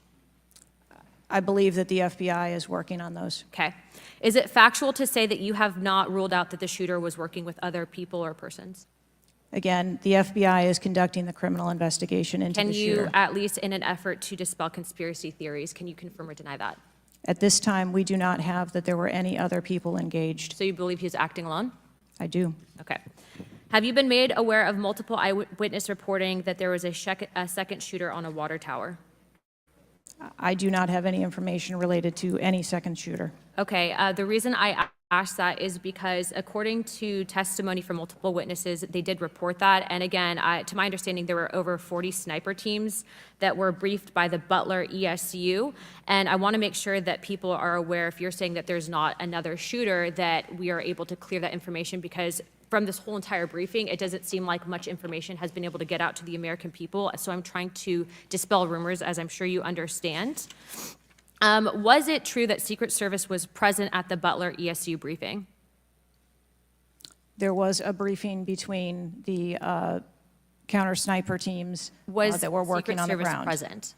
Yes, to my knowledge. Okay, I want to read you a report from people that seem to be throwing you under the bus and stated that they were in attendance and that Secret Service was not in attendance at the security briefing, according to individuals with knowledge, to also include that the AGR building where the shooter Thomas Matthew Crooks was located was actually not a part of their security perimeter for that. So there was not Secret Service present. It seems as though that when you were asked earlier from Rep. Kristamurthy about whether or not Secret Service was aware of a threat, you had said no, they were unaware of a threat.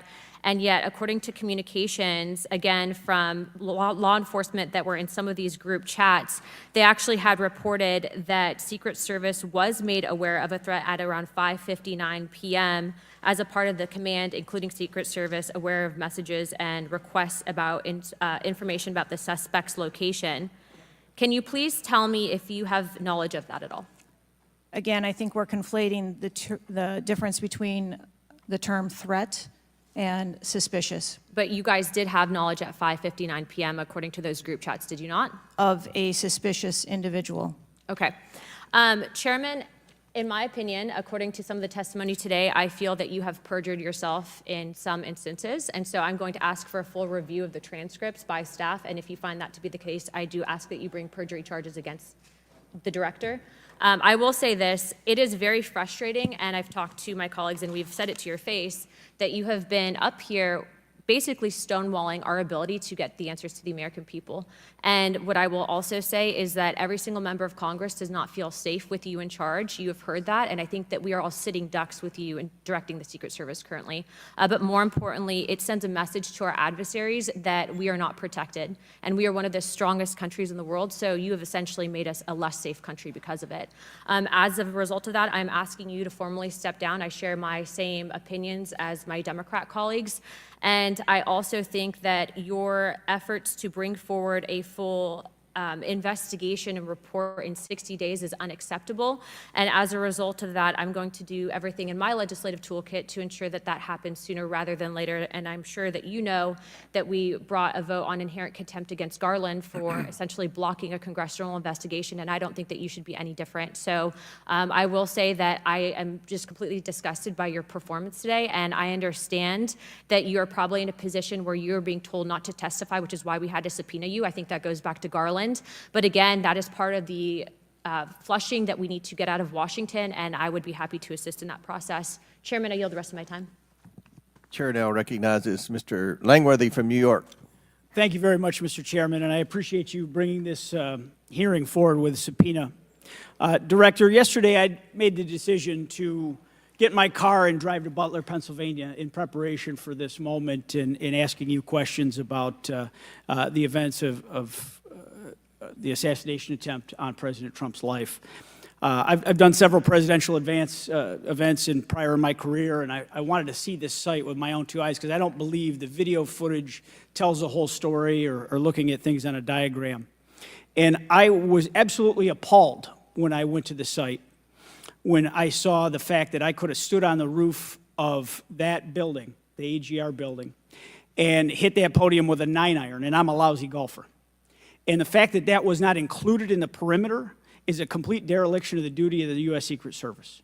I mean, there are very few rooftops that needed to be secured, and the fact that the Secret Service, as they were putting a site plan in place, did not think it was necessary to man those rooftops, you have completely walked away from your duties. You had one job, and that's to protect the future President of the United States or to protect all of the other protectees. And President Trump is only here today by God's grace because he had just something in him that made him turn his head just slightly, or we would be in a national period of mourning right now. And you have done nothing here today. I've rewritten these questions like 4 times during your hearing, and you haven't answered a damn one of them. You haven't given any information. You have hidden behind this FBI investigation, and I think you should be ashamed of yourself, because you have brought more shame to your agency than I think that the assassination attempt has at this point. This is literally the worst performance I have ever seen in front of a congressional hearing. You have offered no reason for this committee, this body, or the American people to trust you or the Secret Service today. And you should resign. You have said that you've put new security measures in place after the assassination attempt. Can you tell us what those are? Because the American people want to know that you're taking real corrective measures. But today you've pointed to an investigation. Investigation or not, you still have a job to do with a zero-fail mission. But so far, there's been absolutely no accountability, and you've admitted that here today. Not one person's been suspended. Not one person's been put on a desk. Meanwhile, we've got the most contentious of elections in our nation's history, and protectees are in danger because of incompetent leadership. Not the agents. The agents piled on President Trump to protect his life. Those are heroes. But the administrators running your agency, they're not right now. They're not doing their jobs, and you certainly aren't doing. The most appalling part of Saturday's events is the countless opportunities that Secret Service had to stop Crooks before he even got on the roof. At 3 o'clock, Crooks raised suspicion by entering the rally with a rangefinder. At 5:45, a cop with a Beaver County Emergency Services unit saw Crooks eyeballing the roof at the AGR International Building. And then at 5:55, Secret Service was warned of a suspicious person and identifies Crooks as a threat. This was all before shots were fired 15 minutes later. Director, yes or no, did local law enforcement alert the Secret Service about Crooks' presence at the rally? Yes, they did. The shooter came to attention of law enforcement almost an hour before President Trump went on stage. Law enforcement alerted the Secret Service of the shooter. Over and over, you've said there's a difference between a suspicious individual and a threatening individual. Can you explain what the shooter needed to exemplify to be called a threat? So I'm not clear as to what identified him as suspicious to the individuals who originally clarified him that way. For the Secret Service, for an individual to be determined to be a threat, that individual would have to be seen with a weapon or capable of doing some sort of harm to our protectees. I mean, Director, an individual walking into a rally with a rangefinder, scoping out an unprotected rooftop, and he reportedly flew a drone over hours before. It sounds like a lot more than suspicious, especially at a presidential rally. Your operational lapses, your resource management, and poor judgment nearly resulted in the assassination of President Trump. I mean, the dereliction of duty here is just appalling. The fact that you haven't visited Butler is just maddening to me. That you're not taking this job seriously. Many people here have called for your resignation. I've introduced a resolution here into this body that hopefully will get a vote this week calling on the president to fire you, ma'am. You have not done your job. You have put 2 black eyes on your agency, and you need to go. Mr. Chairman, I yield back. Gentleman yields back. Chair now recognizes Mr. Burleson from Missouri. Director Cheatle, I just want to kind of get an idea of what you can answer, because outside of what the FBI is responsible for, you have full responsibility for the Department of Secret Service. So the question is, what is the mission? Who defines the mission? Our mission of the Secret Service is to protect the president, the vice president, their immediate families, presidential candidates, the former presidents, and those by executive order. And we also have an investigative mission. And those are well defined? Yes, they are. Everyone within the agency understands the mission? Yes, they do. What about protocols and standards? Who defines the protocols and standards? We have a number of protocols and policies in place for the various missions that we have. So would it be safe to say that you failed the mission, the ultimate mission? I have stated repeatedly here today that there was a failure. What about specific failures within protocols and guidelines within the agency? Again, I am certain that the investigation that is being conducted internally as well as the external investigation. You said earlier in the hearing that there was either a communication, there was errors in communication or in operations. Could it be both? In both errors in operational decisions and errors in communications? I think the investigation potentially could identify both. So I want to talk about communications. Representative Boebert asked earlier about using encrypted apps, that you said you have not used, I guess, Signal. Have you used any encrypted app to communicate from your personal device? I do, on occasion, use encrypted apps to communicate. So you use some form of an encrypted app to communicate with people within the federal government, with local law enforcement? Whom are you communicating using the encrypted apps? Many times it's with colleagues and associates. So you're communicating with colleagues on a personal device? There are times that the Secret Service, when we work internationally with some of our partners, that they don't have the same texting capability. And you're not able to do that with your government-issued device? Recently, we have been able to install some of those apps on government devices. Okay.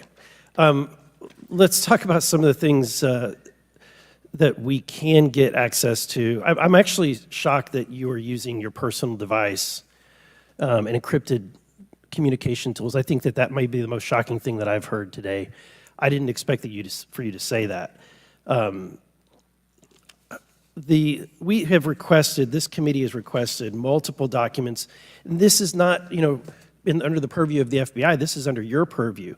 We requested a complete list of all law enforcement personnel, including Secret Service, Department of Homeland Security, local law enforcement with the roles in protecting the president.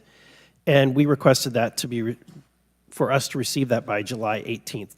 Did you provide that? I believe that our agency is in the process of collecting all documents. So you did not, you have not provided it. How long does it take to determine who the personnel were that were on site? We are collecting a comprehensive list of all the documents that have been requested. We also requested all the audio and video recordings that your agency, not the FBI, but your agency has in possession related to the event. Did we receive those? Have you provided those at all? We are in the process of collecting all documentation requested. You're in the process, but you have not.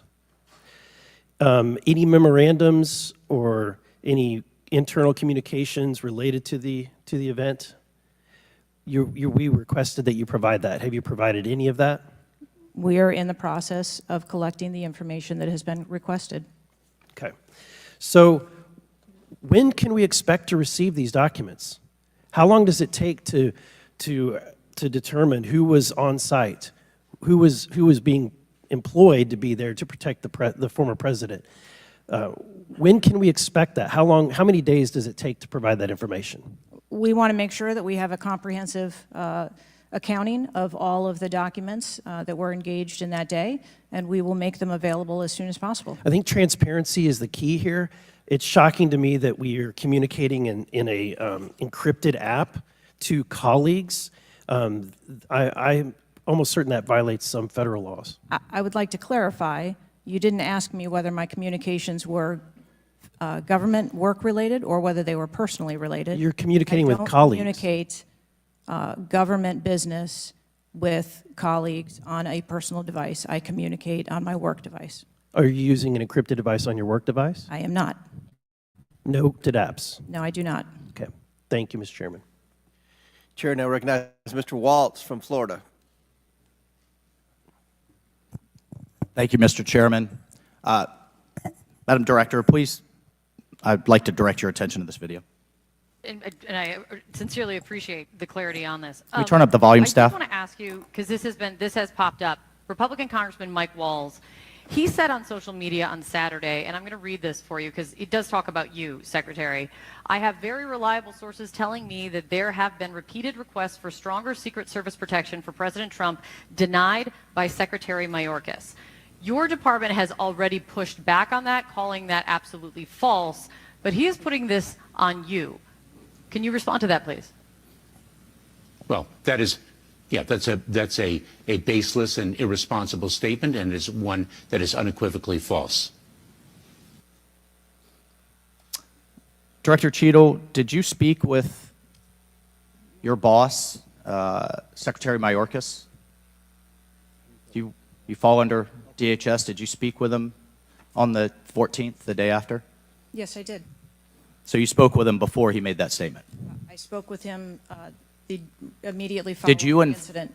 Did you inform him that all requests for additional resources for President Trump had been fulfilled? Or that it was false to say they had been denied? I informed him that the request for that rally that day had been fulfilled. Okay, you continue to answer that very carefully, because I made a broader statement. The agents that came to me made a broader statement that his permanent protective detail for years now have been asking for more. Is that correct? I do not have specific incidents of those requests. Is it correct that they've been asking for more? I have heard the same reports that you have. Without having them in front of me, I am unable. Those requests are made in writing. I mean, the agents are telling me they make them in writing. This isn't a verbal agency. Things are made in writing. I understand what you're saying. I don't have those requests in front of me here to. I'm not asking if you have them in front of you. Are you aware that they were made?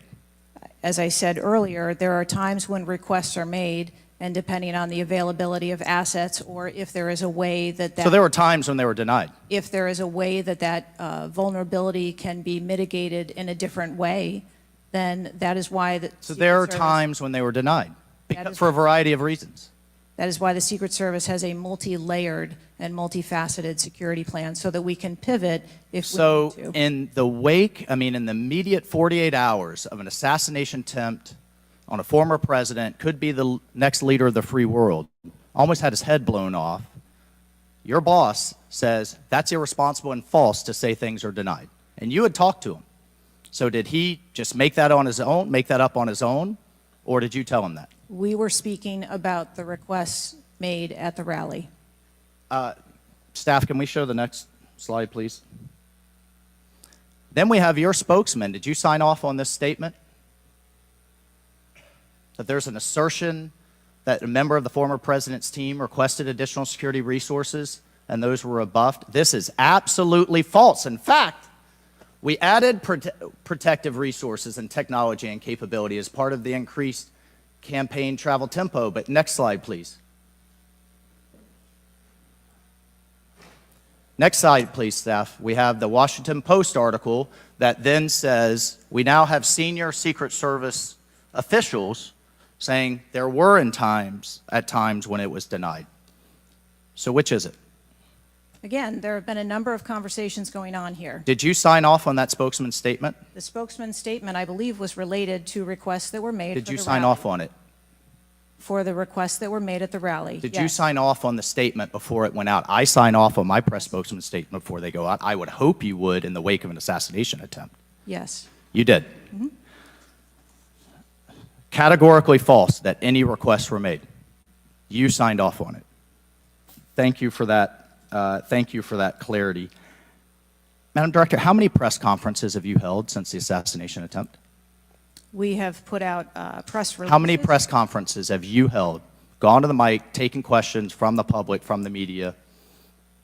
How many? I have not held any. How many has Secretary Mayorkas held? I don't. 0. How many has the FBI held? 0. How many has the Department of Justice held? I know you know the answer. I believe there was a press conference in Butler after the incident occurred.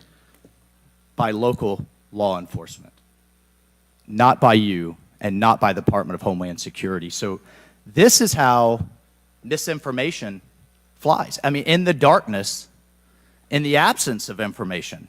Now we have 9 days later before a congressional committee, we all represent almost 1 million people, and you still don't have answers. Are you aware that national news anchors are saying this was a hoax? On national television, they're saying, no, the president wasn't shot, it was flying glass. Are you aware of that? I have not heard those reports. Are you aware that, I mean, there are rumors rampant online that there were multiple shooters? Yes. Are you aware that because the shooter had overseas encrypted platforms in Belgium and New Zealand and in Germany, that a lot of people are speculating there could have been foreign involvement, logically? Are you aware of that? Yes. And have you done anything to disabuse any of these notions today? No. You haven't. Madam Director, I would fire you. Regardless of the failure, I would fire you just how you've handled it since. You should have been the first to the mics to say, America, world, I want to assure you we're going to get to the bottom of this. I want to assure you full transparency. Our agency clearly had major gaps here, and I want to personally take responsibility and accountability. You should have been the first, standing alongside Secretary Mayorkas, and I would even go so far as to say have daily press conferences, updating everyone on what we know. But you haven't had any of that. What are you hiding behind? I am not hiding. Because you're making the situation worse. I think you've heard that on a bipartisan basis here. You are making this situation far worse in the absence of information. Let's move on. This is truly astounding. I want to be clear, because you keep dodging the issue. Has President Trump's permanent protective detail requested additional assets over the last few years? He is clearly not your average former president. He's not Jimmy Carter in an old folks' home. He's not President Bush painting out in his barn. He has multiple residences, a lot of rallies. He's very publicly engaged, and he has a foreign threat in addition to domestic threats. Have they requested additional resources? That's the last question, but please feel free to answer. Thank you. Director. Thank you. We have continued, as I stated earlier, to increase over the past year the assets that are at the former president's residence and supplied to his detail. Mr. Chairman, if I could just ask for one more indulgence. It is clear you have not been to Butler, Pennsylvania. Leaders lead and should be on the ground. You have not been there. Instead, you went to the RNC, but you weren't originally even going to go there. Where were you originally scheduled to go besides the RNC, a national special security event? I was always scheduled to go to RNC. Mr. Chairman, I would like to enter into the record that the director was scheduled to go to Aspen, hobnobbing around with, I don't know what liberal elites go to Aspen. That was where you were originally scheduled to go to speak at a forum. I was scheduled to go to the RNC. I was going to leave the RNC for 24 hours and return back to the RNC. I hope, as your predecessor, Julie Pearson, with a security incident on the White House and under the Obama administration and Reagan's Secret Service detail lead, I would hope you would have the dignity for the sake of the agents in the service to resign. Gentleman's time's expired. Thank you. I'd like to enter a few things into the record. First of all, the remaining articles that Mr. Biggs was wanting to enter into the record, without objection, so ordered. Next, I have a written statement from Representative Mike Kelly of Pennsylvania. His district includes Butler, and he has a written statement that we'd like to enter into the record without objection, so ordered. A bipartisan 114th Congressional report titled United States Secret Service, an Agency in Crisis. This was prepared by former Oversight Committee Chairman Jason Chaffetz and former Ranking Member Elijah Cummings. And lastly, the issue subpoenaed compelling Director Cheatle's appearance at today's hearing without objection, so ordered. That concludes our question segment. I want to thank the Director for your testimony today. I now yield to the Ranking Member for closing remarks. Thank you very much, Mr. Chairman. And Director Cheatle, I also want to thank you for your patience over the course of what must have been a very long and trying hearing for you. It has been an unusually encouraging hearing and an unusually depressing hearing. And what's encouraging, Mr. Chairman, is that we came together to issue a strong statement deploring and categorically denouncing political violence in America. And I also didn't see any daylight between the members of the two parties today at the hearing in terms of our bafflement and outrage about the shocking operational failures that led to disaster and near catastrophe on July 13th, 2024. What is depressing is the extraordinary communications gap between the director of the Secret Service and Congress. And I add to the director's terrible, horrible, no good, very bad day. But I will be joining the chairman in calling for the resignation of the director, just because I think that this relationship is irretrievable at this point, and I think that the director has lost the confidence of Congress at a very urgent and tender moment in the history of the country, and we need to very quickly move beyond this. But what I will say, Mr. Chairman, is that I took this hearing to be about two major policy failures, and one policy failure is the one that got the vast majority of the attention, which was the failure of the Secret Service to effectively respond to a gunman on a roof within 150 yards of a presidential visit and speech. But the other failure is on the part of Congress, because the mass shooting that took place in Butler, Pennsylvania, is replicated all over the country every day. And in fact, as I said, Mr. Chairman, it happened that evening in Alabama, in Birmingham, Alabama, where there was a mass shooting where more people even were killed and wounded than were killed and wounded in Butler, Pennsylvania. So it's true, the president, the former president, and the handful of people who get the Secret Service protection are the only people in America we thought were safe from an AR-15 attack. It's clear that they're not safe either, and we've got to get to the bottom of that. But we also have to get to the bottom of the larger problem, which is that the whole country is living like this, in fear and in terror of assault weapon attacks in movie theaters, churches, synagogues, mosques, supermarkets, Walmarts, any place where an audience or a public gathers. And the worst was in Las Vegas, where a gunman got up on a roof and then just mowed down 60 people below him and wounded hundreds and hundreds of other people. So we've got to deal with that problem.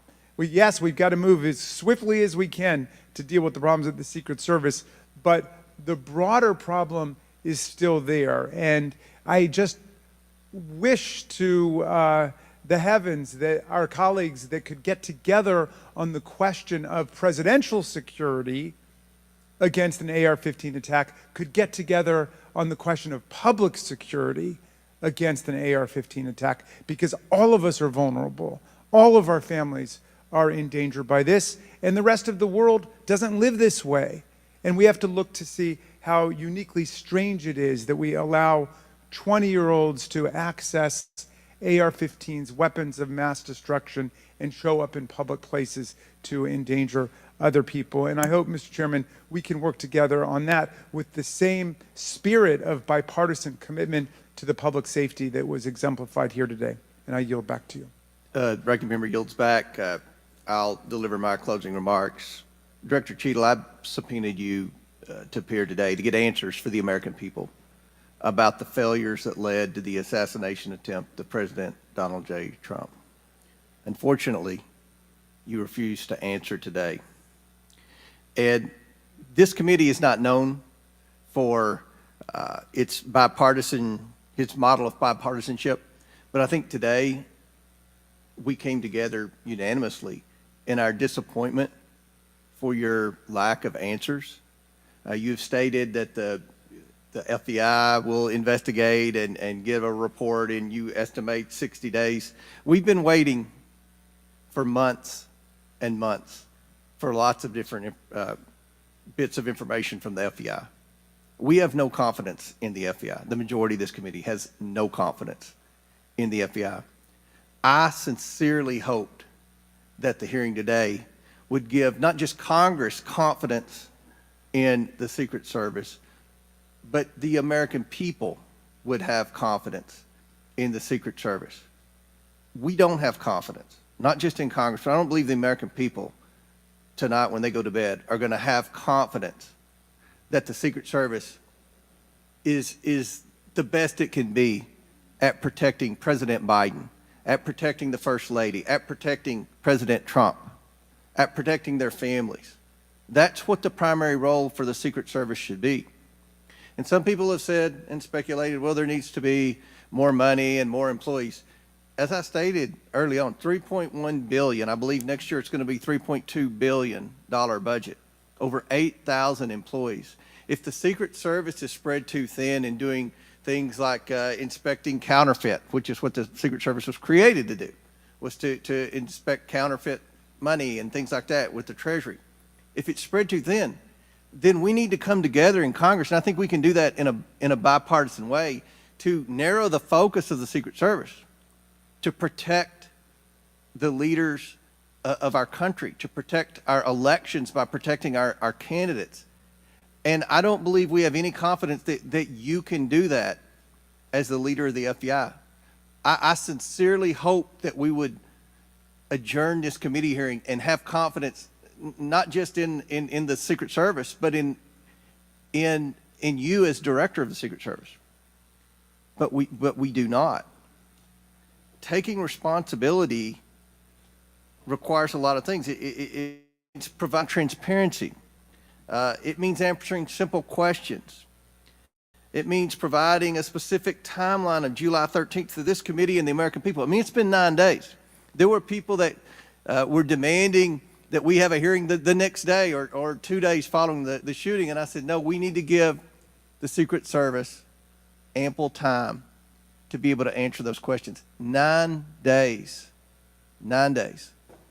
And I don't think we answered very many questions that the American people have. I don't think there was I've never said this before, and I've presided over a lot of hearings. I don't think there was one question asked by anyone that the average American hasn't already asked at a diner or at church or at a ball game.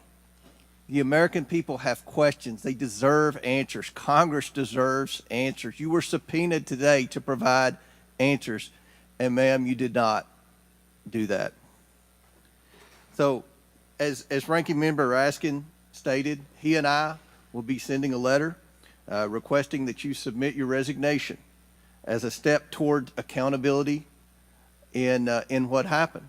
And one of the biggest frustrations that many of us have, especially on this side of the aisle, is that there's never accountability in this administration. And when you look at the debacles prior to July 13th, I mean, it would be hard to beat the withdrawal in Afghanistan, the debacle there, and no one was held accountable. To this day, no one has been held accountable for that. But here we have clearly video showing people notifying the police, and the police are blaming the Secret Service. The Secret Service are blaming the police. Homeland Security is blaming everybody. But at the end of the day, after this hearing and after our request for information, we don't have any answers for the American people, and we don't have that confidence that you can lead the Secret Service to restore the confidence. And again, I commend the ranking member for joining with me in the letter asking your resignation, and we certainly hope that you will take that to heart. With that and without objection, all members have 5 legislative days within which to submit materials and additional written questions for the witness, which will be forwarded to the witness. If there's no further business, without objection, the committee stands adjourned.